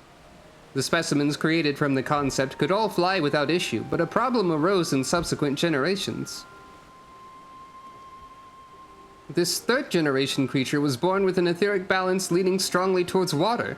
Its aquatic origin reasserting itself, it would seem. The result being its affinity to wind is diminished and it cannot fly. No matter what we try, we can't get it to rise even the slightest bit. For such change to manifest in so few generations, I fear they are too unstable, flawed. With your permission, I will revert the creatures and recommend to the Bureau that the concept be revised. Gasp. With its etheric balance leaning towards water, the Charybdis would indeed struggle to manipulate wind. Yet it is too early to conclude that it cannot fly. Having failed at first, it may have simply developed a fear. I shall transform and fly with it, helping it to manipulate wind until it finds its wings. What? You needn't go to such lengths. Questioning head tilt, arms folded. You don't know? But of course not. Transformation is an art in which one manipulates a vast quantity of ether to construct another body around oneself.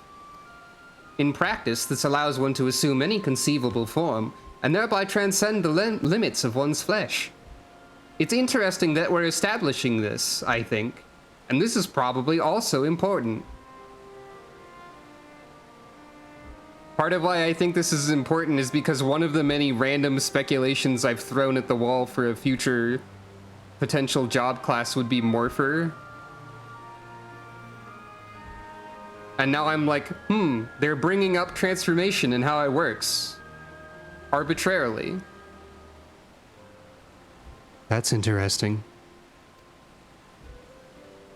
Yet convenient though it may be, transforming in the presence of others is considered vainglorious in the extreme, as uncouth and unseemly as running around robeless, shameful.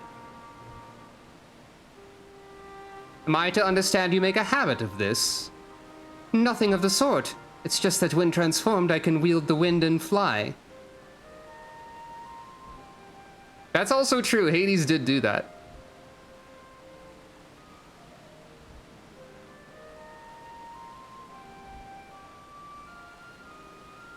Imagining Hades getting really mad and being like, I'm about to do something unseemly, and then transforming into a giant monster is really funny. It may seem excessive, but what is our shame next to the lives of these creatures? They deserve a chance, and we owe it to them to do all in our power. Be that as it may.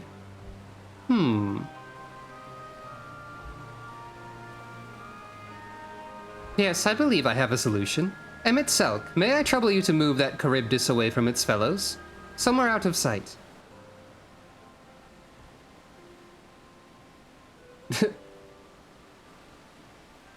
Meanwhile, I'd like the rest of you to help me prepare here. Wow, how many knuckles do you have to have for that many letters? I mean, I guess I could count. The idea of designing your giant monster form specifically to have enough knuckles for knuckle tats to spell out the correct phrase. That's a power move. What mischief are you scheming now? No mischief, I assure you.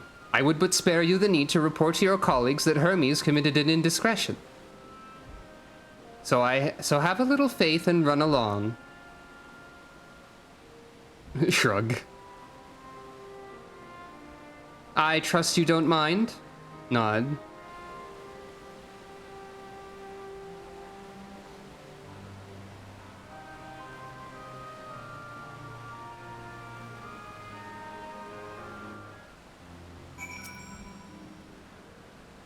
Pythodeus is a man of ideas. I wonder what he's thought up this time. Such bother when we could simply begin anew, but I shall defer to the chief overseer.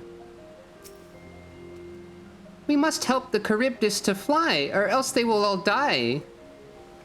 That's true, but you seemed a little bit cheerful about that. I think you were just trying to convince, or like, I don't think that was an attempt to convey cheerfulness. Emmett Selk is out of sight? Good. Let's speak of the plan.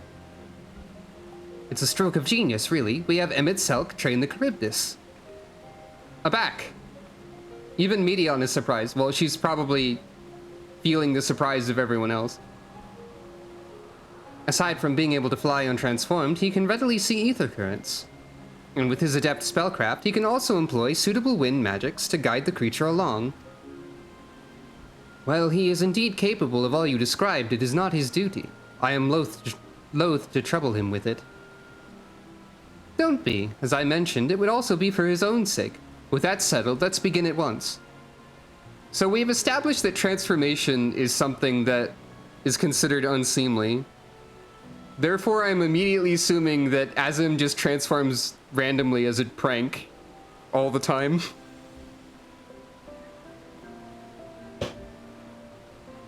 Someone just like looks away from Azim for a second and then they look back and she's made her face like extremely monstrous and they like do a double take surprise jump backwards and she starts laughing at them. That sort of thing.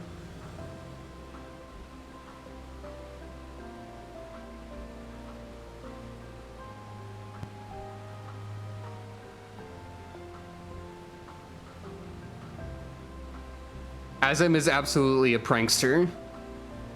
I have to assume this. Or at least, I'd like to believe it. It seems like it's consistent with Azim's characterization. Anyway, don't be. As I mentioned, it will also be for his own sake. Or would also be for his own sake. With that settled, let's begin at once. Sucro, I want you to go to Emet-Selch. Tell him that you have a favor to ask. He will be disinclined to cooperate at first, but you mustn't be discouraged. With our friend, the trick is to be unflaggingly persistent. Off you go now, and good luck.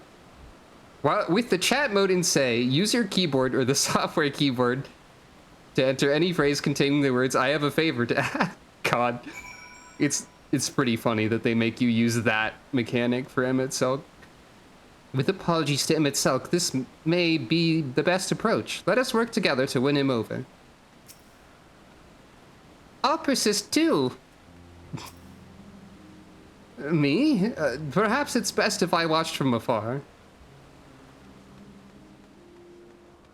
With the chat mode in Say, harass Emet-Selch until he gives up.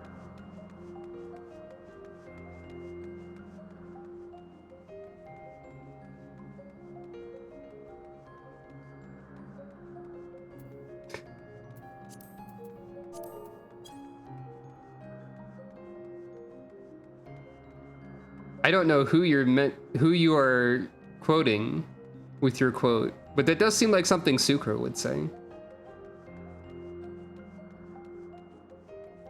I'm great at persistent. I mean, I'm persistent now. I'm always persistent.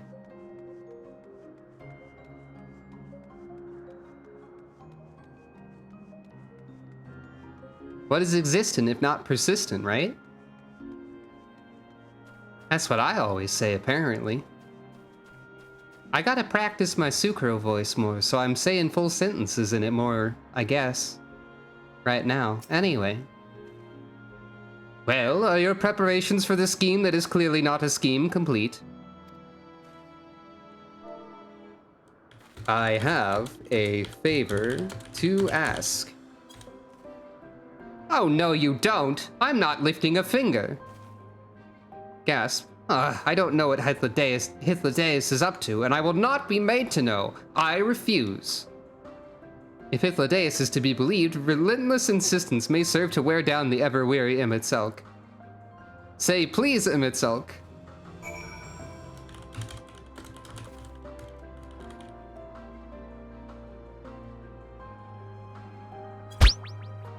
Patchouli.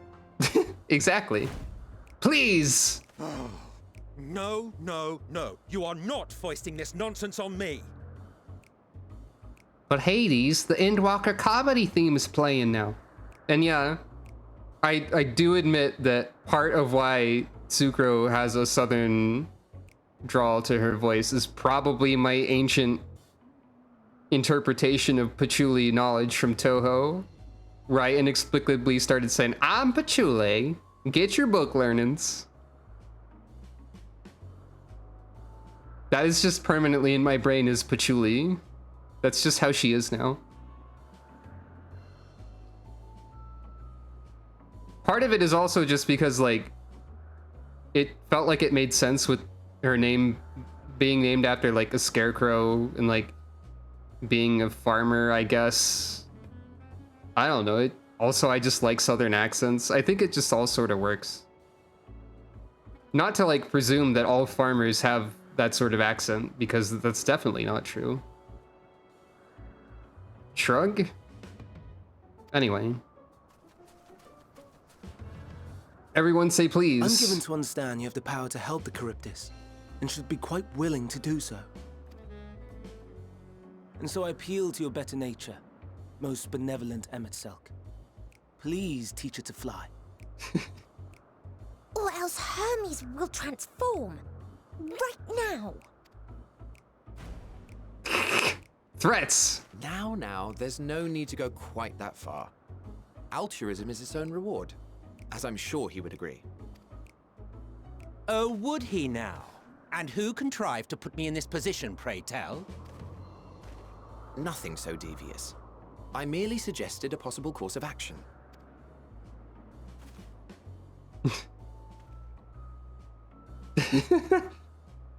Hades is being pranked. Please, Emet-Selch. Please.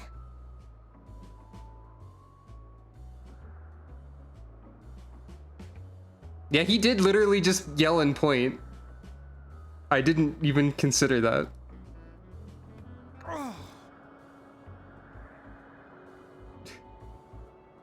Emet-Selch just made a unit takes damage I did not in come all this way War to play Groove sound nursemaid to effects. Your creations. I'd thank you to remember this favor and let it be the last.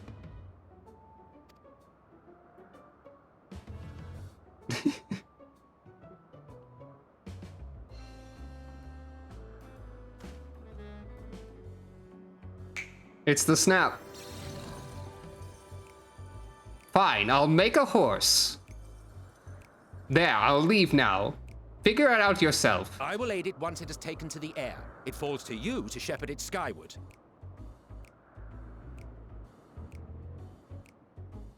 I also think this is a very interesting scene too, because like, thinking back to Shadowbringers and how relatively readily Emet-Selch decided to help us like bring Y'shtola back.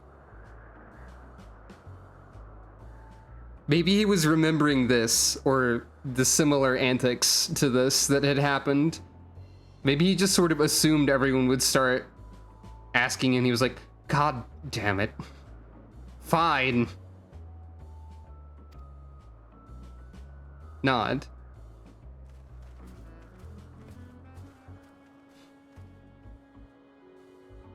Well, let's relax and enjoy the spectacle, shall we? Nod. Also, I feel like this whole sequence is making it pretty clear that, like, aside from the amount of ether that they had and their, like, power over creation magics and whatnot, the ancients... You were wondering why Emet-Selch joined the convocation. The ancients are pretty similar to us. They're still people. And this is a good way to make that really clear, I think. Truth be told, he wasn't the first choice for the office. I was, on the strength of my ability to see ether. Well, the difference is in, like, the amount of ether that they have, but yeah, it's mostly cultural stuff. And I guess height. But, like, everything is to scale anyway, so it's just the scale of the entire world and not...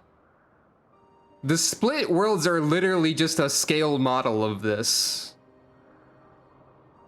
Basically. Which is pretty funny if you think about it.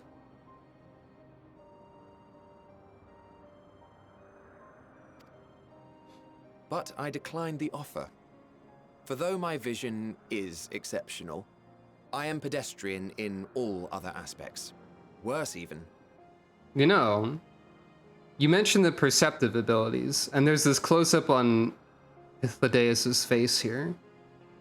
Is it just me, or does the pattern in the iris of Hythlodaeus and Emet-Selch somewhat resemble the pattern in the eyes of those with artificial ether? Or artificial echo, rather.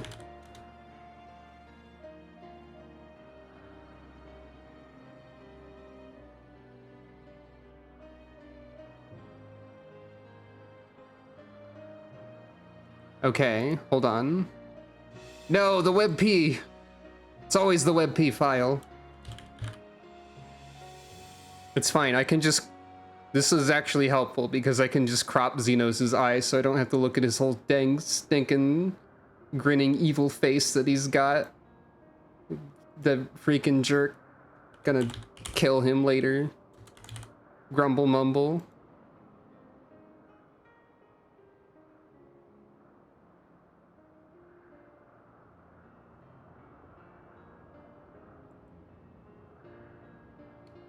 I wish I could zoom. Well, I could take a screenshot and then like enlarge it, I guess. Let's see.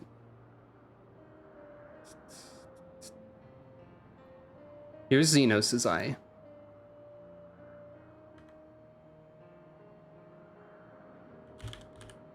For comparison.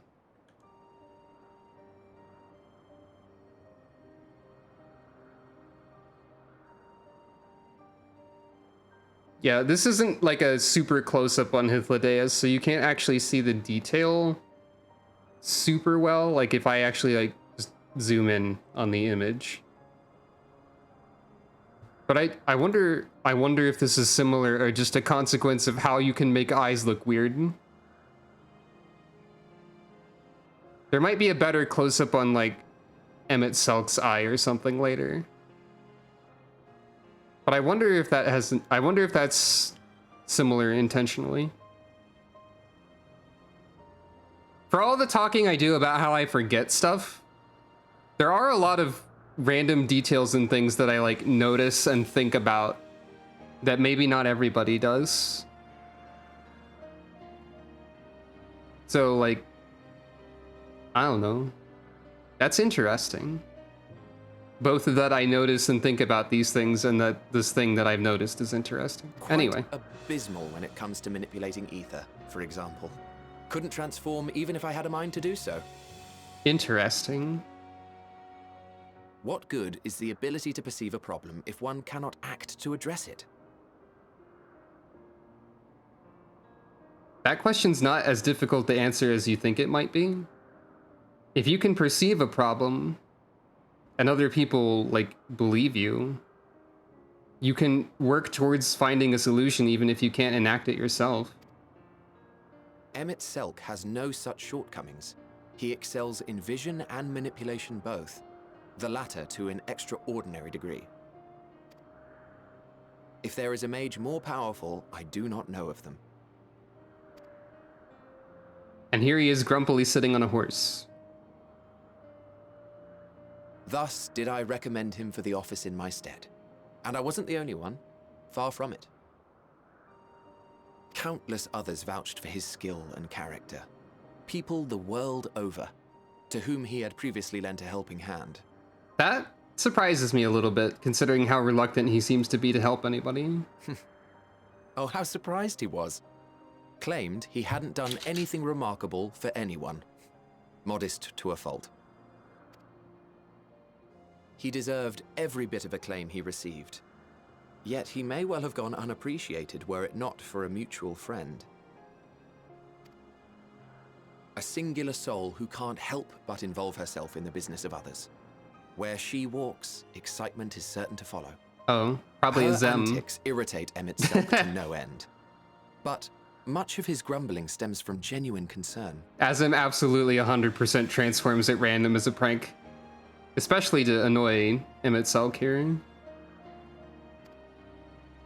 When our friend calls, he never fails to answer and lend his talents. Medown is very excited about birds flying. And in the course of doing so, he himself came to be recognized and respected by those around him. Okay, we have a slightly better view of eyes here. It's only a little bit similar, I think.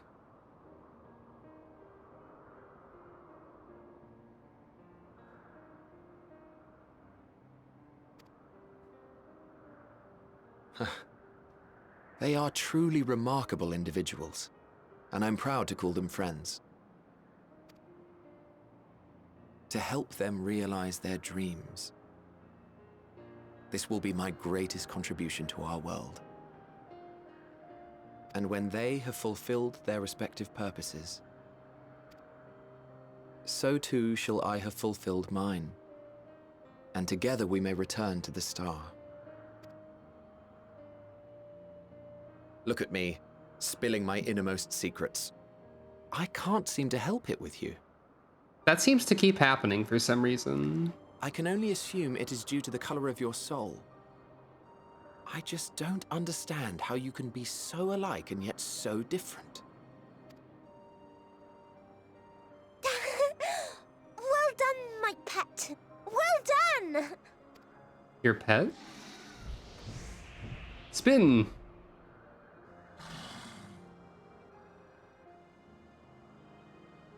Ah, yes. I dare say the Charybdis will be fine here on. Why don't you go and signal to Emmett Selk? Let him know that his arduous task is at an end.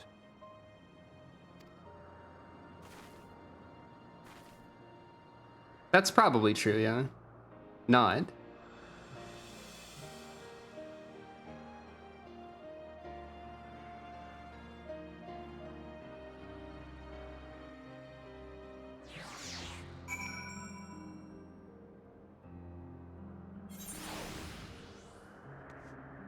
Wave to Emmett Selk.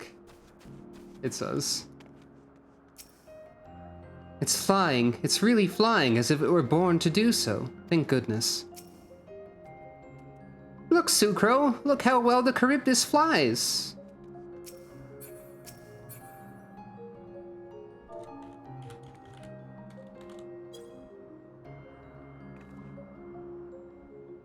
Emerging from his reverie, Emmett Selk notices you and begins to descend with the Charybdis. I think it would be funny if someone commented on the axolotl that I have following me around, but I don't think they will. I have no words to express my gratitude. Thanks to you, the Charybdis has learned to fly. My Hermes voice is very inconsistent, I think.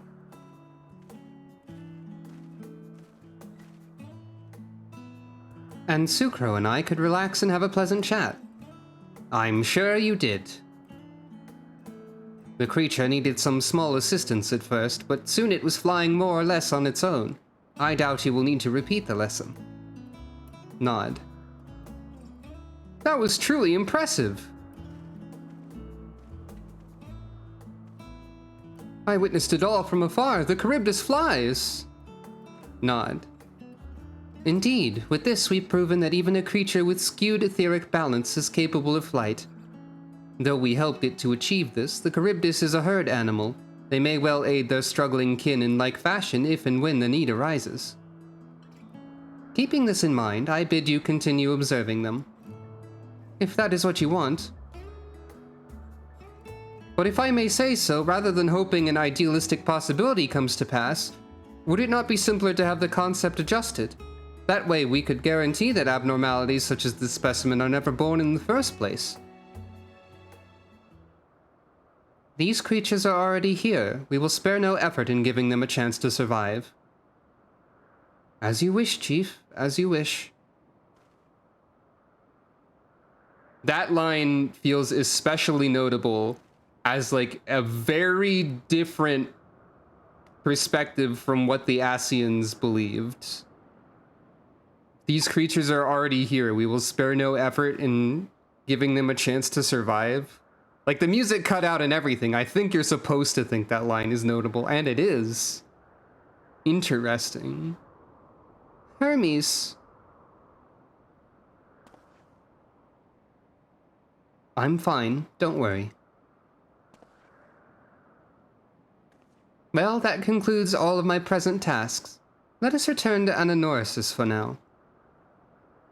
Nod.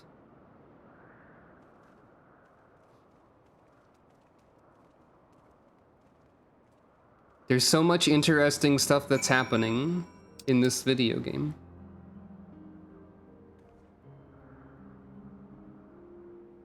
And there's still like way more zone.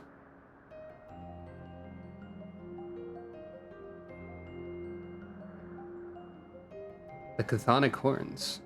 I don't know what that means.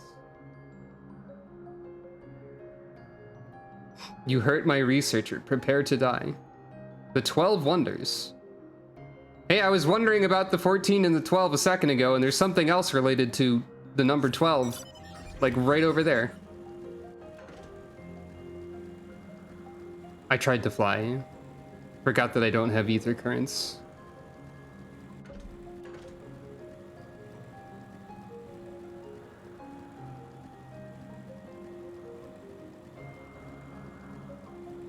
If they did add a Morphic class, I think they should give it a unique, like, built-in flying mount where you turn into a cool bird. And if they didn't, and there was a Morphic class, and I did play as it, I guess I could just use the mount from the Rising, but you know, still. My motorcycle's too heavily aligned with water, oh no. All of the creations are happy. That makes me happy too. Now you've seen what I do. Was it everything you were expecting? I thoroughly enjoyed myself, at the end most of all. What? Want me to apologize for forcing me to help, do you? Or want to apologize for forcing me to help, do you? Save your breath. You didn't force me to do anything. I merely chose the most expeditious way to have done with an impediment to our business. Hythlodaeus laughing. If I give you this magical box of random, like, relevant pants, will you leave me alone? I'm tired. Leave me be. Open your pants loot box. Go away.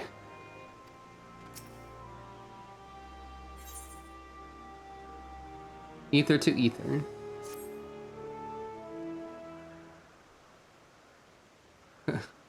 Exactly. Tell me, Sucro, in the course of watching me, have you learned aught of value? Nothing so far, but I'm hopeful that will change. Dynamis seemed promising, or I'm not sure what I'm looking for, but I don't think I found it yet. Dynamis sounds really interesting.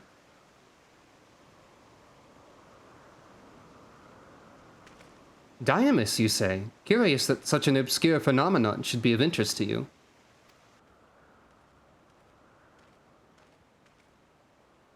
Chief Hermes, what good fortune to find you here. Is something the matter? The Ikeon, I'm afraid it's done it again. No sooner did we release one for observation than it set upon the nearby occupants, slaughtering them. Was the creature hungry or somehow provoked? I just fed them myself, and the occupants were keeping a wide berth. It is the nature of the Ikeon that is to blame, their innate viciousness. That's an O and L, a Lycaon? Okay. I guess I was reading as a capital I. My mistake. Lycaon. That makes more sense.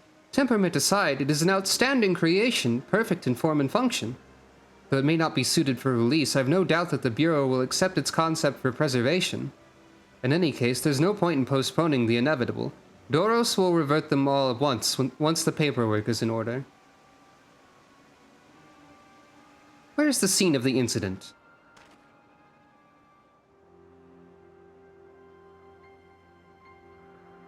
Yeah, we've seen butterflies get reverted for crafting materials. Just off the path to the 12 Wonders. As you make your way, you should see it on the left. I don't know if Doros is still there, however. Hermes, wait! Questioning head tilt.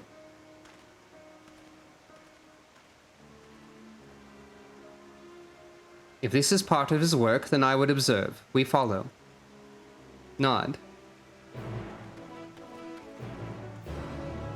Well, you can get Emmett Sulk to run quickly somewhere.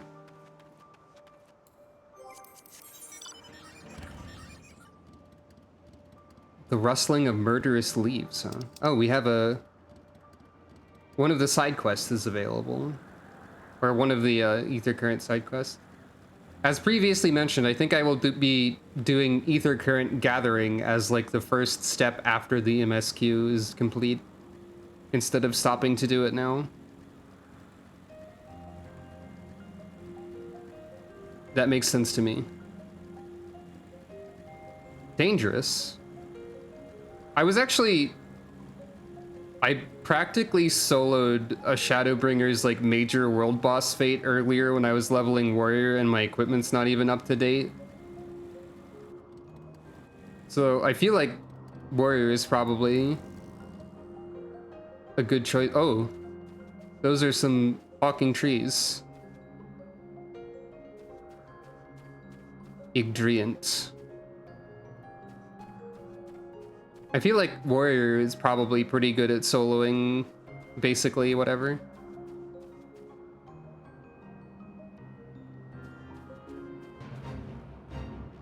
This is a boss fate, so and there's 2 of them.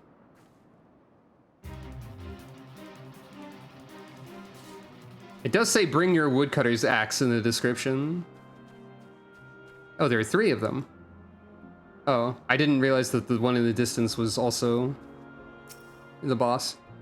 A fearsome beast, this Lycaon, but where is it now? The Occupite is no easy prey. With its hooves and horns, it was designed to be formidable even on land. But they didn't stand a chance against the Lycaon. It's heavy, Hermes' pain. The lacerations and burns are unmistakable. The Lycaon was indeed responsible. But the creature is nowhere to be seen. Doros must have taken it away. The man makes his base at the 12 Wonders. I shall go and seek him out there. Emmett Selk and I will search the area for good measure, just to make sure the Lycaon did not escape. Nod. My thanks. Let us meet at the 12 Wonders when you have finished. I will go on ahead. Please follow with Sucro. Yeah, that sounds about right from what I've learned of Warrior. Come, come, it's down this path and over the bridge.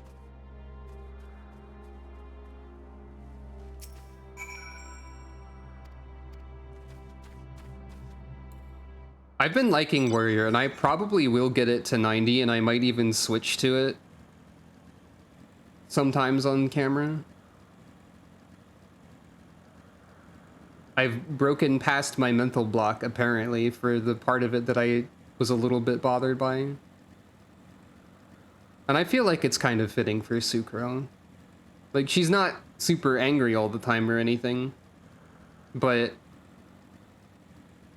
like, one of the, if not a farmer, one possible backstory for her that I often imagine is that she could have been like a woodcutter of some kind. Hey, what's this bright red shark man? That's S rank or A rank mark or something. Petalotus. Maybe not S or A rank, actually. Could just be a... Definitely an elite mark. One of those. That's what I was looking for.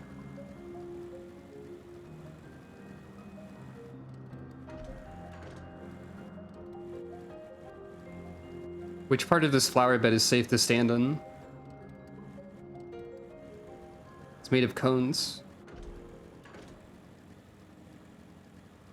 Yeah, I've never, like, completely decided on a Sucro backstory. I feel like a woodcutter in forestry industry type stuff around Lenosha could work just as well as a farmer for her backstory and stuff. It also feels like that those are kind of adjacent things, and she could have ended up going into one later. Like, if she grew up on a farm, she could still end up working as a woodcutter at some point. What an enchanting familiar. I'd be delighted to assist in your little journey of discovery and personal growth.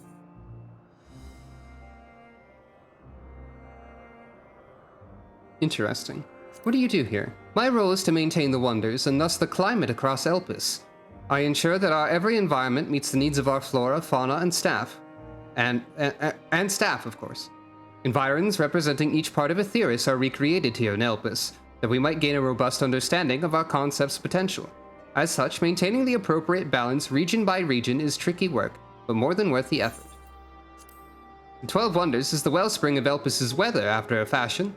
Here do we employ the latest spellcraft from Amarat to maintain and adjust the assorted climes through which our creations frolic, for test purposes. Naturally, as in any other part of Elpis, we also observe and experiment with said concepts. This conservation being perhaps one such experiment. The weather zone.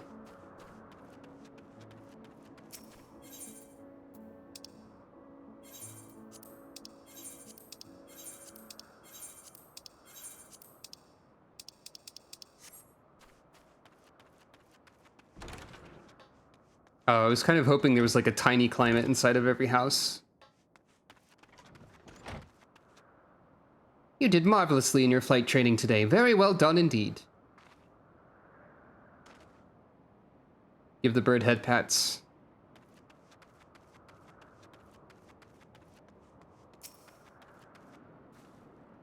Surrounded by such wonders, one cannot help but envision new concepts. Not all of them good, mind you. Ooh, you added that last part. It made you seem threatening. This door does not open. The swamp hut. Though my nymphae may be capricious, insolent, gluttonous, generally lacking in any sense of morality whatsoever, I think they're delightful. I don't know to what you're referring. And you're looking at flowers, so it makes it sound like you're saying that these flowers have no moral compass. Which is pretty funny, actually. That's true, too. I must go into every house. Yeah, I mean, that's true, but it sounds like it made it sound like there were flowers that could act on that. So many fascinating creations frolicking about, yet here I am trapped with these climate records. If I don't receive a more stimulating assignment soon, my mind is like to crumble to dust.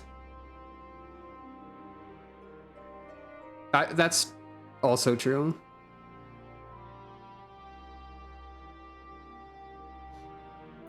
Oh no. Hold on. I've just remembered an ancient image. In response to, I thought of a creature idea, this is terrible. When did I make this? Properties. 2019. Behold, balloon animal with human legs.png. This is one of the ideas that's not good. That is bad. I will not show it for more time. It is cursed to behold. I think this NPC is the person that is closest to being assigned to Swamp House when they finally got a job here.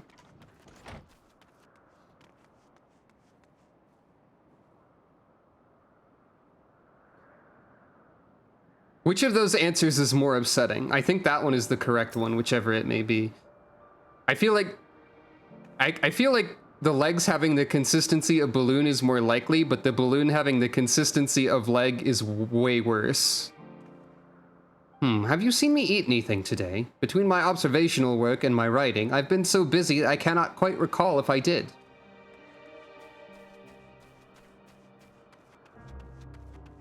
I forget why I made that image, except that I did it as a prank, or a joke, in order to make people recoil in horror, and or laughter. Perhaps I shall petition for incorrigible to be added to the list of this concept's innate traits. Which concept?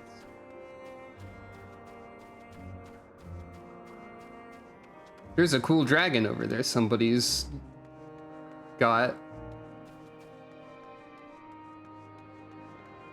I don't know what this cool dragon is, but it's pretty neat.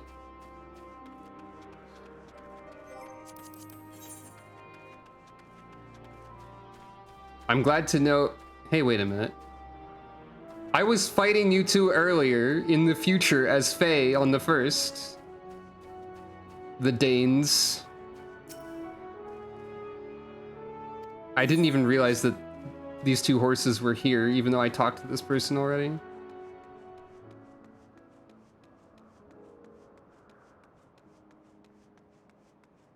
Right, I like sprinted past everything to the Aetheryte and then got distracted. There it is, the 12 Wonders. Hermes is looking for Doros. Let's look for Doros too. He's a man with long blonde hair, I think. I'll know him when I see him. Medion is now accompanying you.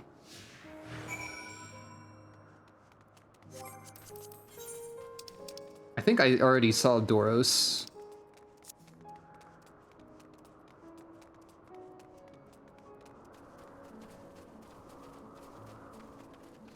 I think Doros was the one in the house. Once I get back and record today's results, I should finally be able to put that report to bed. Not Doros. His hair is long, but the color is wrong.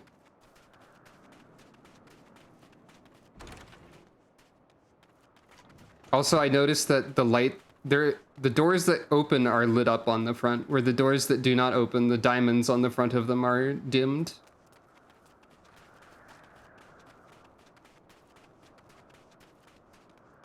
That's a nice detail. Oh, I was thinking of Aloros, not Doros.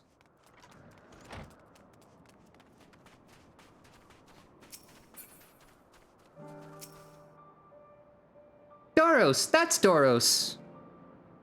Well now, if it isn't Medion, what brings you here?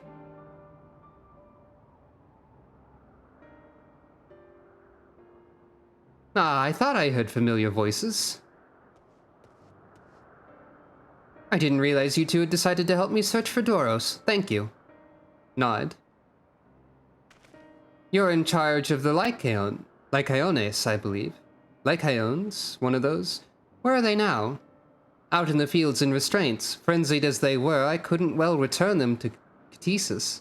Or Tesis. I feel like the K is probably silent. Tysis? It's probably Tysis. Once I've submitted my report, I'll see them reverted without delay. It's as he says, the beasts are indeed quite ferocious. You're one of the 14. What brings you here? Nothing you need to concern yourself with, as you were. We've heard the news that a Lycaon slaughtered Occupites. As the observer in charge, you are of the opinion that they are not fit to be released? I am. Their abnormal aggression and exceptional strength makes for a highly problematic combination. It matters not where they're released. Lycaons would threaten other species and upset the natural order. Could it be that the specimens observed are an outlier? Shake head. Highly unlikely. We've created a good many of them, all exhibited the same tendencies. Even when we used Kairos to begin with a fresh slate, their behavior was unchanged. Kairos. A memory reconfiguration system. The chief himself created it.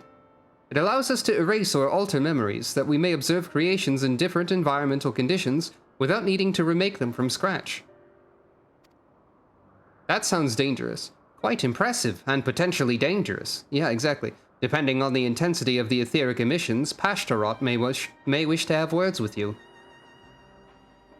Rest assured, I've kept all values within prescribed limits, and to prevent misuse, its applications are limited to those authorized by the Chief Overseer. Do not misunderstand. To manipulate a subject's memories is an intrusive act I deeply abhor, but it is still preferable to execution. Come now, Chief. Let's not be so melodramatic. What was born of ether is simply being reduced to its original state. I know the distinctions concern you, but we mustn't lose sight of the bigger picture, making rational choices for the sake of a more prosperous star.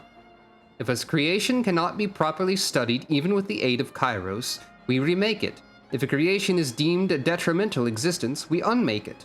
'Tis all for the greater good, and none question the necessity of such routine processes. I understand these things, I do. I would never think to unleash a clear and undeniable threat into the world. Yet insignificant though their individual lives may be next to all creation, it is all the Lycaons have. The greater good. Before we seal their fates, we owe it to these beings to exhaust all options, to ensure that nothing has been overlooked. If you insist, let me provide you with a full report and we may take it from there. Nod. Would it be possible for us to attend the discussion, that Emitselk may better carry out his duties? By all means. Pray, show them to the meeting room. Nod.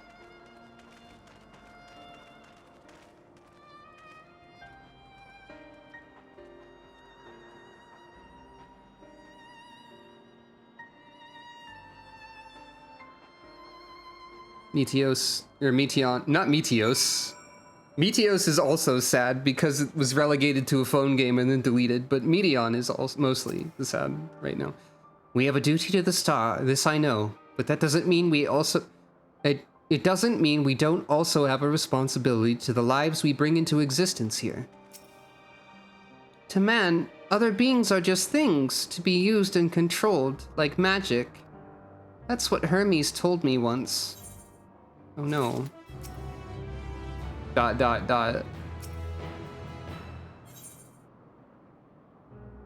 You needn't be an intellecty to feel the weight bearing down on Hermes. Yeah, that's the impression that I got.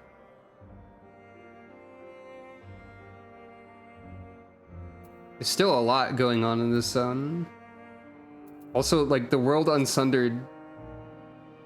There's still a question marks, too. Wondering what that's about. Is this symbol anything, or is this just the symbol of you don't... Is that just the Eorzean question mark? I've never actually looked at an unknown map, I don't think.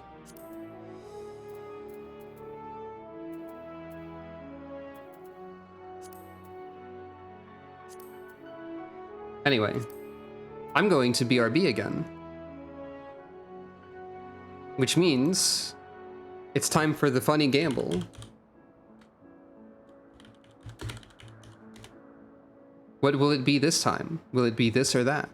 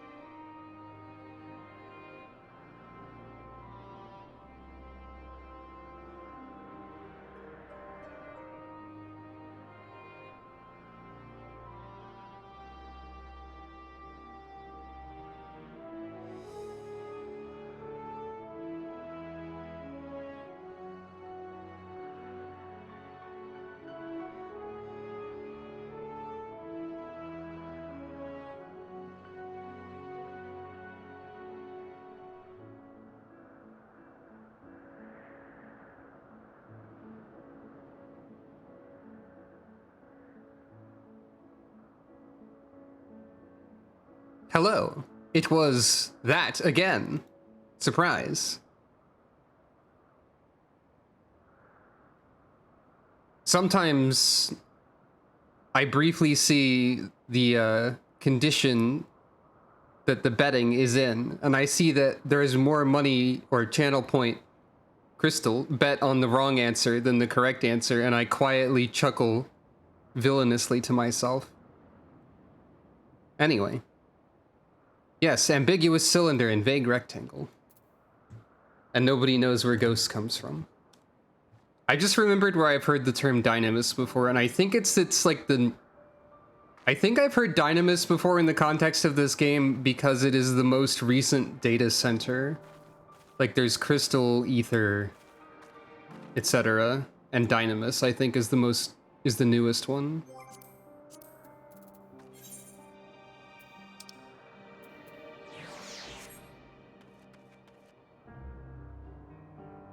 I think that's where I heard it before.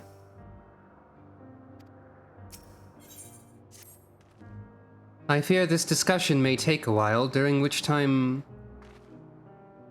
Questioning head tilt? Meteon, are you feeling unwell? It's not me, Hermes, it's you. I won't go to the meeting, I'll stay with Sucro. Loath though I am to impose, may I leave Meteon in your care again? Leave it to me. I'm in your debt, if you'll excuse me.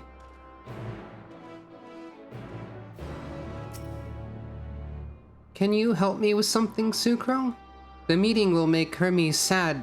I want to cheer him up with a flower. Hermes likes flowers the most, of all the creations in Elpis. Most creations are expected to be interesting, or beautiful, or strong. Better in some way. But flowers are different. They're designed to suit our emotions, what we feel and want to convey. Hermes likes that. But I can't make flowers, so I'll search for one, and I want you to search with me.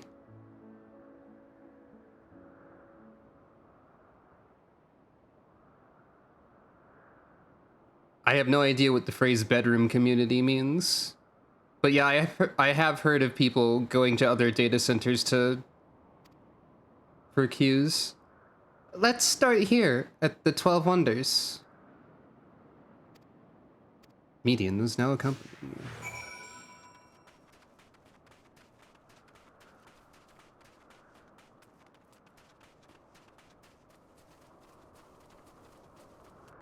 Place where you sleep but you work elsewhere? Oh, okay. Tree.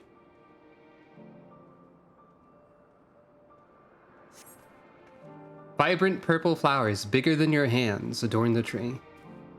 Oh, so big and bright! I love them, but they might be too bright. You have to think of the recipient. That's what Hermes said.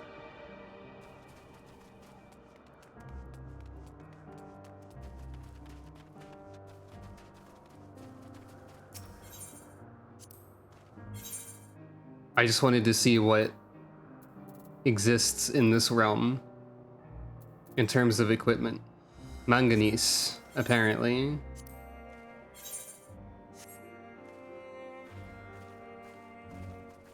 As someone who lives in like a subdivision, there's basically nothing to do here except like basic existing.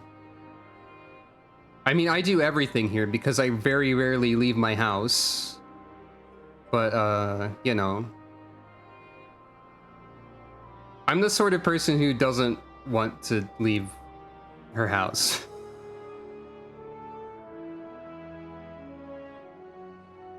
So I guess it's fine for me.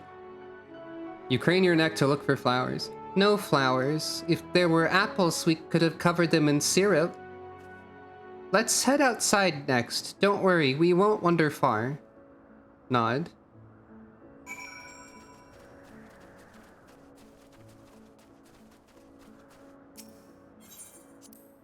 Lots of flowers in the fields. We should be able to find something nice.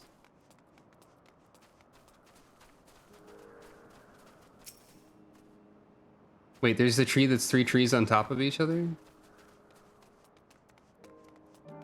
Oh, that one? The one that I assumed was some sort of topiary of some sort. This one. It is kind of 3 trees. It's weird.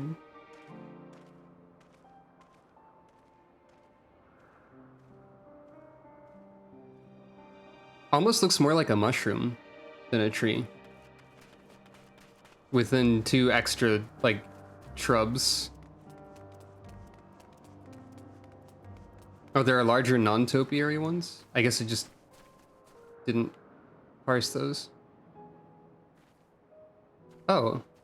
I didn't realize that there were, like, there's a circle and then they're, like, arrow-shaped edges around here as well.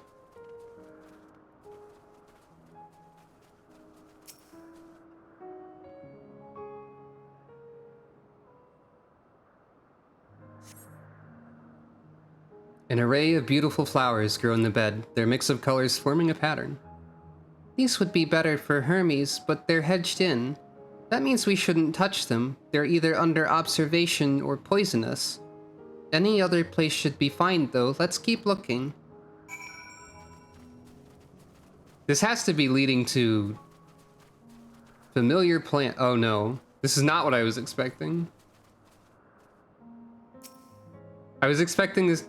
This might not be the end point. This might be leading to the Elpis flower, is my assumption. Set on a tall, thin stalk, the oddly shaped flower is mesmerizing in its undulations. Oh, a conion, a flower that can move.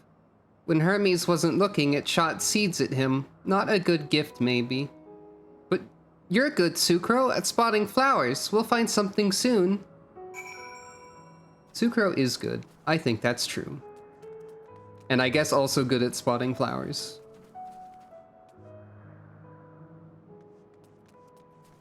Oh yeah. There's the tree that's multiple trees. It looks like, well, it's got like 4 separate canopies. Junction. What is the function of this junction? You spy nothing promising nearby, at best common-looking grasses with some few tiny flowers. Nothing around here. Ah! Over there, Sucro, something big, huge! Oh no. No, this is not a good one to gather. A terrible stench reminiscent of sodden old boots pervades the air. Without a doubt, the culprit is the morbol-like creature before you. It's an Adonis! The things around its mouth look like petals, but the flowers are the orbs on its head.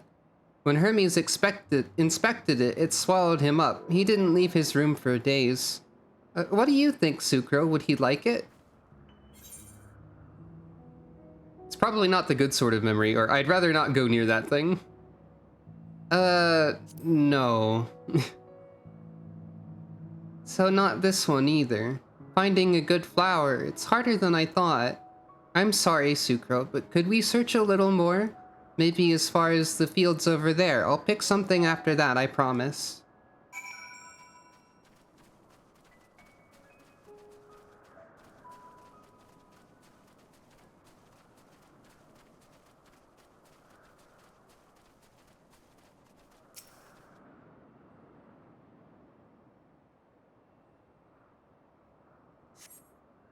Lush green fields stretch out before you, ending where the sky begins. Oh, there's nothing. Huh? The shiny thing over there. What could it be?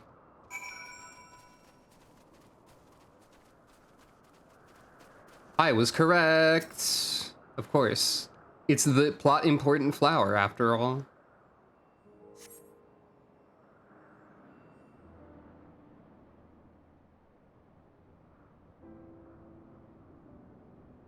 Oh, Elpis flowers, they're here too! Hermes likes and dislikes them at the same time. Like me, they're intellecties. Like me, they feel his pain and turn dark. That's only for Hermes, though. For others, they're always white and bright. Huh. Yeah, we've seen them as gray before, right?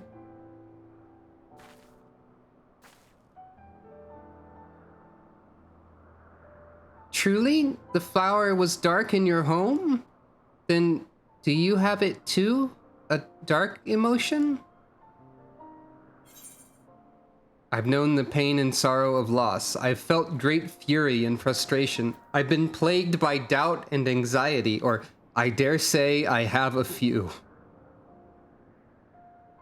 Very special depression. Ain't that a mood?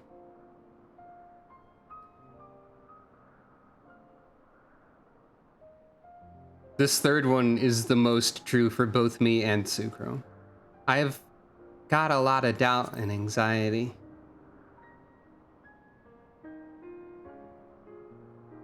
I see. Hermes has felt the same. A shortness of breath, the walls closer and closer. But only him. No one else feels it. Please, Sucro, won't you lend them to me? Your doubt and anxiety. I want you to make the flower dark in front of Hermes. He's been in a dark place since before he created me. He needs to know that he isn't there alone, that others are sad too. Leave it to me. Truly? You'll do it? Nod. Thank you, Sucro. Thank you. It means more to me than I can say. I can't wait to see how Hermes reacts. Let's go back and fetch him. I wonder if the answers are different. I wonder how different that scene is if you choose the other answers.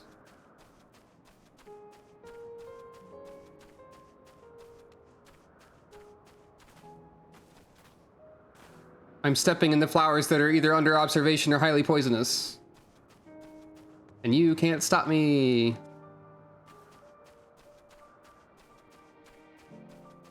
There's no sign that says keep off the grass because they haven't invented the concept yet. It seems they're still talking. Let's wait until they've finished. It's not enormously different. That's fair, I guess.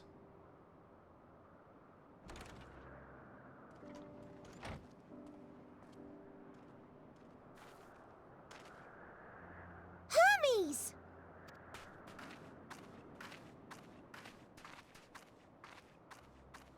Oh, you were waiting for me. You've finished talking? Yes, we've come to a decision. My thanks for keeping Meteon company. Emmett Selk and Hythlodaeus have already retired to their rooms. There is room for you too, if you would follow me. Wait! I want to show you something first.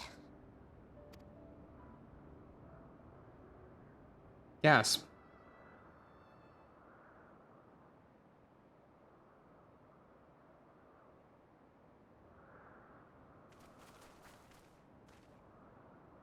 Elpis flowers? Go on. Nod.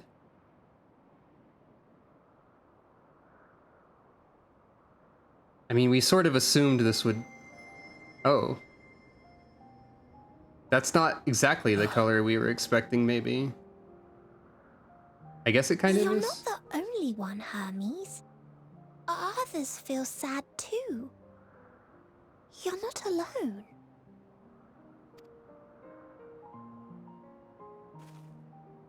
I see Meteon has shared much with you.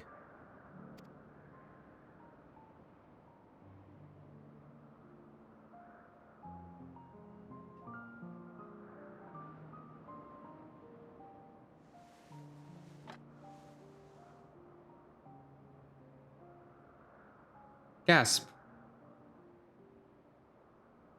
May we talk a moment? You don't look as similar to the people that you were compared to as one might have thought. He does look tired, though. Oh, fireflies. Hedgehog. Me just pointing at and identifying animals. I do not think it wrong that we live for the star, that we strive to make it a better place. Apparently I'm the kind of person who just says hedgehog when she sees a hedgehog. And yeah.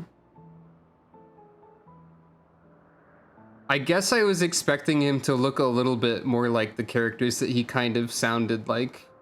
Or like the characters that were... It wouldn't make sense for him to look that similar to Asahi or Fandaniel, I guess. But yeah. Similar hair, but that's about it. Carrying out my duties here, there are times when I am plagued by doubt. Do you recall what Hythlodaeus said when we first spoke of my nomination? Death is the privilege of those who have fulfilled their purpose, a choice they embrace of their own free will, and when they depart, it is always beautiful. Perhaps it is, but only for man. Creations that he deems useless are discarded with nary a second thought.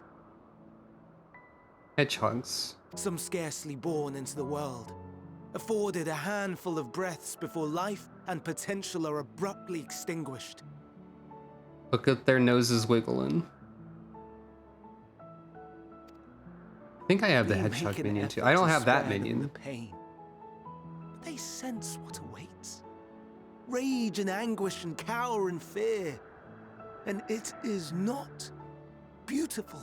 This also confirms that Sucro is not the first cat. Hermes does have a point. Yet no one cares. No one.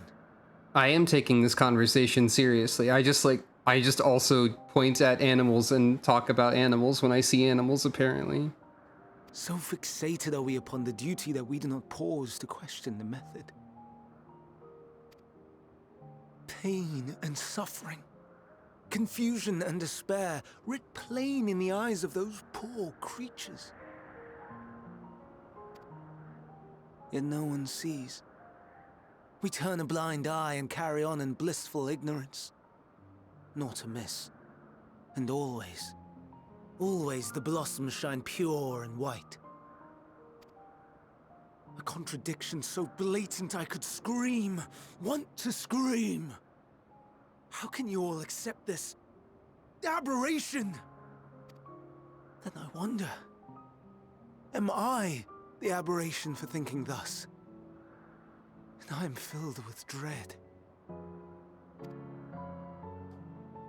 Jeez, yeah. Now I know I'm not alone. Not the only one for whom the flowers weep.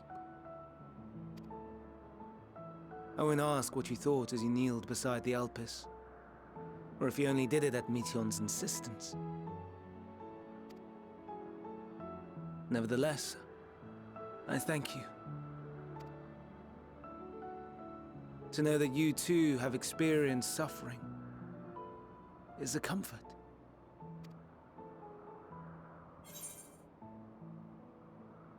Glad I could be of service. Let's have no more brooding, eh? Or, oh, I could tell you all about suffering. Glad I could help.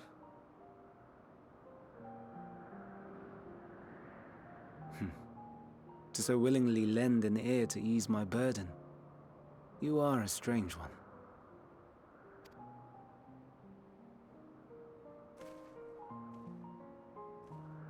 The stars in the heavens. Know you what they are? Maybe?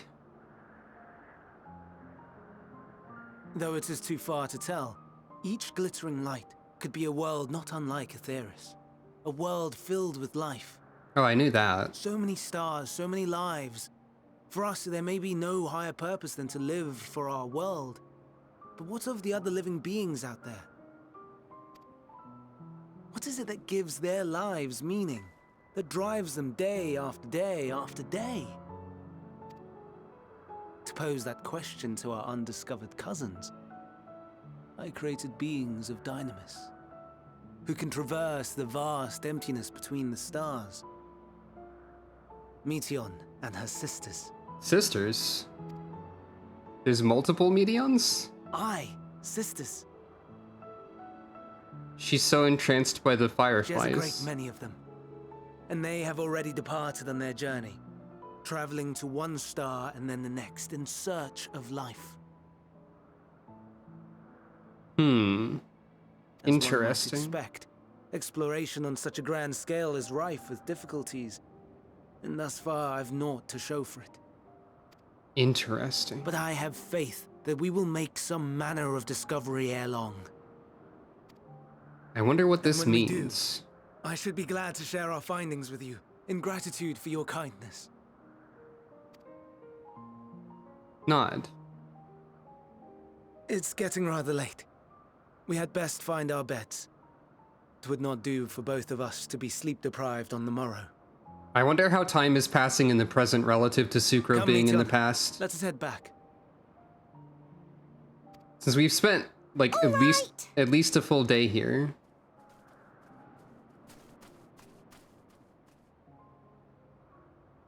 Hmm?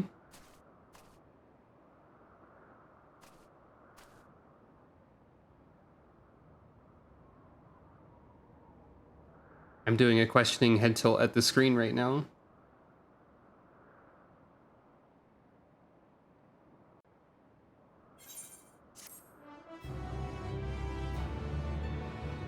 Is Sucro gonna come back to the present at the same time that she left, or like a week later, or like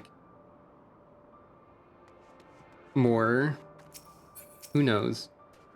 I'm glad Hermes saw the flowers. Thank you, Sucro. It will help, I hope. Today will be difficult for him. The prodigal familiar returns, and after causing all manner of trouble while we were in our meeting, I'm sure. Were you able to get some rest? Please do not hesitate to let us know if you're feeling tired. I worry we might exhaust your scarce reserves of ether. The clock is always running in Lakeland. So basically nobody knows that Sucro did a time travel, except for Elidibus, who no longer exists because Elidibus used the last of Elidibus to make the time travel happen.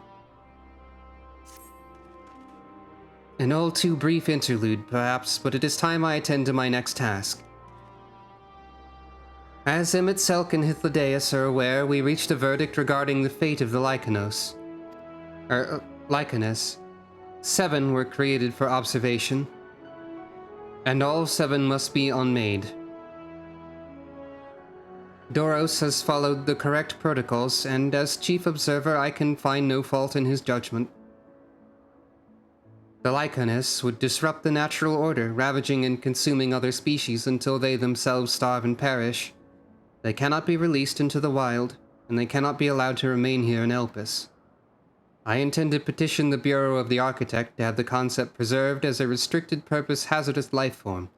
Hythlodaeus has pledged to support me in this endeavor. Yet whatever the Bureau decides, the existing Lycanus have served their purpose. Doros has already isolated the creatures and is preparing to carry out the necessary measures. I will join him forthwith. It is my duty to witness the conclusion to this study. If you are resolved, then we have but to accompany you. Nod. Of course. Let us be off then. We return to the main aisle. I think I have a better grasp on the Hermes voice now, a little bit. Hippo, though. Oh, you've invented Galacat. Meow?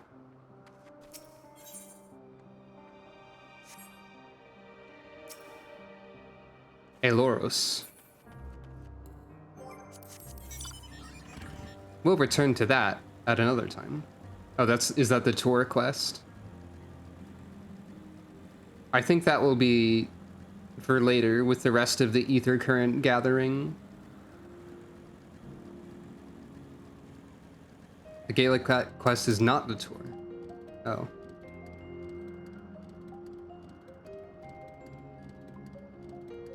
I don't really need a tour, I don't think.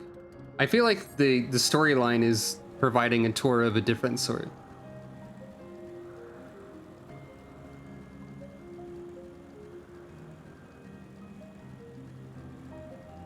Oh. Well, that's 4 of them. Seems like you're having some trouble. As a noun just means cat. Doros, are you hurt? What happened here? They caught me off guard. I had them bound with ethereal shackles, but they became frenzied even more so than usual and broke free.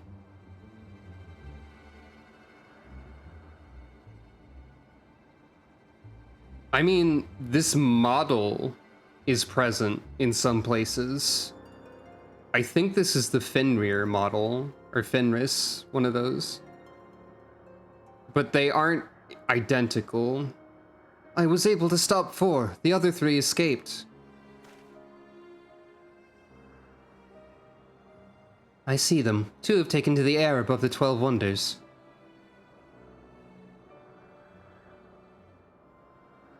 The last is up ahead, lurking in the fields.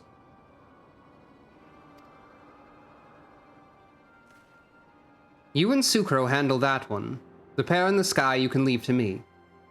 Nod. If this is how it must end, then so be it. Interesting that Emmett Selk somehow automatically knows that we can fight.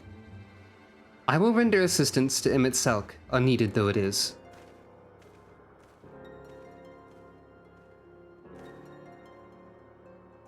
Meteon, you are to stay here with Doros. But Hermes... The Lycanos must be reverted. I would spare you their pain and mine. This is my burden, not yours, but if you are intent on helping, then please follow my lead. I guess he did see that. And might think it's similar.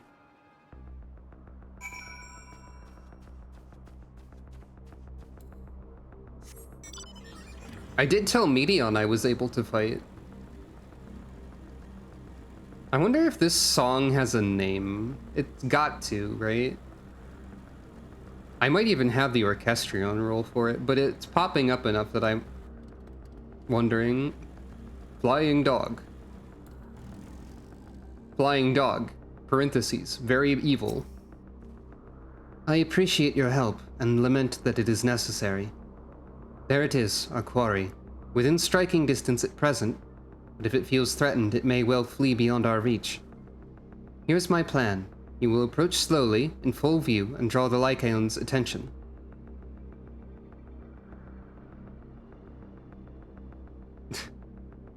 Maybe. Now, I warn you, its abilities are as fiery as its temperament. Once it spots you, it will unleash orbs of flame. Fear not, by my measure you're more than equal to the task.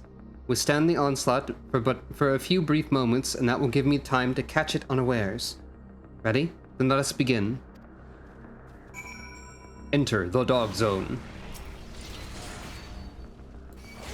I accidentally used a defensive ability.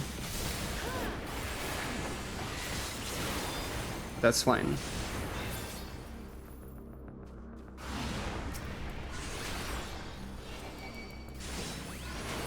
This is not what I expected from Unleash Orbs of Flame. But I can unleash Sword, so it's fine. Okay. Oh, not quite yet. Stand your ground a little longer. I didn't notice the destination marker.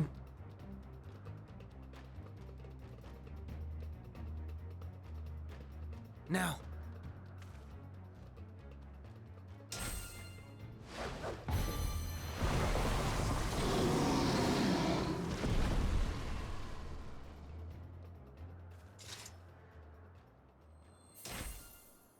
Yeah. I recognize that staff. Oh. Forgive me. Please, forgive me. May you and your kin find peace. Wherever your souls may drift in the underworld, may you find tranquil seas. Oh, they brought Meteon anyway. I thought we said not to do this. Be not forgotten. In concept endure. To reclaim form and one day live again. Yeah. Serve not the star, or any purpose save your own. Live again, if that be your desire. But don't kill everything this time. But yeah, yeah. Very sad. Hate, if that be your want. We are worthy. You know? But leave your suffering behind. Hermes probably doesn't know anyone else is here. Lay down your burdens, be born anew. Fly high. There is a little bit of the Fandaniel we knew. But that's a different Fandaniel than this one, so...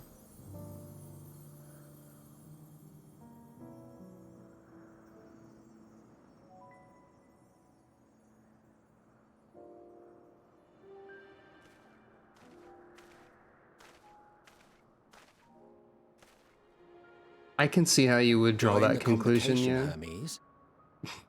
Do it, Hermes. Come on. You do not belong here. Leave to replace another. To be replaced. It changes nothing. Now he sounded a lot more like Fandaniel in that line read. And this one... Do you think it right that we sacrifice all these lives for the sake of the star? Yeah, he sounds more like Fandaniel now. What then? If all who are satisfied choose to die, shall we all die in satisfaction?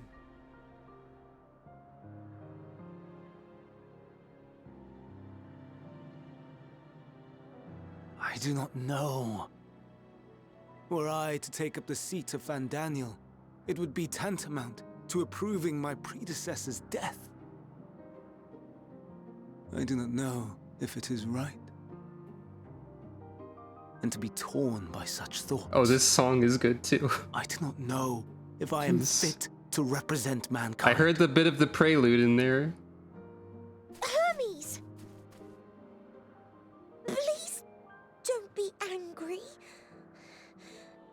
It hurts so. Oh, jeez.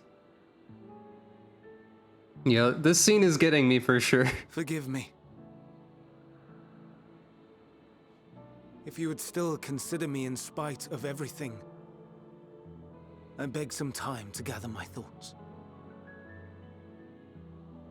Meanwhile, Hythlodaeus, I fear I must trouble you to attend to the others. 'Tis no trouble at all. Take as long as you require. And there's like also Endwalker motifs in this song.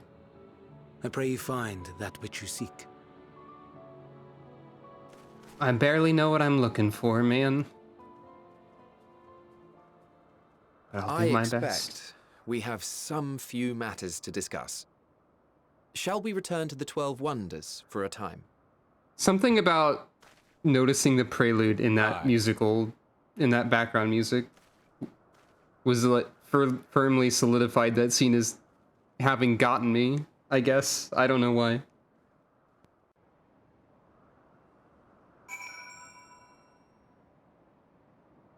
Music is a powerful element of game design, but also like the rest of the scene was pretty emotional too. It has been quite an exciting visit for you thus far. Oh, you weren't injured, were you? Good, good. The other Lycanus have been taken care of. The incident is resolved, and life in Elpis continues as normal, or ends as the case may be. Rationally speaking, I understand Hermes' argument. No matter how well deserved the rest, there is a pang of sadness when a colleague leaves us. But never has a departure caused me such grief as Hermes appears to feel. What must it be like to experience such torment? Interesting that Emmett Selk is wondering what it's like to feel that way. Also, interesting because he's going to in the future. Hey, this brick texture has plant in it.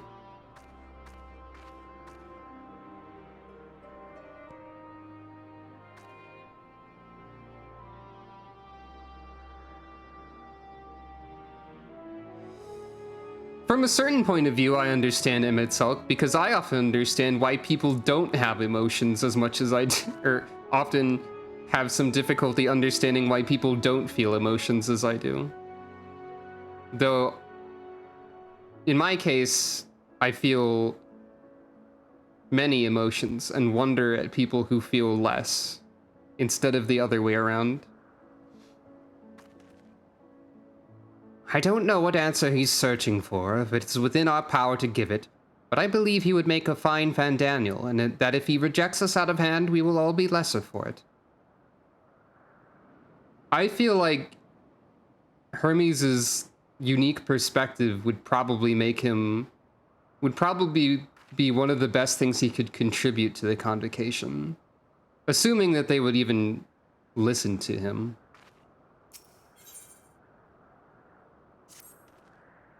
Where to now? If there's anywhere you'd like to visit before we leave, I should be glad to show you the way. Hermes has not yet outright refused his position with the convocation, merely postponed the decision. As such, I may as well resume my assessment. If we cannot accompany him, then I will content myself with questioning his colleagues. Ever the pragmatist, then allow me to remain your humble guide. And what of you, Sucro? Will you continue along with us? Nod. Wonderful. Our fellowship travels on unbroken. I say we explore another part of Elpis and see what new encounters there are to be had. If you would follow me, we will first head back towards Ananorsis.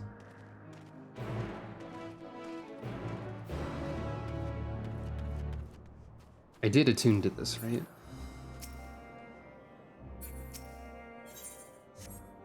Recommend ending the stream sometime soon. Interesting. Is there a way you can elaborate without spoiling? The Elpis chapter is really long and I'm about halfway through. Do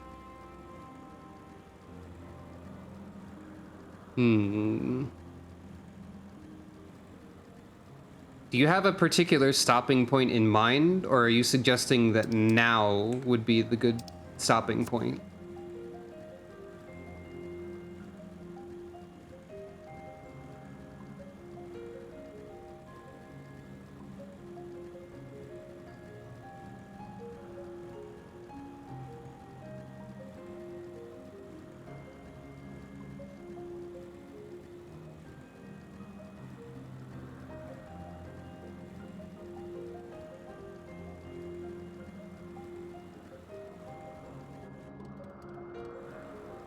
I see. Didn't we part ways with Hermes not far from here? Given the size of Elpis, I expect our paths will cross again before long.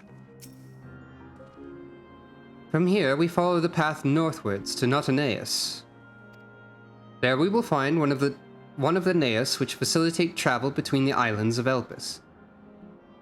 First-time travelers must be accompanied by someone with the requisite permission, which I have previously been granted.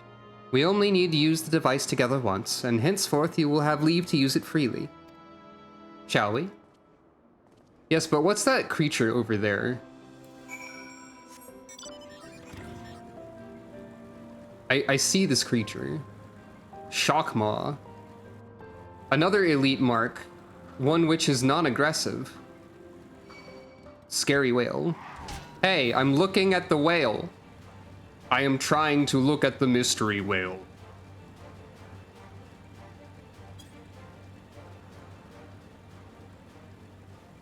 Getting to the next aetheryte might be a good time for a break. Well, I mean, it's right here. Well, no, that's not the aetheryte. It's just an aetheryte-like device that will, yeah. Anyway. Unless the need is pressing, I won't be tracking Hermes with my ethereal sight. 'Tis poor manners to spy on someone's comings and goings in such a fashion, so don't ask. It's very funny for you to say that, Emmett Selk. Social conventions notwithstanding, perceiving ether requires deliberate and intense concentration, and we otherwise keep our eyes on the corporeal world. Emmett Selk, you spend a lot of time spying on people in the future. Did you know that? Here we are, not Aeneas. This Aeneas will take us to Calamelius Zephyros, the western island. I thought you just said it wasn't Aeneas. Who's on first joke.txt. That's it right there, looming large over us. Step this way and we can soon admire the view from above.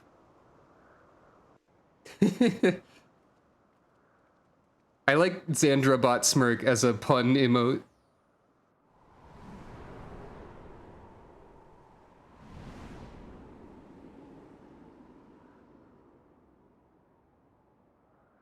This is vaguely reminiscent of Allegan teleporters. Something about the design of it kind of reminds me of it. I present to you Calamelios Zephyros. Here you will Sephiroth? find a number of testing facilities, as well as the observation hub of Poiton Oikos. Right then. Let's begin by...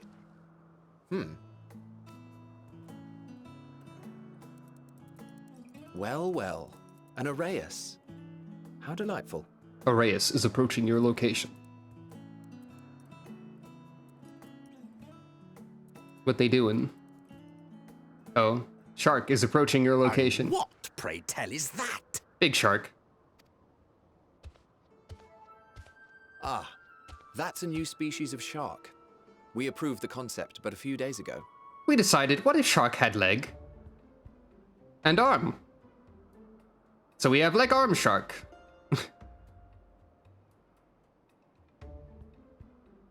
That's true. Emmett Selk did rationalize all of his actions in that way. Sharks are among the most popular sea creatures. Rare is the day when someone does not submit a new concept. People are going crazy about sharks. Everyone is submitting sharks every day.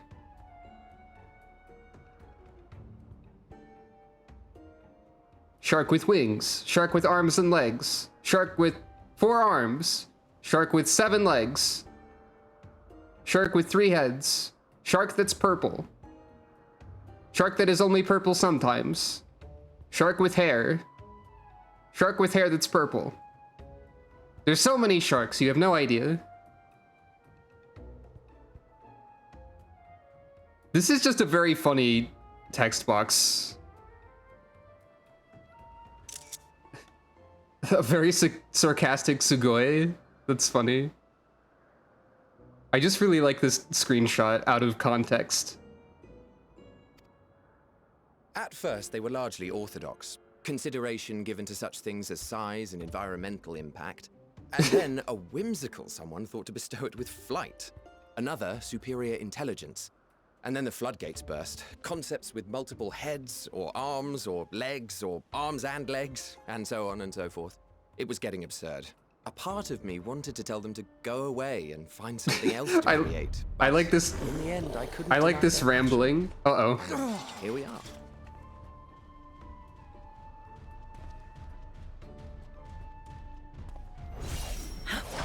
What? Whomst.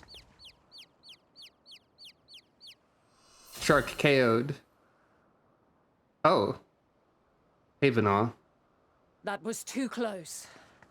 Are you unharmed? I recognize your hair. Vanaw knows jump, apparently. Well now, if it isn't a pair of familiar faces. Banar, that we should meet you here.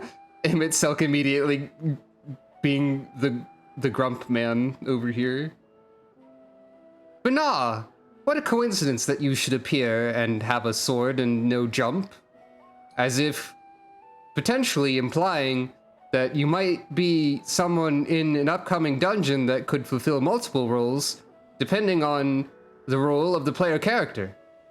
That's complete speculation.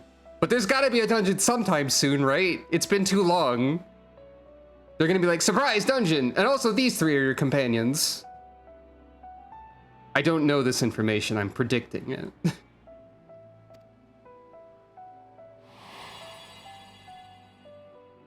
Yeah, that's Heidelin in the future. As I mentioned earlier, the better part of the convocation holds that when we retire is when we return to the star. Uh-huh. Well, she is not among said majority. Even after stepping down, she carries on with her work. Ah, interesting. I don't think that's something we knew. Vanar is her name, and she is the previous Azem. Oh, what? Hey, what? Hey, what? Hey, what? Hey, what? Hey, what? Huh? That's a fact that we just learned. That explains something, maybe. I don't know if that explains something or not, but I didn't expect that. Hey, what? Huh. I mean, I'd say that the current Azem was also Azem before us, even if we're part of that Azem, question mark. It has been a while, Hythlodaeus. You look well. I wonder if the white robes are significant in, like, the, having been part of the convocation and stepping down thing or something, maybe? Or it could be a stylistic choice on Vanal's part. Less so, Emmett Selk. I dare say the lines upon your brow have both deepened and doubled in number. Get dunked on. You look like shit, Emmett. God. A shame for one so young. You must make an effort to frown less often. To the stars. I rise with the sun. Look out, baby, here I come. Fight among themselves. Destroy! They are fighting among themselves. And I rise with the sun does kind of work for Azem.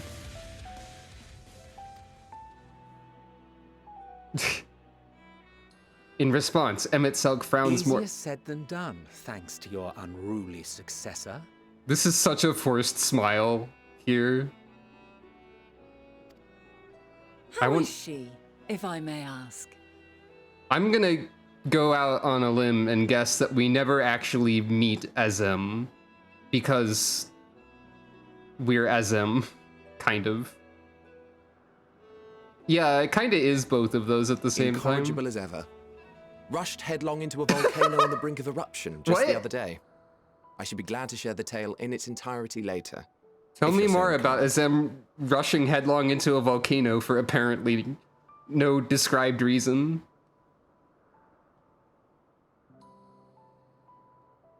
Did she just go like, yo, this is sick? Oh, you know I am. Oh yeah, you did mention a story earlier. I forgot the details already. Now then, you are? I'm a cat. Oh, right, fruit. Yeah. Grapes.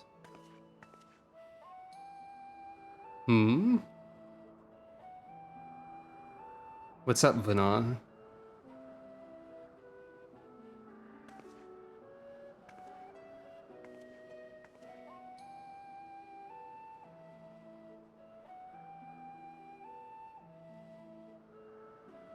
I say, have you perchance come from the future? What? Hey! What do you mean? What is this? I agree, Barry. Vinod just like, You from the future? Hey, you're from the future, right? Maybe? I do not believe we have ever met, yet I sense my magic upon you. Ah. You know, that does make sense. I was wondering if that was why, maybe. Therefore, Whoops. if I wove the enchantment, I could only have done so at a later point in time. I can't tell you this, because it'll mess things up. What manner of magic is this, if I may ask? A traveler's ward, of course. It prevents the corruption of one's ether. Oh, hey, it's the blessing of Heidelin. Yeah, Sounds rather like the Blessing of Light. Or does it protect you from enthrallment by primals by any chance? I feel like neither of these responses is particularly wise in this situation because they don't know what either of these things means, but you know.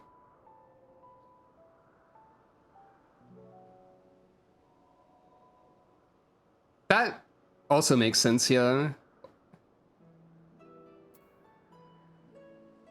Yeah, I completely understand her figuring this out immediately. I don't know how to respond here because both of these seem like bad ideas. I feel like the correct response would be to make a funny face of I'm not allowed to tell you things. And look very nervous. Does it...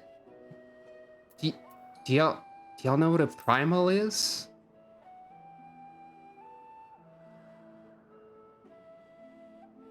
Primals, you say? But I'm not familiar with such beings. But if they enthrall by warping the balance of ether, then yes, the magic would afford you a measure of protection.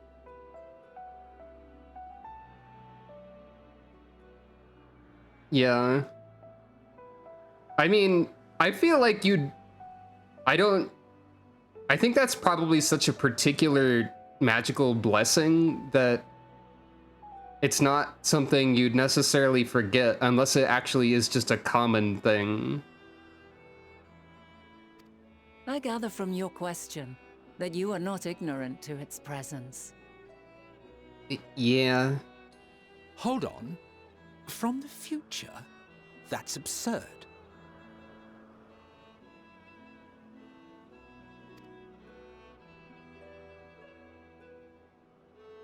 Well,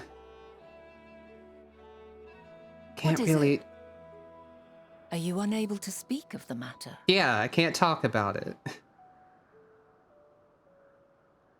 I mean, she's probably used it before, but I don't think she uses it constantly.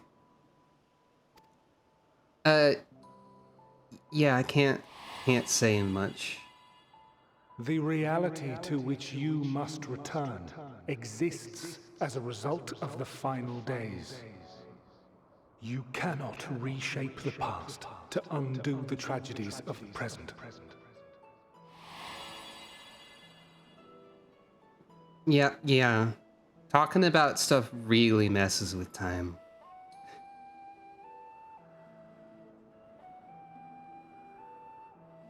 So, your actions here will not change your history, but they may yet affect the course of ours. Yeah, basically. How very exciting. I'm quite fond of delving into the unknown, and there's naught more unknown than the future. I think I know why Vana was SM. And also probably why she didn't want to retire is like, that's boring. Retire in the air quotes, denoting the meaning of it to the ancients, of course.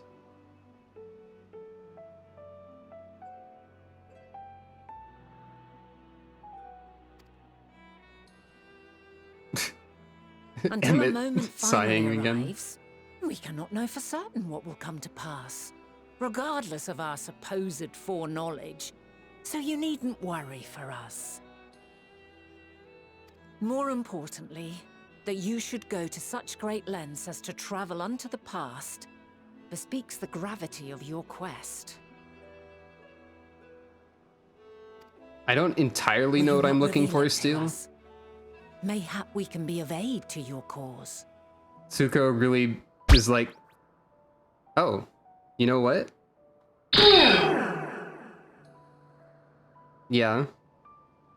Tsuko's really like, I can't tell you anything because it might dramatically affect the future.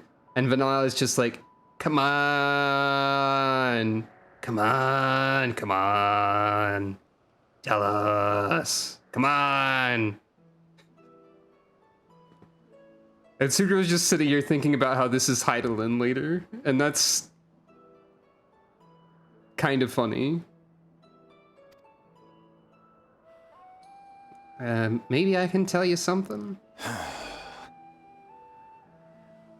Nope, Emitsalk's too busy sighing If over this is there. true, then you've been keeping quite the secret to yourself. Yeah. As a representative of the Convocation, I will hear it all. Your identity, purpose, everything. Sucro.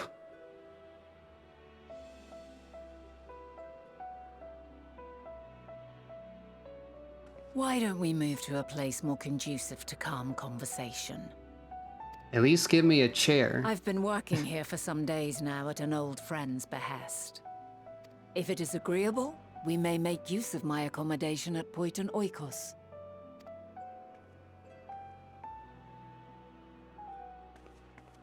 Sucro looks really torn up about this.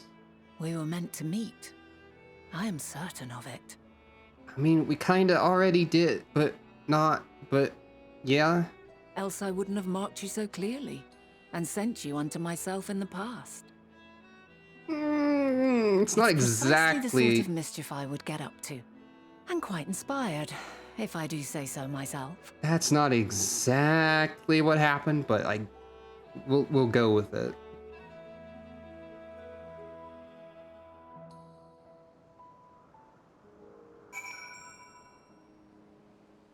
Heidelin revealed to be a prankster. Hey, wait a minute. Y'all got Umbral Wind up here? Is that weird? Is that normal for you to have? Heidelin did do that, that's true. So is this the cliffhanger, or is the cliffhanger after the conversation that we're heading towards? And there I thought you were a harmless stray familiar. As far as I'm concerned, this nebulous talk of future this and changing history, that can wait. First, I need to find out exactly who you are and what you hope to achieve here.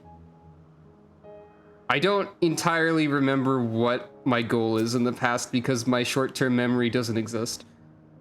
The future, our future. Sucro nervously looking at the ground at our future.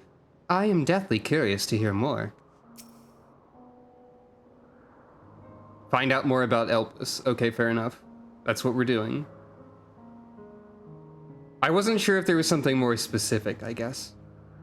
My apologies, but before we move along, a colleague has tasked me with a matter which I'd rather not leave unresolved. It involves finding a certain concept-engraved crystal and the quick-fingered Aureus which made off with it. Okay. Thank you all for clarifying that. An Aureus, you say? I think we might have seen the culprit before being distracted by that business with the shark. Would you like us to follow its ethereal trail? That would, of course, lead us only to the Aureus. There's no guarantee that it hasn't dropped or stashed away the crystal you seek. Please, even that much would be enormously helpful. While you are hunting down the thief, I can follow behind and scour the forest floor just in case. Could I ask you to join the search? I would appreciate another pair of eyes to cover the land to the west of here. Nod. Many thanks. There's a small bridge leading to Poiton Oikos. Let us meet up there once we've exhausted our efforts.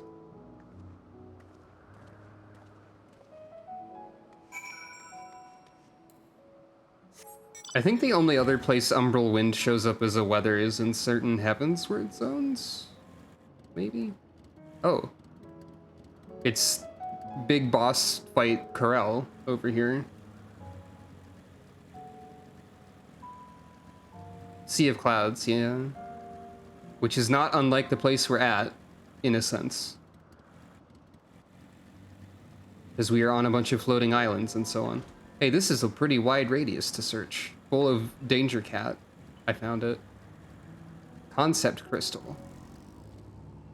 Yep, that is that. That is one of them.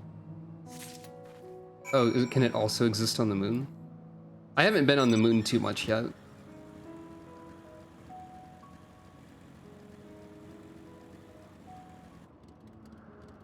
Come to think of it.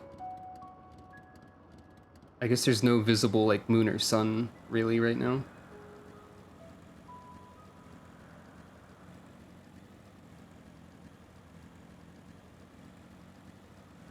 I found either a concept crystal or a drive that you can give to your Chow to raise one of its stats. The problem you present is vexing enough without adding the old Azem into the equation. And she wonders why these lines upon my brow grow deeper when she herself wields the hammer and chisel. That's a good line. Oh yeah, it is nighttime.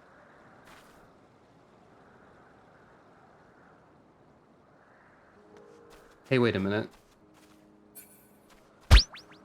Places that Tomb Brawlwind can appear include the Sea of Clouds, the Forbidden Land Eureka Pyros, the Raktika Greatwood and Censored.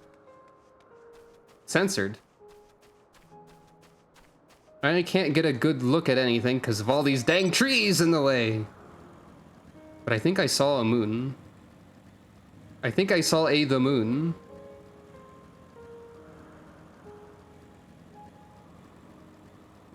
All these dang trees and my lack of flying.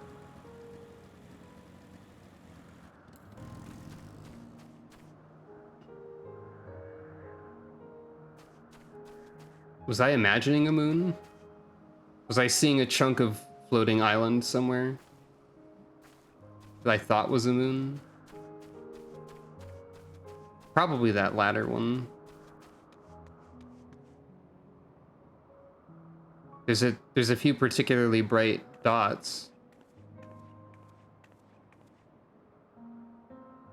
Some of the architecture here also kind of resembles Titania's castle in Ilmeg. A little bit.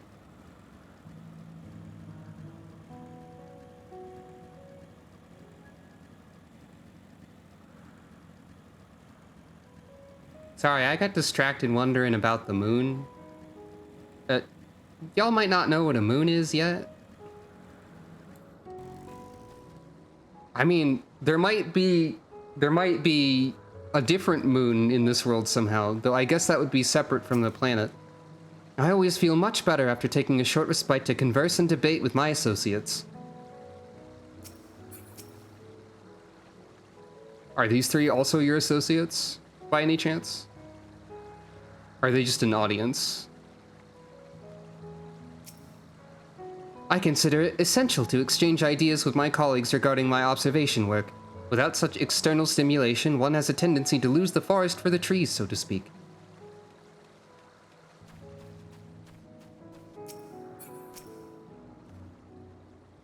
The Azims, both mentor and student, are a force to be reckoned with.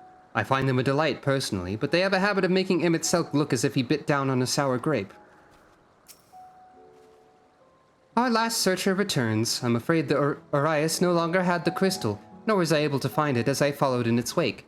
I don't suppose you fared any better. A scintillating crystal, upon which is stored some manner of esoteric concept. I did it. The crystal. Well done. Wonderful. Now I can focus on your tale without that missing concept nagging at my mind. Have you always had a knack for finding things? I've often been asked to do so, or traveling and searching go hand in hand. That's a good response to this, given the context of everything. Well, you know, traveling and searching go hand in hand. You travel often, then. It seems we have something in common. Long ago, when I held the seat of Azem, I was forever trekking back and forth across the star in search of answers to people's problems.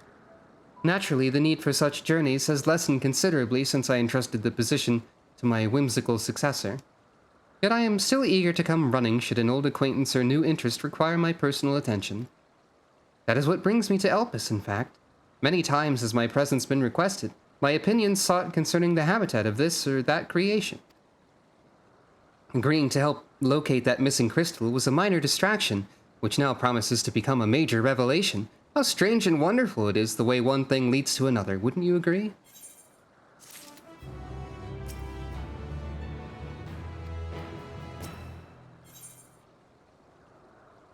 A past not yet come to pass. Thank you again for your timely help. Now then, 'tis time I return this stolen property. If you'd go on ahead to my accommodation, I will join you as soon as I have attended to that task. Follow the path straight ahead to the building at the top of the slope.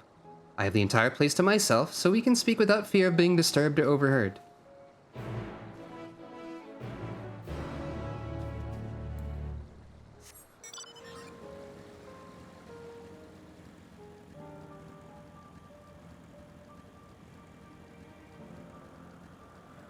Alright, the aetheroid is here.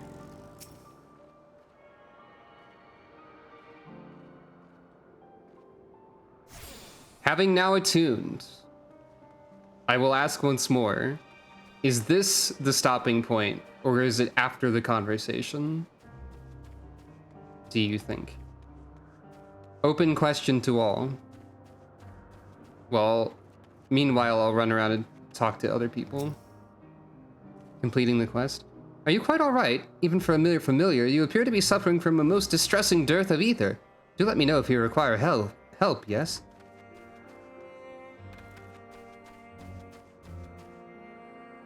Hey. This is the shape used for anima. What are you up to? I'm a taxonomist, an artist in the medium of names. It is my job to adorn the flora and fauna of Aetheris, such as these creatures you see here, with names befitting their natural beauty. This is the shape used for anima during the questline before you have the mechanical body for anima. Also used for elementals? Maybe. I don't know. I don't remember it elsewhere. Oh, like the elementals. Capital E elementals. Oh, for a second I thought that Vanah's house was just a table. You needn't be nervous around Vanah. Those white robes mark her as one of fair and impartial reasoning. Aside from the emissary Lidibus, such garb is worn only by those who have stepped down from public office to serve as advisors. Whatever you have to say, she will listen without judgment. Hey, I was right about them having something to do with stepping down. Vanah's a mentor crowd. Yeah.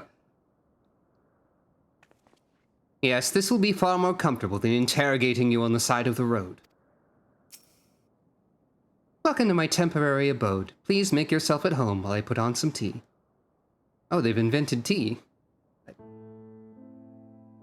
Hey, this is a different song than we've heard, I think. Song of asking Sucro what the heck. Oh, wait. A wonderful Answers aroma. motif. I feel more relaxed already. Answers is in this one. Would that I had sweetmeats to offer, but I travel light out of habit. There's plenty of hot water though, so please have as much tea as you like. I mean, yeah, that makes sense. Now Smile. then, will you tell us your tale? I don't know how much I can tell.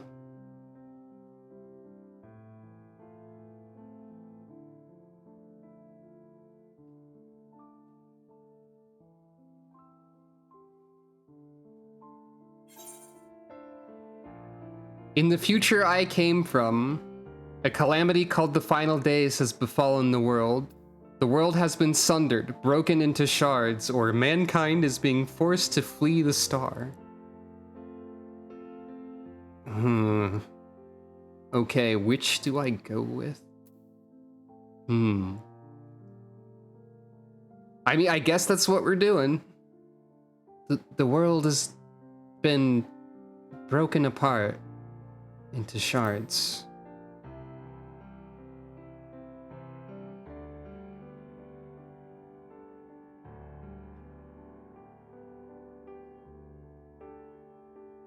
Why don't you start from the beginning?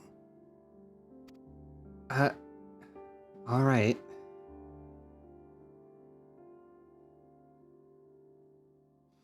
And then Sucro explained a lot, but presumably not literally everything.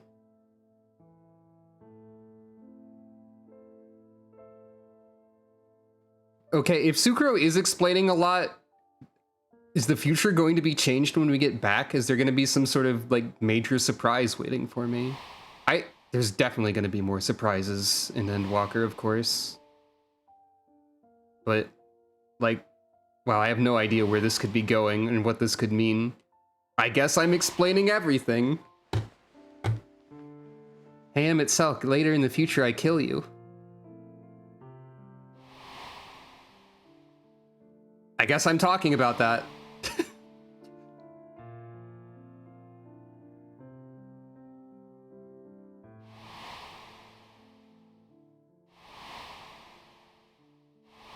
Also Zodiark. I guess Vana was supposed to... Yeah.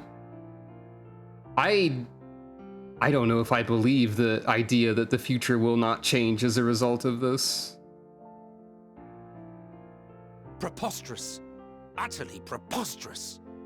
Yeah, I thought you'd say that. While not the words I would have chosen, I too have my doubts. Much of it borders on the incredulous. I notice I'm starting to react in character as Sucrose suddenly more than I have before. I don't know why. Vana? Vana just... I'm gaining Sucro power. Is Vana just going to be like, I believe everything?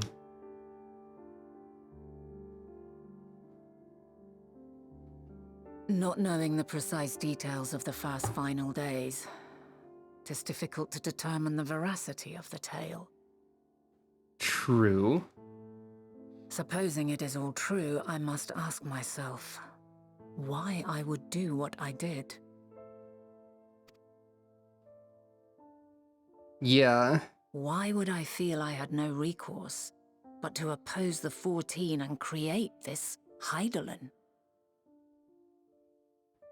This is a lot. Yeah. It called it the final days, but actually it happened twice. Circumstances change, of course. But it would not have been an easy decision regardless. No. There must have been a reason.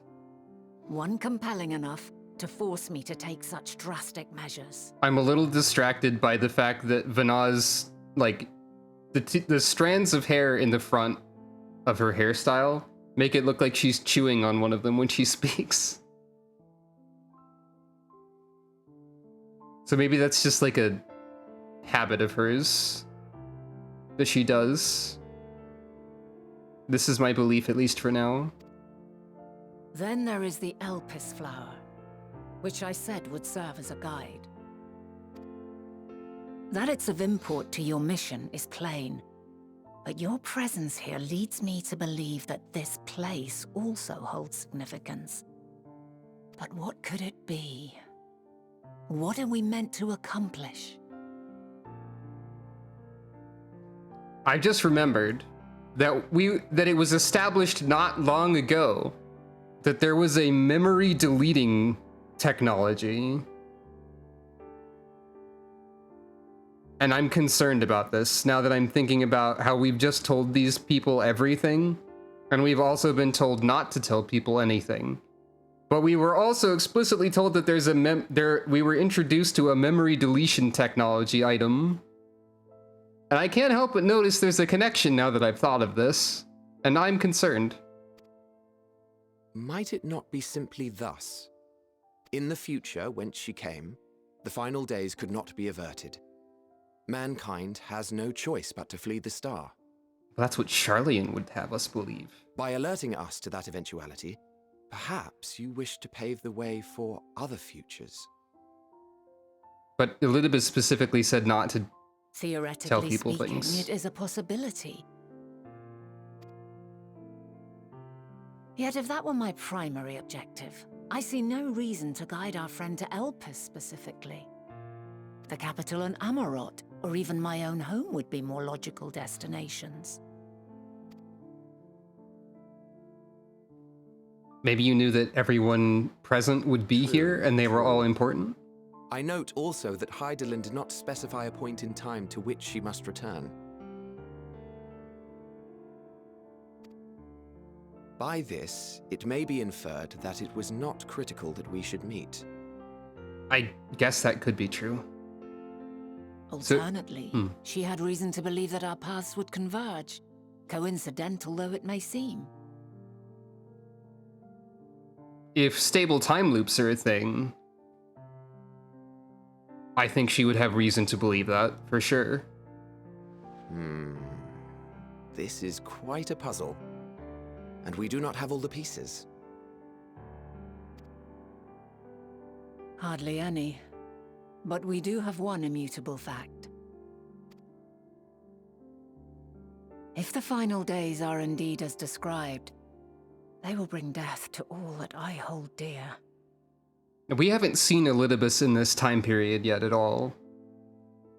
So that's also something to think about with that statement.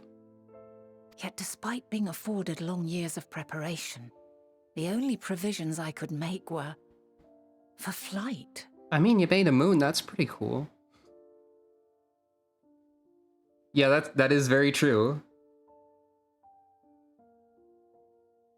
But we already killed Chaos. Nay, my first and foremost endeavor would be to find a way to forestall the coming doom. Okay, but your second choice, if you couldn't. Given that even the 14 failed, mayhap you deemed it impossible. Nothing is impossible. This I have always believed. Fair enough. And if Hydaelyn is indeed me, she would believe the same. Well, there might be some external factors adjusting what Hydaelyn believes a little bit. People can change, you know. Listen to yourself. Are you seriously entertaining the notion that you are a messianic figure in some far-fetched tale?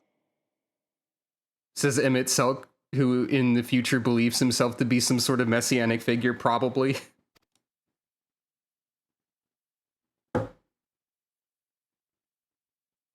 Well, I will not. I refuse to accept that our world could be undone by some unforeseen calamity. Yeah, it sounds like you. I also take offense to my portrayal as a megalomaniacal madman. Well, then you shouldn't be one in the future, you jerk. To sacrifice oneself for the star is a noble act, and I would hold those who gave themselves to this zodiac in the highest esteem.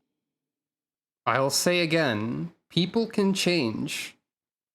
And, you know, you all have some of the most time to do that changing of all people I've met. So, you know, you can do a lot of changing. Yet, you claim I recreated Amarot and populated it with phantoms of our people? A bizarre indulgence that would be insulting to their memory. You're a different person in the future. But yeah, exactly. Worse still, I even invited you there. Literally invited my own downfall. Why would I do something so idiotic and inexplicable? Emmett Selk is the sort of person who would be the author of internet object or internet website like the Evil Overlord list or whatever. That list that lists all the things that you would do, that the author would do if they were the Evil Overlord to not lose. Emmett Selk would write that list in response to this conversation. That's my opinion. But yeah, it is very interesting. But, you know, Emmett, you saying this here, I feel like you probably literally invited your own downfall because you resented in some way what you'd become. You know? And also that was just said in the chat, probably.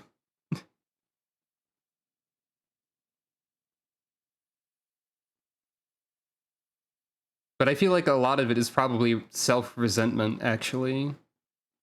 Seeing how differently he feels now. Now, I will allow that the hypothetical task of restoring our world would be daunting in the extreme. The thought of having to bear such a burden for 1,000 lives horrifies me. That too. So here's the thing. If I were one of these three that was talking to Sucro right now, and Sucro explained this entire plot of the game, While it would be difficult to believe, it would also be difficult to not believe because Sucro knows way too much stuff that she shouldn't. Right? Like, how would she know anything about what Amarot is like? For example, like these three would probably know what Amarot is like, but Sucro has way too much information that it would be illogical for her to have if she was lying.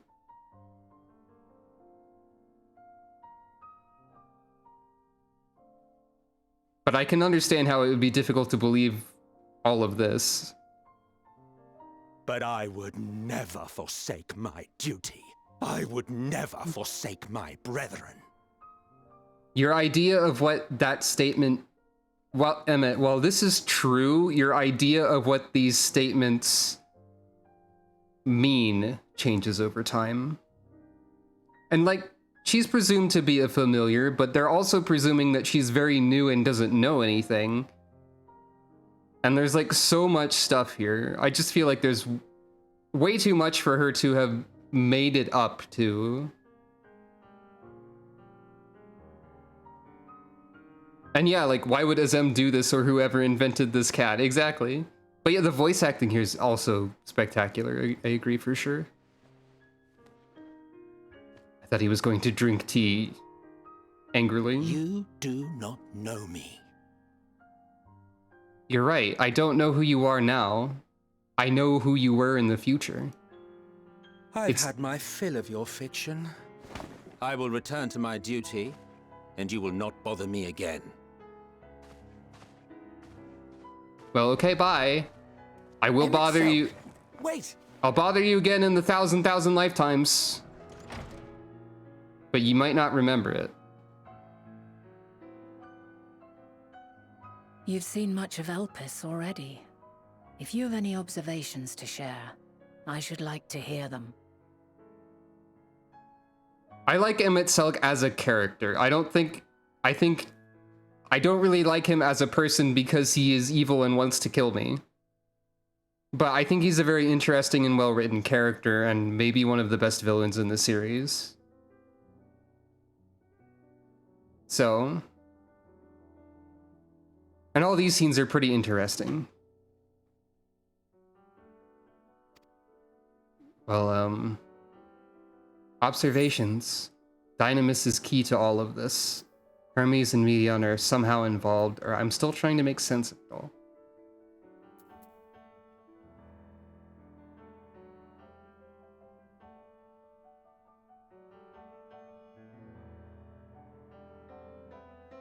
Well, Hades doesn't get sundered, right? Hades avoids the sundering part. It's just Hades after the sundering is different. I think Dynamis is the key. Ah yes, the energy distinct from ether. Though not my field, I have a basic understanding of Dynamis. And you say Hermes researched the phenomenon in the course of creating Meteion? Yes, I believe this warrants further investigation.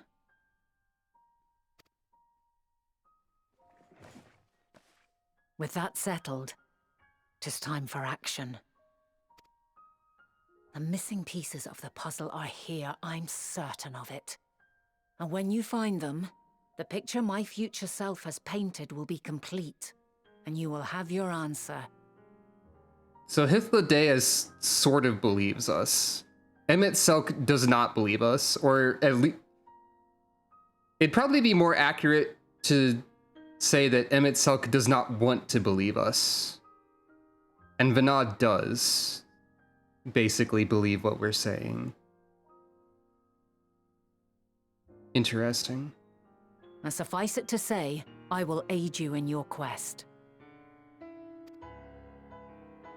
Nod. Didn't even drink his dang tea. And it's cooled down now, it's not steaming anymore. Have faith. If Emmett Selk is the man Azum described to me, we've not seen the last of him. Have faith, he'll continue to be annoying. Got it. No, just kidding. Yeah, it is the strong reaction of someone, like, he's having a strong enough reaction that, like, some of it rang true with him somewhere. For sure. But he doesn't want to believe it. Shall we begin our investigations, then? I am acquainted with Hermes, of course, but only as a visitor received by the chief overseer of Elpis. Of the man himself, I know only that which is common knowledge. Thus I suggest we fall back on the tried and true method of conversing with the locals. The observers who live here can surely tell us more of Hermes and Meteion. I have a good idea of where we might begin.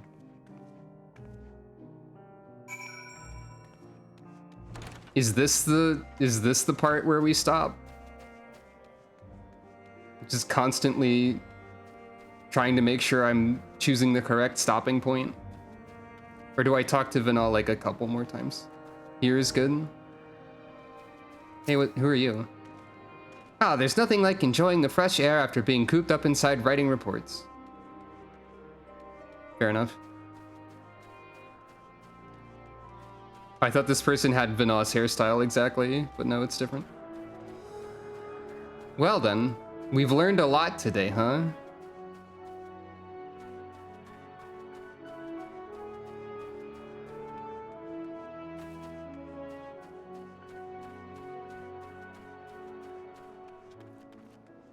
Seeing other players here is very funny in the context of the story, especially given that this person is just idle and dancing next to the Aetheryte. I've traveled into the distant past to dance. I don't want to set my home point here. Nearly 6 hours of uninterrupted backstory lore that's very important. Nearly 6 hours from this point, you mean? Is that what you're saying? Okay, before we stop, I want to map the rest of this island. It's gonna bother me a little bit. Oh, you mean the stream? Oh wait, it is kind of been. I thought you meant. Okay, it has kind of been 6 hours.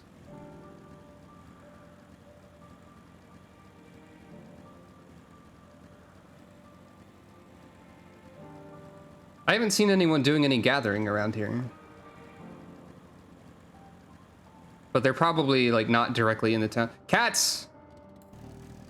Are you the cat inventor? Registration for amphibious creatures have come to dominate of late, but felines remain as popular as ever.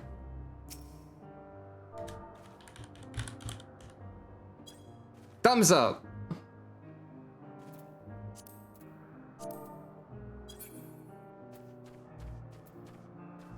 Many people do, in fact, love cats. Oh, hey, there's a person over here. What's up, Telemon? Those fish that swim up waterfalls, mayhap they would be able to climb more efficiently if we slim down their bodies to reduce friction. Ah, carp science. Got it.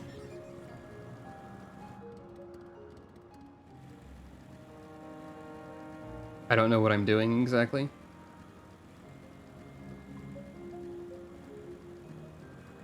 So, this is making me kind of wonder, like, is the Sundering what created all of the not just humans, or is that something else?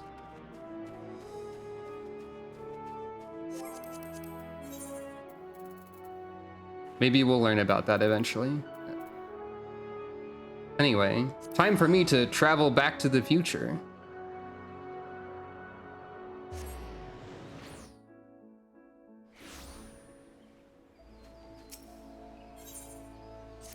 And also gather some coins, I guess.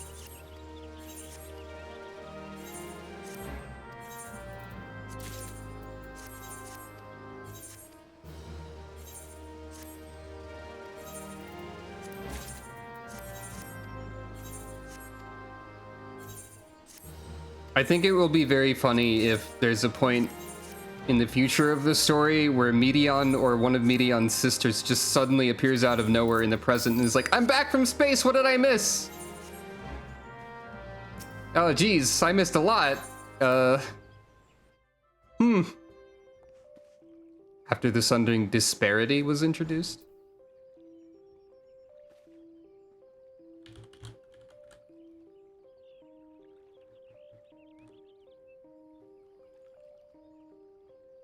That might not be the word you're looking for. A difference in level or treatment, especially one that is seen as unfair. I was checking because I think that might not be the word you're looking for. Did you mean like diversity, perhaps?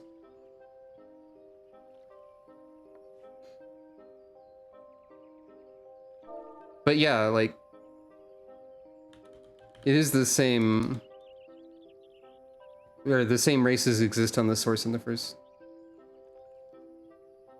Maybe it can? I don't know. I'm not a words master, even though I was an English major temporarily once. But anyway.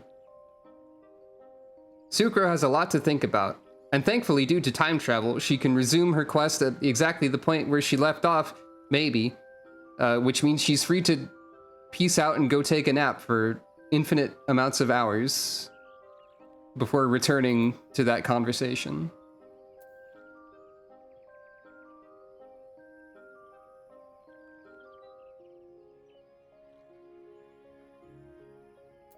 Sucro will take a nap now. And this time was a lot, and next time's gonna be a lot, I guess. So this has been Final Fantasy XIV Endwalker. Return to the main story quest, and what a return it was. As usual... Ah, thank you for petting Calico. It would make sense for them to be like different, or related to different experiments and concepts and whatnot. But as usual, borealrobin.card.co is a place you can go to see all of the relevant links if you would like to. For social media and donation stuff. You can also consider following or subscribing here if you haven't. Anything of that nature would be helpful, but it's not necessary. And most likely on Wednesday, I guess, we will be returning to more of this. Friday, I'd say there's a good chance of that being Super Mario Wonder, unless I just start playing that at midnight release and don't care to stream it.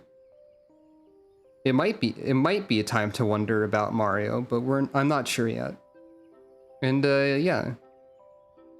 Have a good rest of your day and or night. Make sure to get some rest like Sucro is doing right now, as you can see. And yeah. I'll see you next time. Have a good night, everyone.